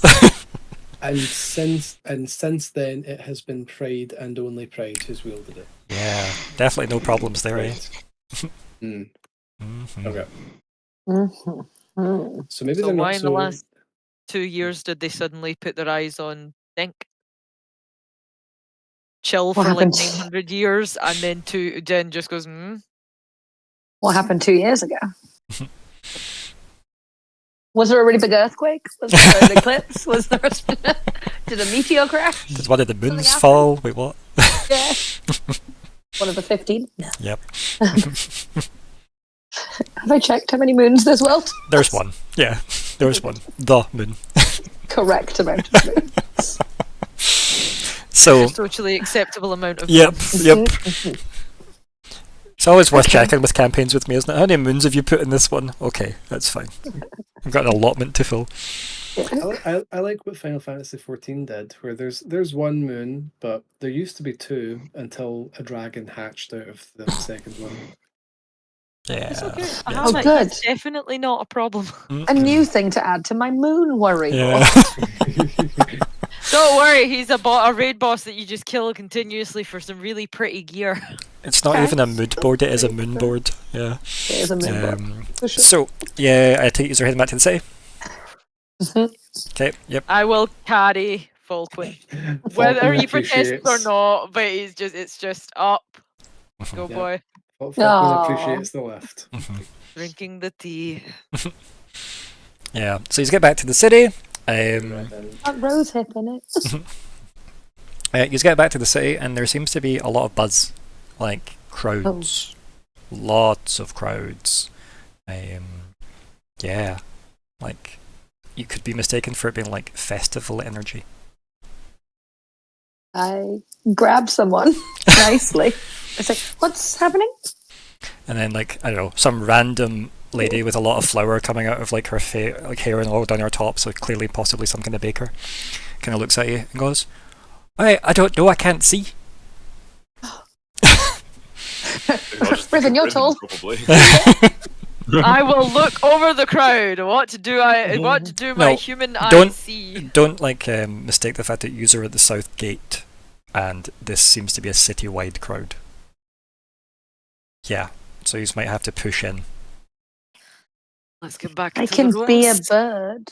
Not a murder bird. This is almost like this because that's quite fun. I can be a normal bird. You had that option the whole time. You had the adoption the I entire did after time. it. It's another point. Just wasn't useful. Um, then. We can just walk through this. Are our rooms yeah. are our rooms on the same way as the crowds are going? The city is full of people, like in terms of like everyone who was perhaps indoors is now outdoors, like that. Why? Exactly. Why? But it Yeah. seems to be people. I ask another person. Yeah, and the next person you ask just says, I don't know, there seems to be something happening over that way. I will, with Falkwin and arms, just to the rest of the gang, get behind me, and Riven just fucking goes forward. I apologise to everybody. Sorry, You just hear her Sorry. saying, "Excuse me." I love the fact that excuse me," a the lot. plough at the front of Riven is in fact Falkwin though, so it's just Just keeping him up. I know. Don't touch the boy. oh My hands are getting itchy. oh. Pockets. I mean, are you gonna try and pilfer stuff on the way? No, I'm carrying a sword wrapped in a Okay. cloak. Of course, Yeah, I'm not. You're gonna want to hold My on. hands to are that. getting itchy. Such a curse having to Yeah. carry that sword, isn't it, Nori? You could have been. Yeah. I know. Damn those dice picking you. Try and get back to the rooms and see what's going on the way. But if we get back into the main rooms, we'll probably be Yeah, able so to like ask someone. you start like you push through the crowd for a bit, and you realise the crowd all seem to be going like one way, or at least as best as they can form, because it does seem to be very sheeple energy, right? Like people are like, "Oh, something's happening. Let's go see." Excuse me. Let's go see what's happening. Yay! And There's Yeah. a queue we must follow. exactly right. Queue. Ah. Everybody likes the queue, and you kind of get to the point where you're going against the crowd, trying to head towards the council chambers. So you Oh. can keep going to the room if you want. There's less and less crowd the closer you go. I want to follow the crowd. How about everybody Me too. else? Not with a sword. Oh, Yes. I can't do anything about that. I'm so sorry. Nori, keep a hold of it if you would. Don't put it on your back. Just hold it, and we carefully forward. Me and Myr'ra and Falkwin know the city well enough. We know the ways to get out of the way fast enough. I'll And follow the crowd. keep in mind your bracer will still let you access the storage of it in case you wanted to offer that to the group, even though Alabin does- isn't there. That's it. Sure. Just drop a sword on an unconscious Aluben. Just like, "Ah." Oh, so look after that thing that you really didn't want in here, but you're asleep anyway, so hopefully we can take Well, it back out before you don't know. Whoever you don't know doesn't hurt you. Yeah, you're not going to leave it in there a week, right? It'll be fine. Are we going with that? It's your bracer. It's your bracer. It's your toy. Yeah, I think so. It's not literally like putting it in Aliben's bedroom. I think I feel that the object storage space is like a different. I think Alabin would have Something made else. it a different place if they had any control over it. Like if they're building the Yeah. Sims house that's inside this crystal, they definitely made it a separate room so they, you weren't just popping your head in every time they were like doing their knitting. Like, fuck off. But it's, Do that. yeah, it's like different room, same house. Yeah. Is a good analogy. hmm So Yeah, we can do that. As long as Nori, we are take you it keeping out. your cloak, or are you leaving the cloak around the sword? Oh, I'm keeping my cloak. Yeah, I I figured that. will energetically swing it back across the shoulders. Like hit a bunch of people in the crowd, like In yeah, the go, crowd, like yeah, yep. exactly. Get out of the way! But yes, right. So you've like I said, you've made it up to like the the plateau before the council kind of like sector in the center of the city. Like you've decided you just want to head towards where the crowd's going. As a group, you've popped the sword inside the bracer.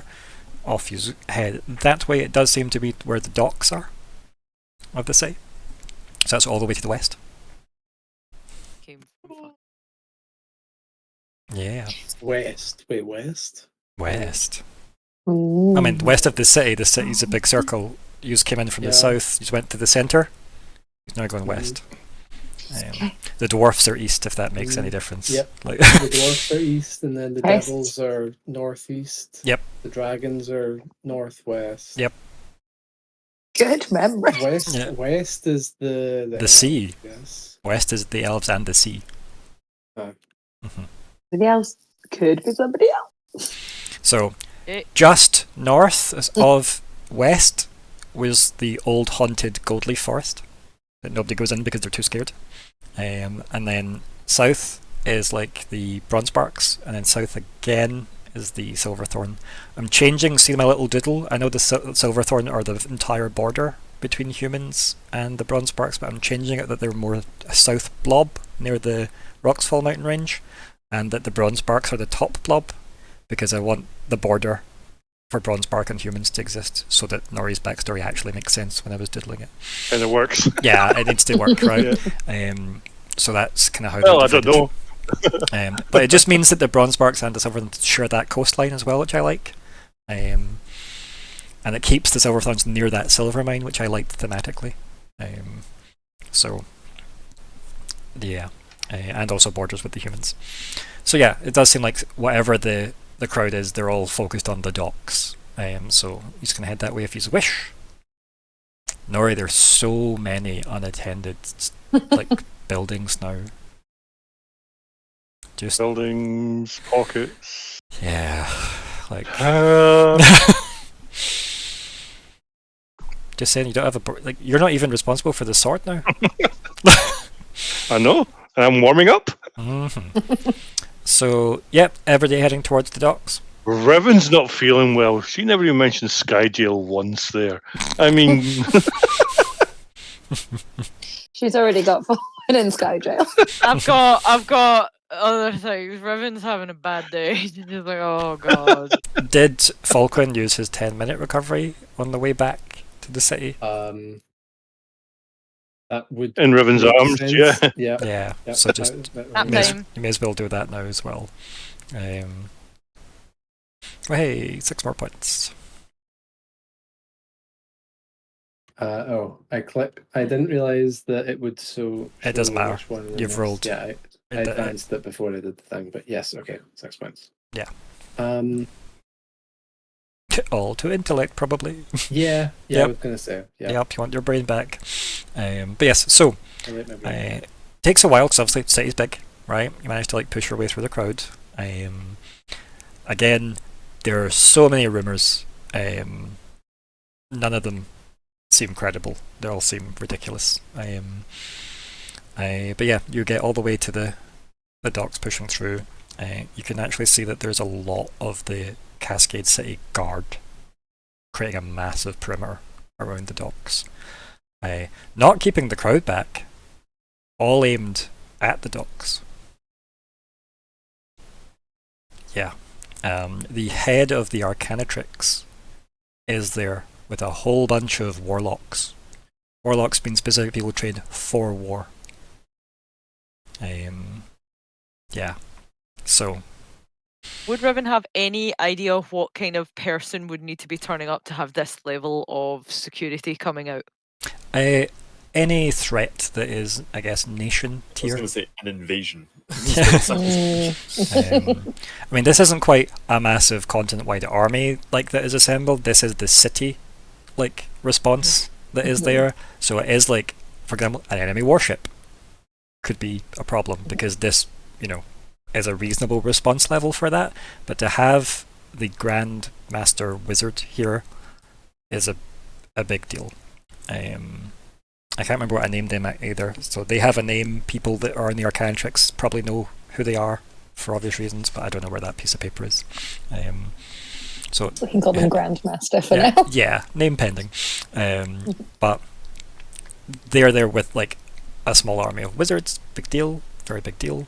And yeah, it does seem like a massive response has appeared.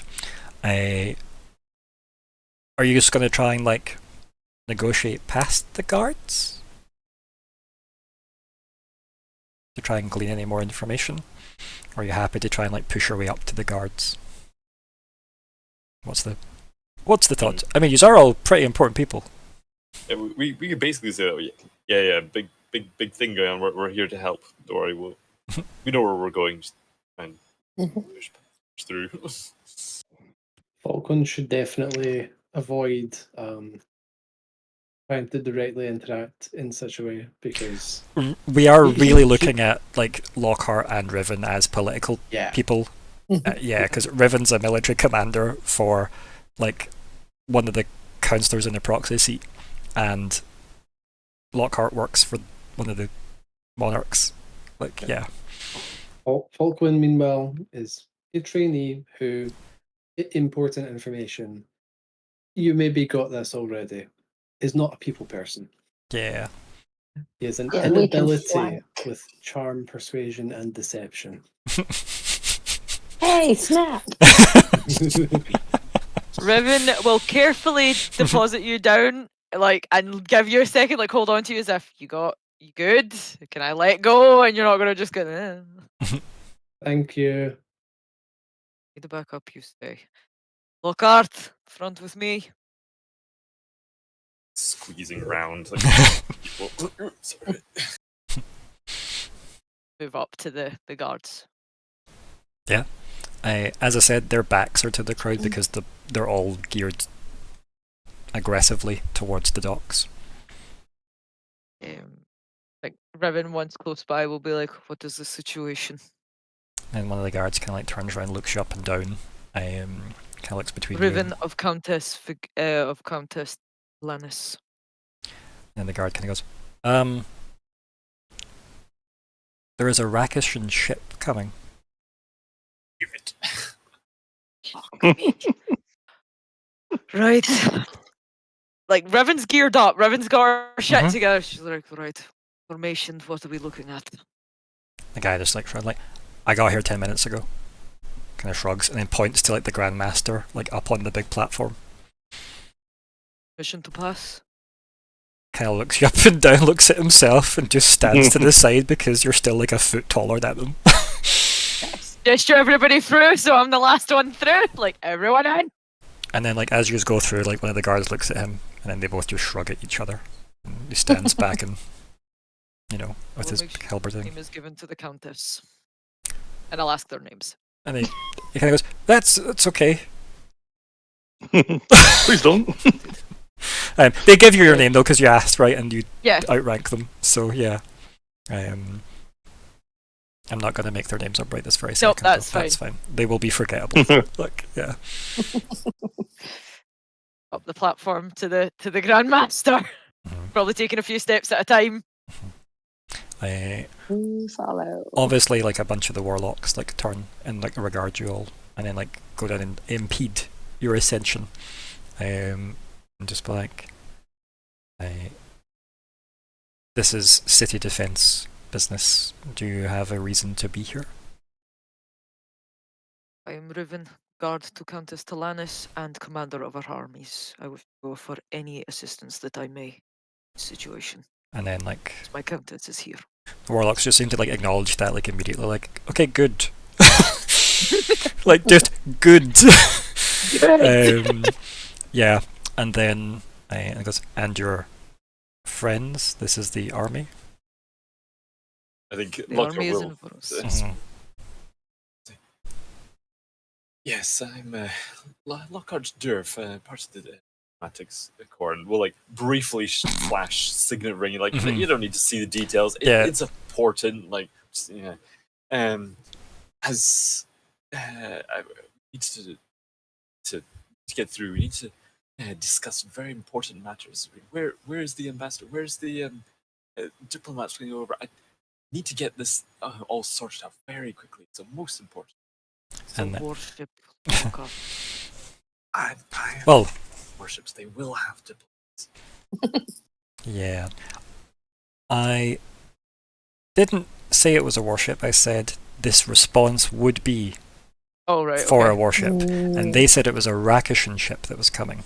Just for clarity, just in terms of points of order. I'm just seeing if I did write his name down somewhere. I obviously feel like I did, but I'll just give him a new name, or the Grandmaster. I guess will be fine for now.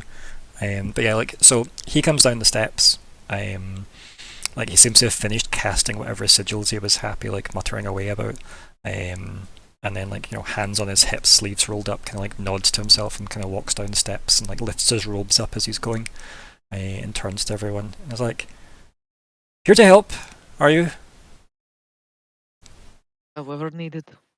Yes. So who have decided who's going to go over and speak to them and make sure this is all very, very interesting. Say to make sure we're putting a good face forward for this. You volunteering? Oh, I would have thought there might be. Well, okay then. And kind of like he laughs, right? But in that kind of all right kind of way, and then goes, "You know who I am? I am the face. This isn't authorized." And like he almost is like caught in his own like, how can he not know this is such a problem? Like, don't be so casual about this. This is, panic stations. It's kind of how like his like look of audacity, I guess, like hits him, and he's like, so quick to throw your life away at the hands of the Rakishan.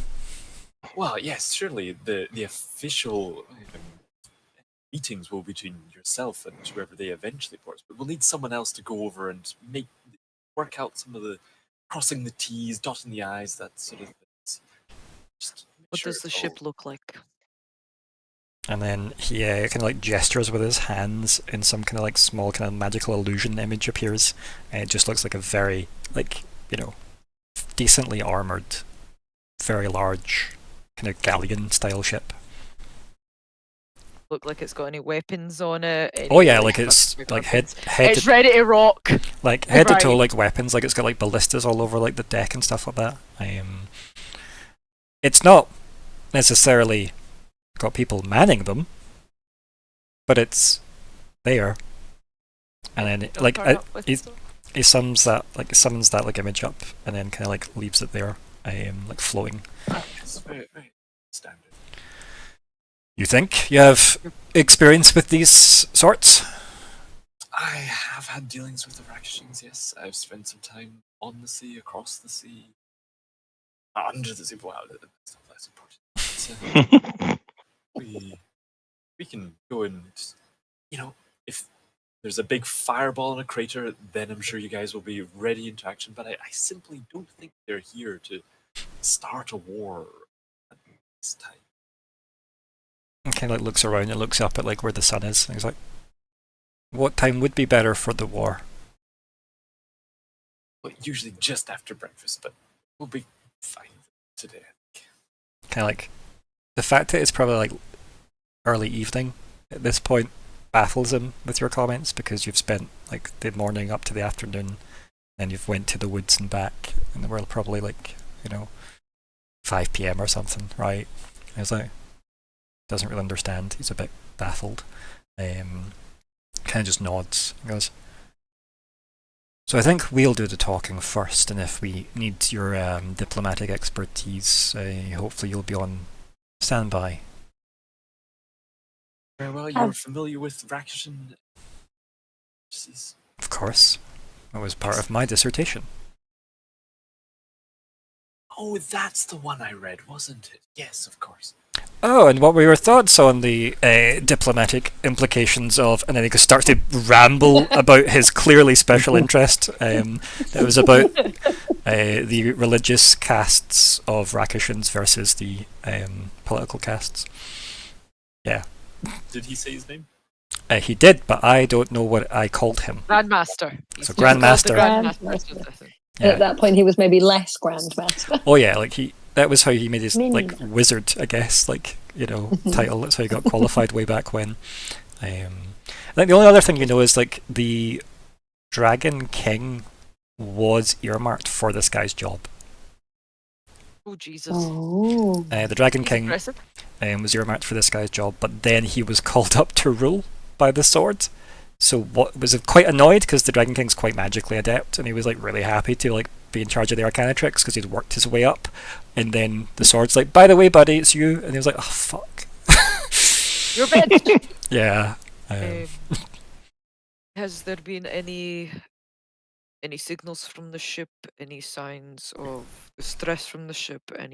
Anything from the ship? Any signs of anyone on it moving about on the deck? And he kind of nods, and he's like, he kind of like gestures to the little hologrammy thing, and he goes, there are Rakashans operating this vessel. They have made no signs, aggressive or otherwise. Merely that they are intent on reaching this dock. About invitation. Would we have invited them?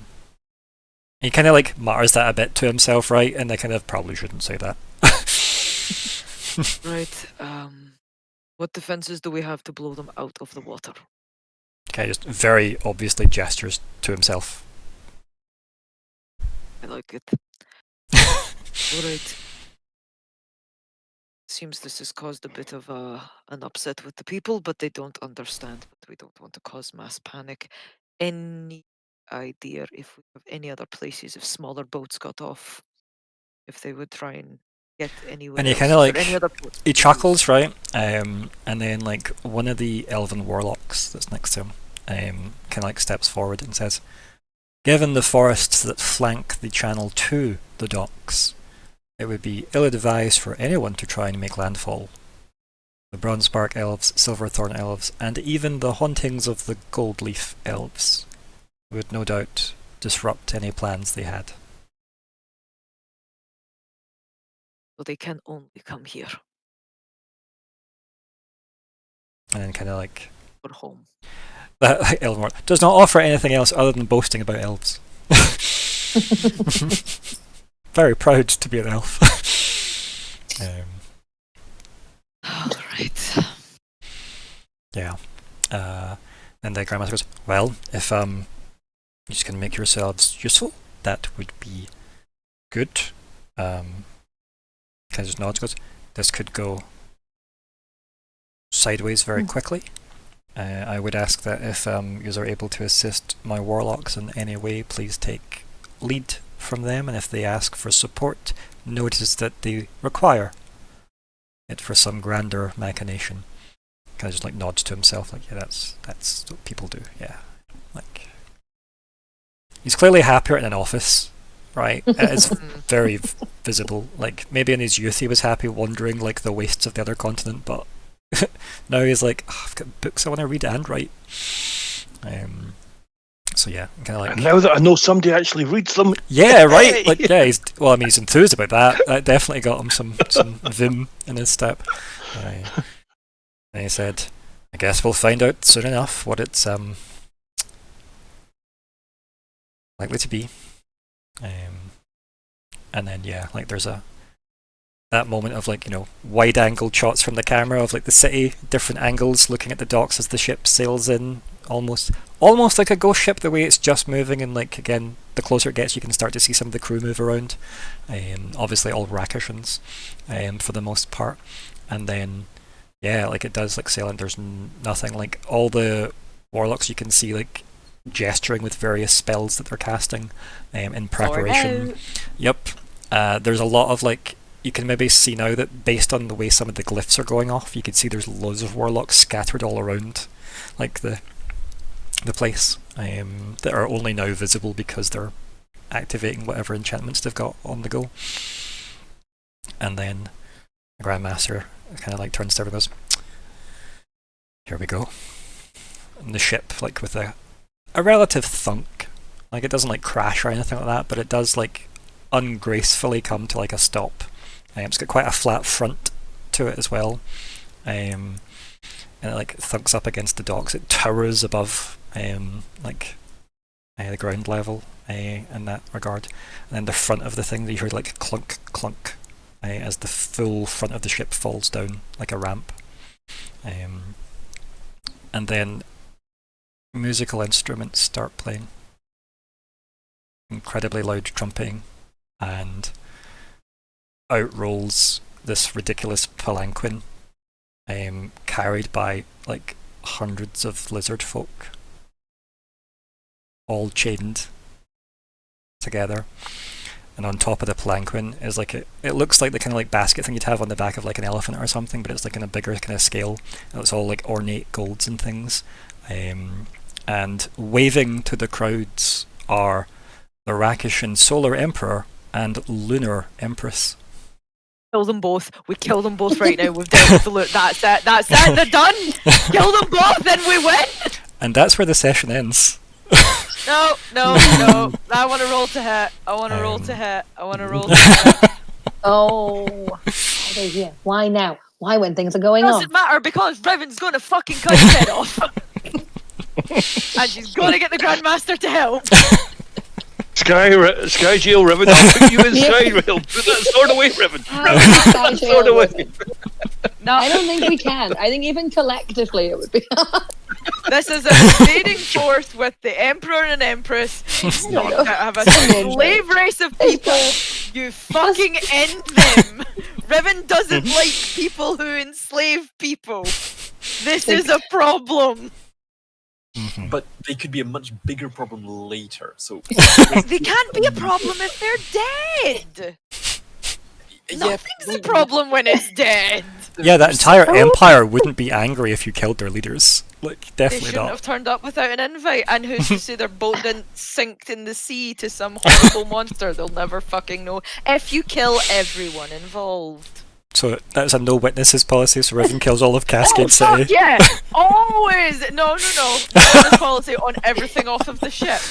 Okay, tangent Well, aside. enslaved people. Tangent aside, what are we calling this session? Oh.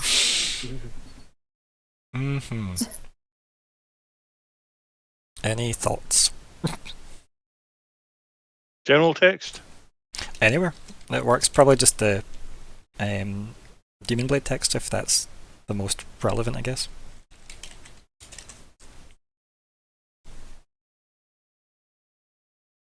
And we'll see what our suggestions are.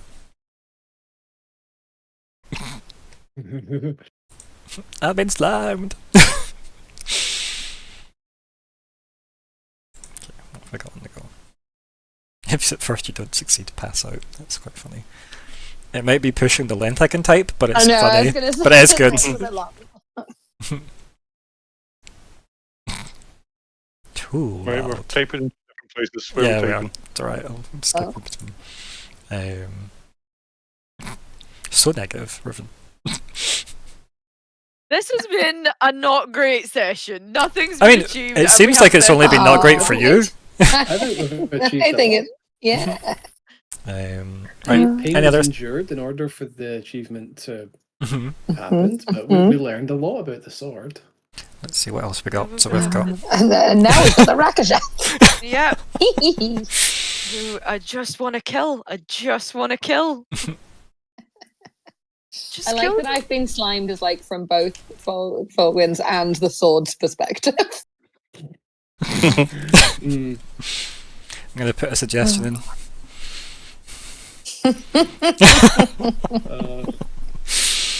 So we've got, at first you don't succeed, pass out, too loud, everything ventured, nothing gained, I've been slimed, the cat's out of the bag.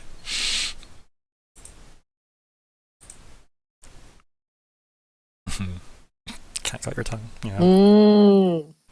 My ghost girlfriend left me. It's like a Jerry Springer line, isn't it?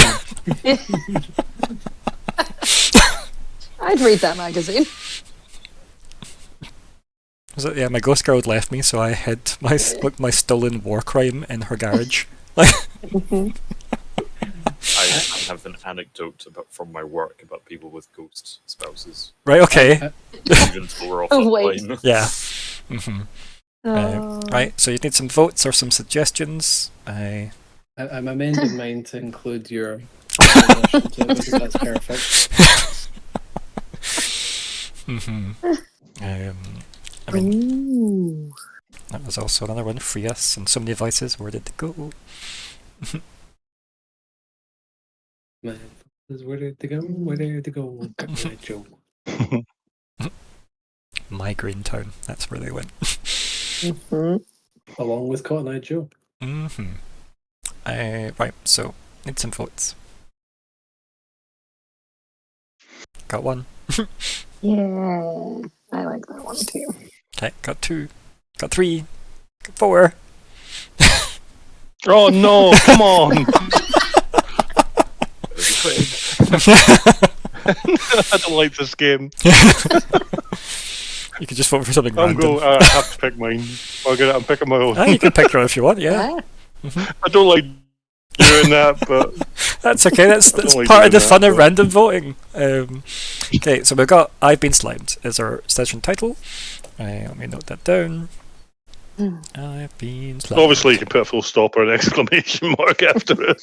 But So, admin wise, let's do a wrap up chat and then we'll do our awarding the XP, I think is what we'll do. So, Lockhart, do you want to start us off? Yeah, obviously, slightly different perspective on it. But I did just enjoy the amount of nat ones that came out. Like, join me, fellow speaker. There were a lot of those. Then, as soon as you said ship, I was like, I knew it was Rakshans. Totally knew that. I wasn't expecting quite Emperor Empress, but I assumed senior diplomatic leadership. I don't think it's an invasion. They just want to chat. It's cats. It's cats! It's slave owners. And Yeah. there's only one way to treat those things. Okay, an enemy of our enemy's enemy's enemy. We got to think about some of these long-term diplomatic consequences here. And how many of the lizard folk they've got enslaved can help Scott's character Jet make diplomatic ties across the sea for his That's so character goal? true. Yeah. Yeah, I did think of that. If Jet was here, then we might have a bigger problem. But Nori's just going to pickpocket Riven's sword, and then we're going to have a nice... Like a Baldur's Gate taking the sword off, so hopefully to mitigate some of the carnage, but Riven can manage a lot of carnage without a sword. Yeah. And Falkwin's just going to put Riven into his space. His girlfriend's garage. Then the sword pops out. Yeah. So I think I slightly misread the role that the Grand Age had. Was maybe a bit more flippant with him than... No, it's okay. I think it's fine. Because if you haven't really had to interact with any of the Arcanatrix staff, makes sense, right? He's put there as someone that is obviously well educated and dangerous. Like, yeah. Why else would you have him defend the Say, right? It makes sense. Like, But that was absolutely Lockhart trying to volunteer to be the guy that... oh yeah. I mean, he was kind of shocked you did, because he was like, oh, you're volunteering to do this ridiculously dangerous, possibly life-threatening task. Oh, you are. Oh. Not used to that.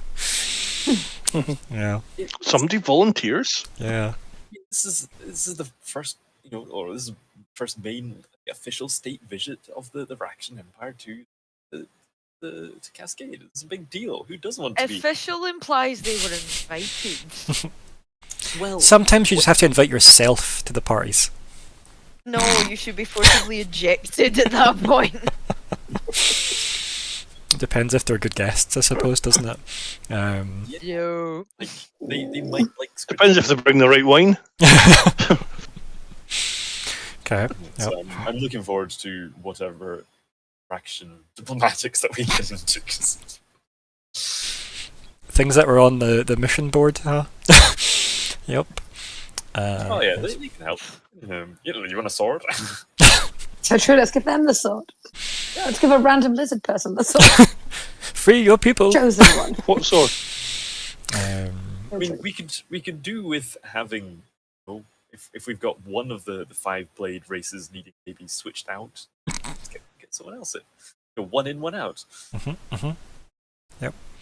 Looking forward to it. Yes. I think he's teasing you, Riven. I think the Oh, tease me all you want. The next session, first roll I'm doing is to hit. You're gonna have to figure out that one. So, obviously from a strategic point of view, we're going to go to Riven next. Let her run. Get it over with. Run. I'm killing people. I have a genuine issue with slave drivers and people that keep slaves, and Riven also does. So I have an opinion of them, which is they shouldn't breathe. There's a lot to be said for that. Mostly just the diplomatic fallout of that. I mean, you can dislike people and understand that by making moves against them it causes bigger problems. But also, yeah. There are a lot of people that can stop Riven here, though. That is the thing. Not at the party, but like the people sent. Not you guys, but otherwise. Yeah. Well, I mean, like the thing is, I don't know if, like, say, somebody like Lockhart or Falkwin could trap Riven from moving by just talking at her based on their abilities. That's the one thing I don't know, because obviously that would come down to dice rolls. But if it doesn't work, that's the problem you have to deal with. Can you dodge the swing? Right? Like that, Just make her forget the last 5 minutes. Just keep We're trying. all good. It's like they're still not Rakishin. Forget again. Wait, cat people? No. No, let's not lobotomize 5 Riven. minutes. Talk to them. Let's not. Yeah, we're not going to lobotomize Riven. No, please don't. No. Session-wise, we learned a lot. I just had my list of things I wanted to learn and not a single damn thing got ticked off, and it's just like, that was an unsuccessful session in my brain, but I'm like, we learned things. It was just nothing that you cared about. And it is that kind of balance of being like, because I don't see how anything we learned can be useful, but that's probably just my mindset right now, is just like, I don't know if this helps you, Nat, but I got stuck on my pen again. Because I'm wearing that top that does that, and I don't know how. I don't know. It was in my other hand. Who's at fault? The pen or the top? Who's at fault? It's me. Who does it? I am the one at fault. It's not. I am the one. It is me. I am the problem. It's me. It is me. I did the thing. But yeah, again with Ryan's games, like inevitably the things we've learned will come in use full eventually, or be important eventually. It's just like Riven is very much based on me. It's like, I have a goal, and if I can't reach it, then it just like time to hyperfixate and get frustrated that you've not done the thing yet. So that is what this has been. And now the Rakishin are here that are just going to fuck it up even harder, because I'm definitely not ticking anything off the boxes next week, because we're going to be dealing with these fucking dumb cats. Not necessarily. You could literally just like, oh, this is interesting. They've got this handled. We're just going to go back to our room. We can just piss off. Yeah. I don't think that will happen though. No. But yeah, that would be nice. But yeah, looking forward to the next one. Hopefully my energy's a bit more positive. I'm blaming the 4-hour-long tattoo and the fact that yes, you did. A lot of pain. You did put yourself through a lot today. I would say as well, if you meet the Rakishin Emperor and Empress, that means you could then message them. We could just annoy them constantly until they give up. You can just spam mail. Are the people aware that it's a message coming in, or do they just perceive it as a voice in their head? Because you could actually fuck people up. I think with it that. says, you know. I could be someone's aloe Ben. Yes. Yeah. I think. Well. Imagine just starting to gaslight like Falkwin. Just like, it's Hello Ben, help me! I need to give Riven cookies. Oh no! Like, just anyway. So that aside, right? We'll table that. So yes, Riven. Any other thoughts other than tattoo pain? Thanks for running. Looking forward to our next session. It's nice that in the end we all got here. Yeah, full house. Finished with a full table. Very happy with that. I just want my wife to turn up. Where's Hedera? I need a hug. My wife needs a hug. Sure, we're at. Yeah, a couple of days away. We've got Hedera, depending on how quick you skip through stuff. Yeah. We're still honest. She'll fix this. I mean, you also could just decide, screw this, I'm just going to walk east, and I'll meet her. Yeah. I'm leaving. I'm leaving. Yes. And Nori. This episode I've kind of just went with the flow because I knew I was going to be back and forward all night. So, yeah, it's one of those ones. We're moving, taking steps, even if it is baby ones. We haven't used the rings yet, and I do think there is at least one person we should try and contact with it, just to try and if we can glean any information from a certain vampire. I think Lockhart should do that because we know how friendly they are. But see how that goes. I mean, you're all friendly with KT. It's just Thane that Lockhart isn't on the best of terms with. Yeah. Yeah, as I said, it was one of the things I was hinting at on Wednesday night when we not re-rolled my character, but updated my character. That was one of the things I wanted to try, but we never kind of really got to that because I was flying about as the devoted grandparent. Otherwise, yeah, it's been another good, entertaining session. I hope everybody else is enjoying it. Just gotta love how speakers are cursed in this system, apparently. Yeah. I mean, it can only go up from here. That's the way I look at it, and that's the way Lockhart has to keep looking at it. So, I mean, Lockhart's done well in a lot of roles, to be fair. It's just that some of the perfectly timed bad rolls were so perfectly timed, they stood out more. I'm sure you hit a switch somewhere. I've been blamed for that before. It's like, oh, what level of subscription do you have with Roll20 to allow you to switch the luck?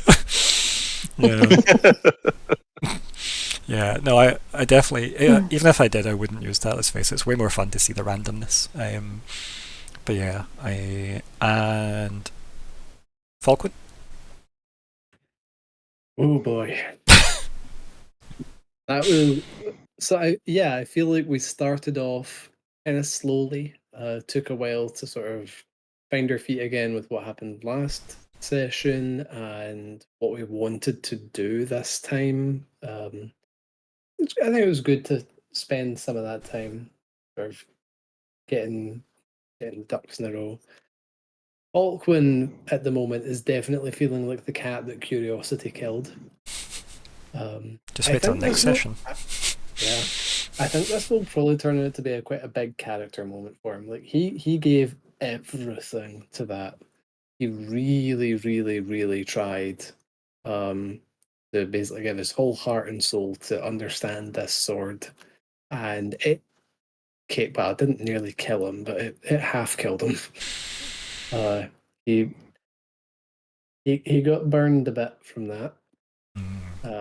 So I feel like, I don't know if obsession's the right word, but I feel like he's gonna definitely be very invested now in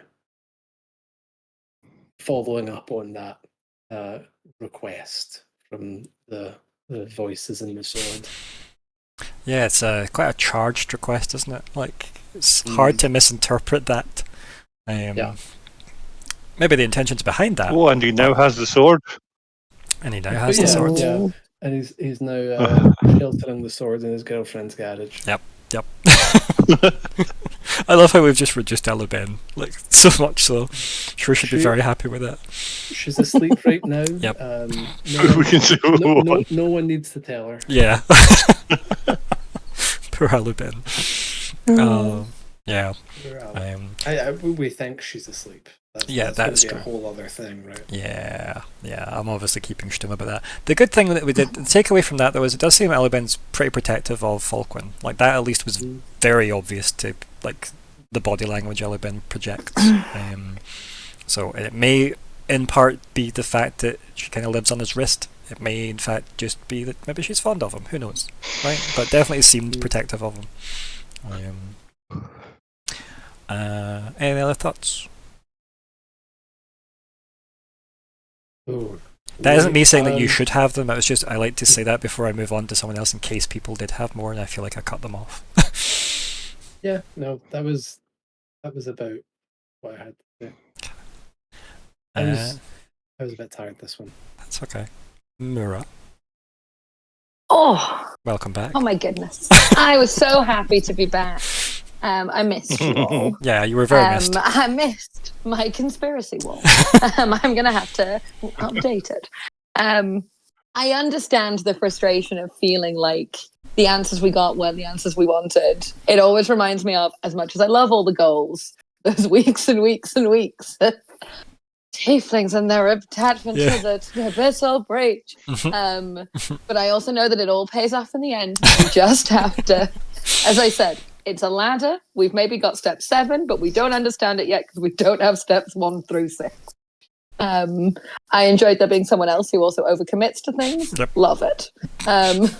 Sometimes you just have to go, but what if I Voltron this and I put it all together and it does a thing? Yep. Excited for that. Excited to be in Cascade City. Very, very. I quite often shy away from like backstory connections but I'm quite excited to be like where my parents are. Yeah. And also with the using the rings, like I will like potentially try and reach out to my grandma if I don't get a reply through more traditional means, and we have like specific questions. So that's quite exciting. Yeah, I am fascinated to see what happens at the start of next session, because I do agree, enslaved people not okay. But it's a fascinating. Why are they here? Why now? This seems weird. It's a specific I would also entrance they've like- chosen to make, right? Like they're basically Prince Yeah. Aliing the whole thing. Yeah, they're definitely. This is definitely like a power move that almost feels like it's too much, and therefore Almost like Eurovision with yeah, That's kind of what this Yeah. is. This But is they're- why yeah, are I'm they having such trying a to put, like, visceral a- reaction. like a glitter coat on shit. So they're just like ta-da! Session title? So very suspicious. But also the timing's like, it does remind me if I did just binge all of the new Fallout show, and of whatever that quote is about, you will always be distracted by side quests. But who knows? Maybe they know something. Maybe Jet's hidden somewhere. Like, who knows? Just pops out. But yes, I am very excited to see how it all fits together, and how I am very sad I missed Sloth. So I think I might have to bully us all to going back at some point because I want to meet Sloth. Yeah, that'd be good. Yeah. As I said, you all know his address now, and it doesn't seem like he's that fussed about moving. So yeah, definitely someone you could possibly go and call in on again. Depends how brave you are at inviting yourselves to a devil's house. Maybe getting invited is the way to do that. But you can all navigate We those. have a ring. Yeah, exactly. Right. Question. You have met him, so there is that. No, I enjoyed this. It moved a lot that you might not be, like Hannah says. Like there is definitely a lot of stuff you have discovered this session that I can't allude to further without really spotlighting it. That even in and of itself feels too much. So yes, and in my typical fashion, introducing what seems like a completely unconnected event to end on is one of my favourite things to do. So yeah, who didn't want to meet the Solar Emperor and the Lunar Empress, right? Like, yeah. She's moon connected. Yeah, you gotta love moon people. Maybe they know where Master Amblin is. Yeah, Riven's gonna uppercut them to the moon. I know. Oh Sure dear. you This do. gutter rat doesn't even know who they are. Exactly. It's like, oh, those are big cats. So yeah. Okay. Alanis is going to be like, those are 2 new rugs. Yeah, they're tiger skin. Do you like them? So, in terms of Is that visuals, made out of actually, gold? I never You can gave these steal that. visuals. So the Solar Emperor is a Black Panther, and the Lunar Empress, I keep wanting to say priestess, the Lunar Empress is a snow leopard. Cool, then she'll have 2 different ones. Yeah, that's what I mean. Just when you mentioned rugs, I'm like, well, they would make quite pretty rugs. I know. Maybe a coat. Go full Cruella de Vil. So there is that. But yes, what an entrance they made. Very, very deliberately, a lot of visual elements and audible elements, and leaning into the celebrationary vibe despite the horrific palanquin. Yeah. Not even shying away from the slave collars or anything like that, just full on, like... They should have had a banner saying, "We're the villains." Like, that level of cheese. Can we take the whips and just whip them to death? That sounds there were no whips. There were nothing like that. There were just... There probably is somewhere. So there was nothing like... There was no visible cruelty other than them all chained together and having to carry a massive palanquin, which is bad enough. It's invisible whips. Invisible whips. You've got it. the most elitist weapon in this game. That is what politics uses as. Yep. Riven's first conversation. Yeah. We do not have slaves in this country. Release them or face Riven, Slavery. who very few of us can stop. We're eager to see how many it takes of you to stop, Riven. But yes, so in terms of this session, let's get back to our tradition of awarding an XP to a player as well. I forgot to the last time, but we did retroactively do. So Falkwin got it for last session. Congrats to Falkwin. What are the thoughts this week, gang? Does anybody have any moments they'd like to again.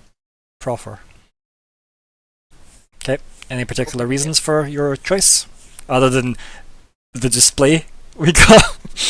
The display in itself, going for it, going gun-ho, just going for it, yeah, definitely Falkwin. It definitely did, in my opinion, the most this session at least, so. I'm Being willing to self-conscious put- of that. Like, did I steal the spotlight too much? No. Oh, some weeks you've got to. Some weeks that's got to be your role. It's got to come out. Don't worry about that. Like None of even us are say, that. like putting it like that, like what use would me and Nori have been against that sword? We have no expertise in it. What am I gonna do? Kick it? Like hit it with And the my fact own sword? that you could come up with a way to Mhm. have a go at it that wasn't just, well, I cast a spell, it doesn't work, so we'll try something else. So I was, Yeah. And you were brought on as the magic expert to do that exact thing. Like, so don't worry. Generally, like, it usually becomes quite apparent when like people outstay the spotlight, if that makes sense. You'll get into the vibe of it. It just works after a while. Like, people know, like, because everything's so specialised in the games I tend to run as well, like, people find a comfy niche to go, this feels like a me situation, or that feels like an us situation, or a you situation. It comes quite apparent, so I wouldn't worry about that at all. And I've always said to people, if you feel like you're not doing anything, like, ask and involve your character. Go, what's my character doing while this is going on, or while that's going on, could I do this? On the offhand as well, because I don't like the idea of someone sitting back doing nothing a whole session when they want to have done something that they have an idea for. It's definitely if you have no ideas for the current moment. Sometimes that does happen. I've been in many sessions with characters I built for very specific purposes where I'm like, oh, I am not involved in this. I have nothing to contribute other than potentially causing negatives roles-wise. So I'm happy to watch, and if you can think of a way to pull me in, know I'm available. But yeah, so it can be a bit tricky to balance. But again, it's only session 2 with this group. Do you know what I mean? So yep. Yeah. Any other suggestions or thoughts, or is it leaning Falkwin? Oh, this week Falcon again, yeah. for sure. I was going to say Riven just to cheer her up a little bit, but it's going to be worthless. But Falcon definitely. Yep, Definitely. That will pay for one of I'll the... get to tier 3 eventually. We'll get you there. You'll get to smash. You get to smash Y'all will enough be at people next 5 and I'll still be in like tier 2. So, with that in mind, Falkwin, make sure you've got that.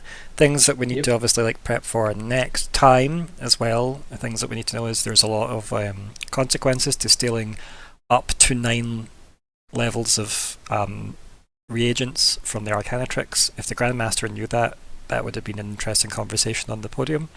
Given how rare difficulty 9 reagents are, never mind 8 Yeah. and 7 and probably 6 and probably 5. Like, yeah. Yep. Yeah, so enjoy being... They stole something and they didn't ask me to help.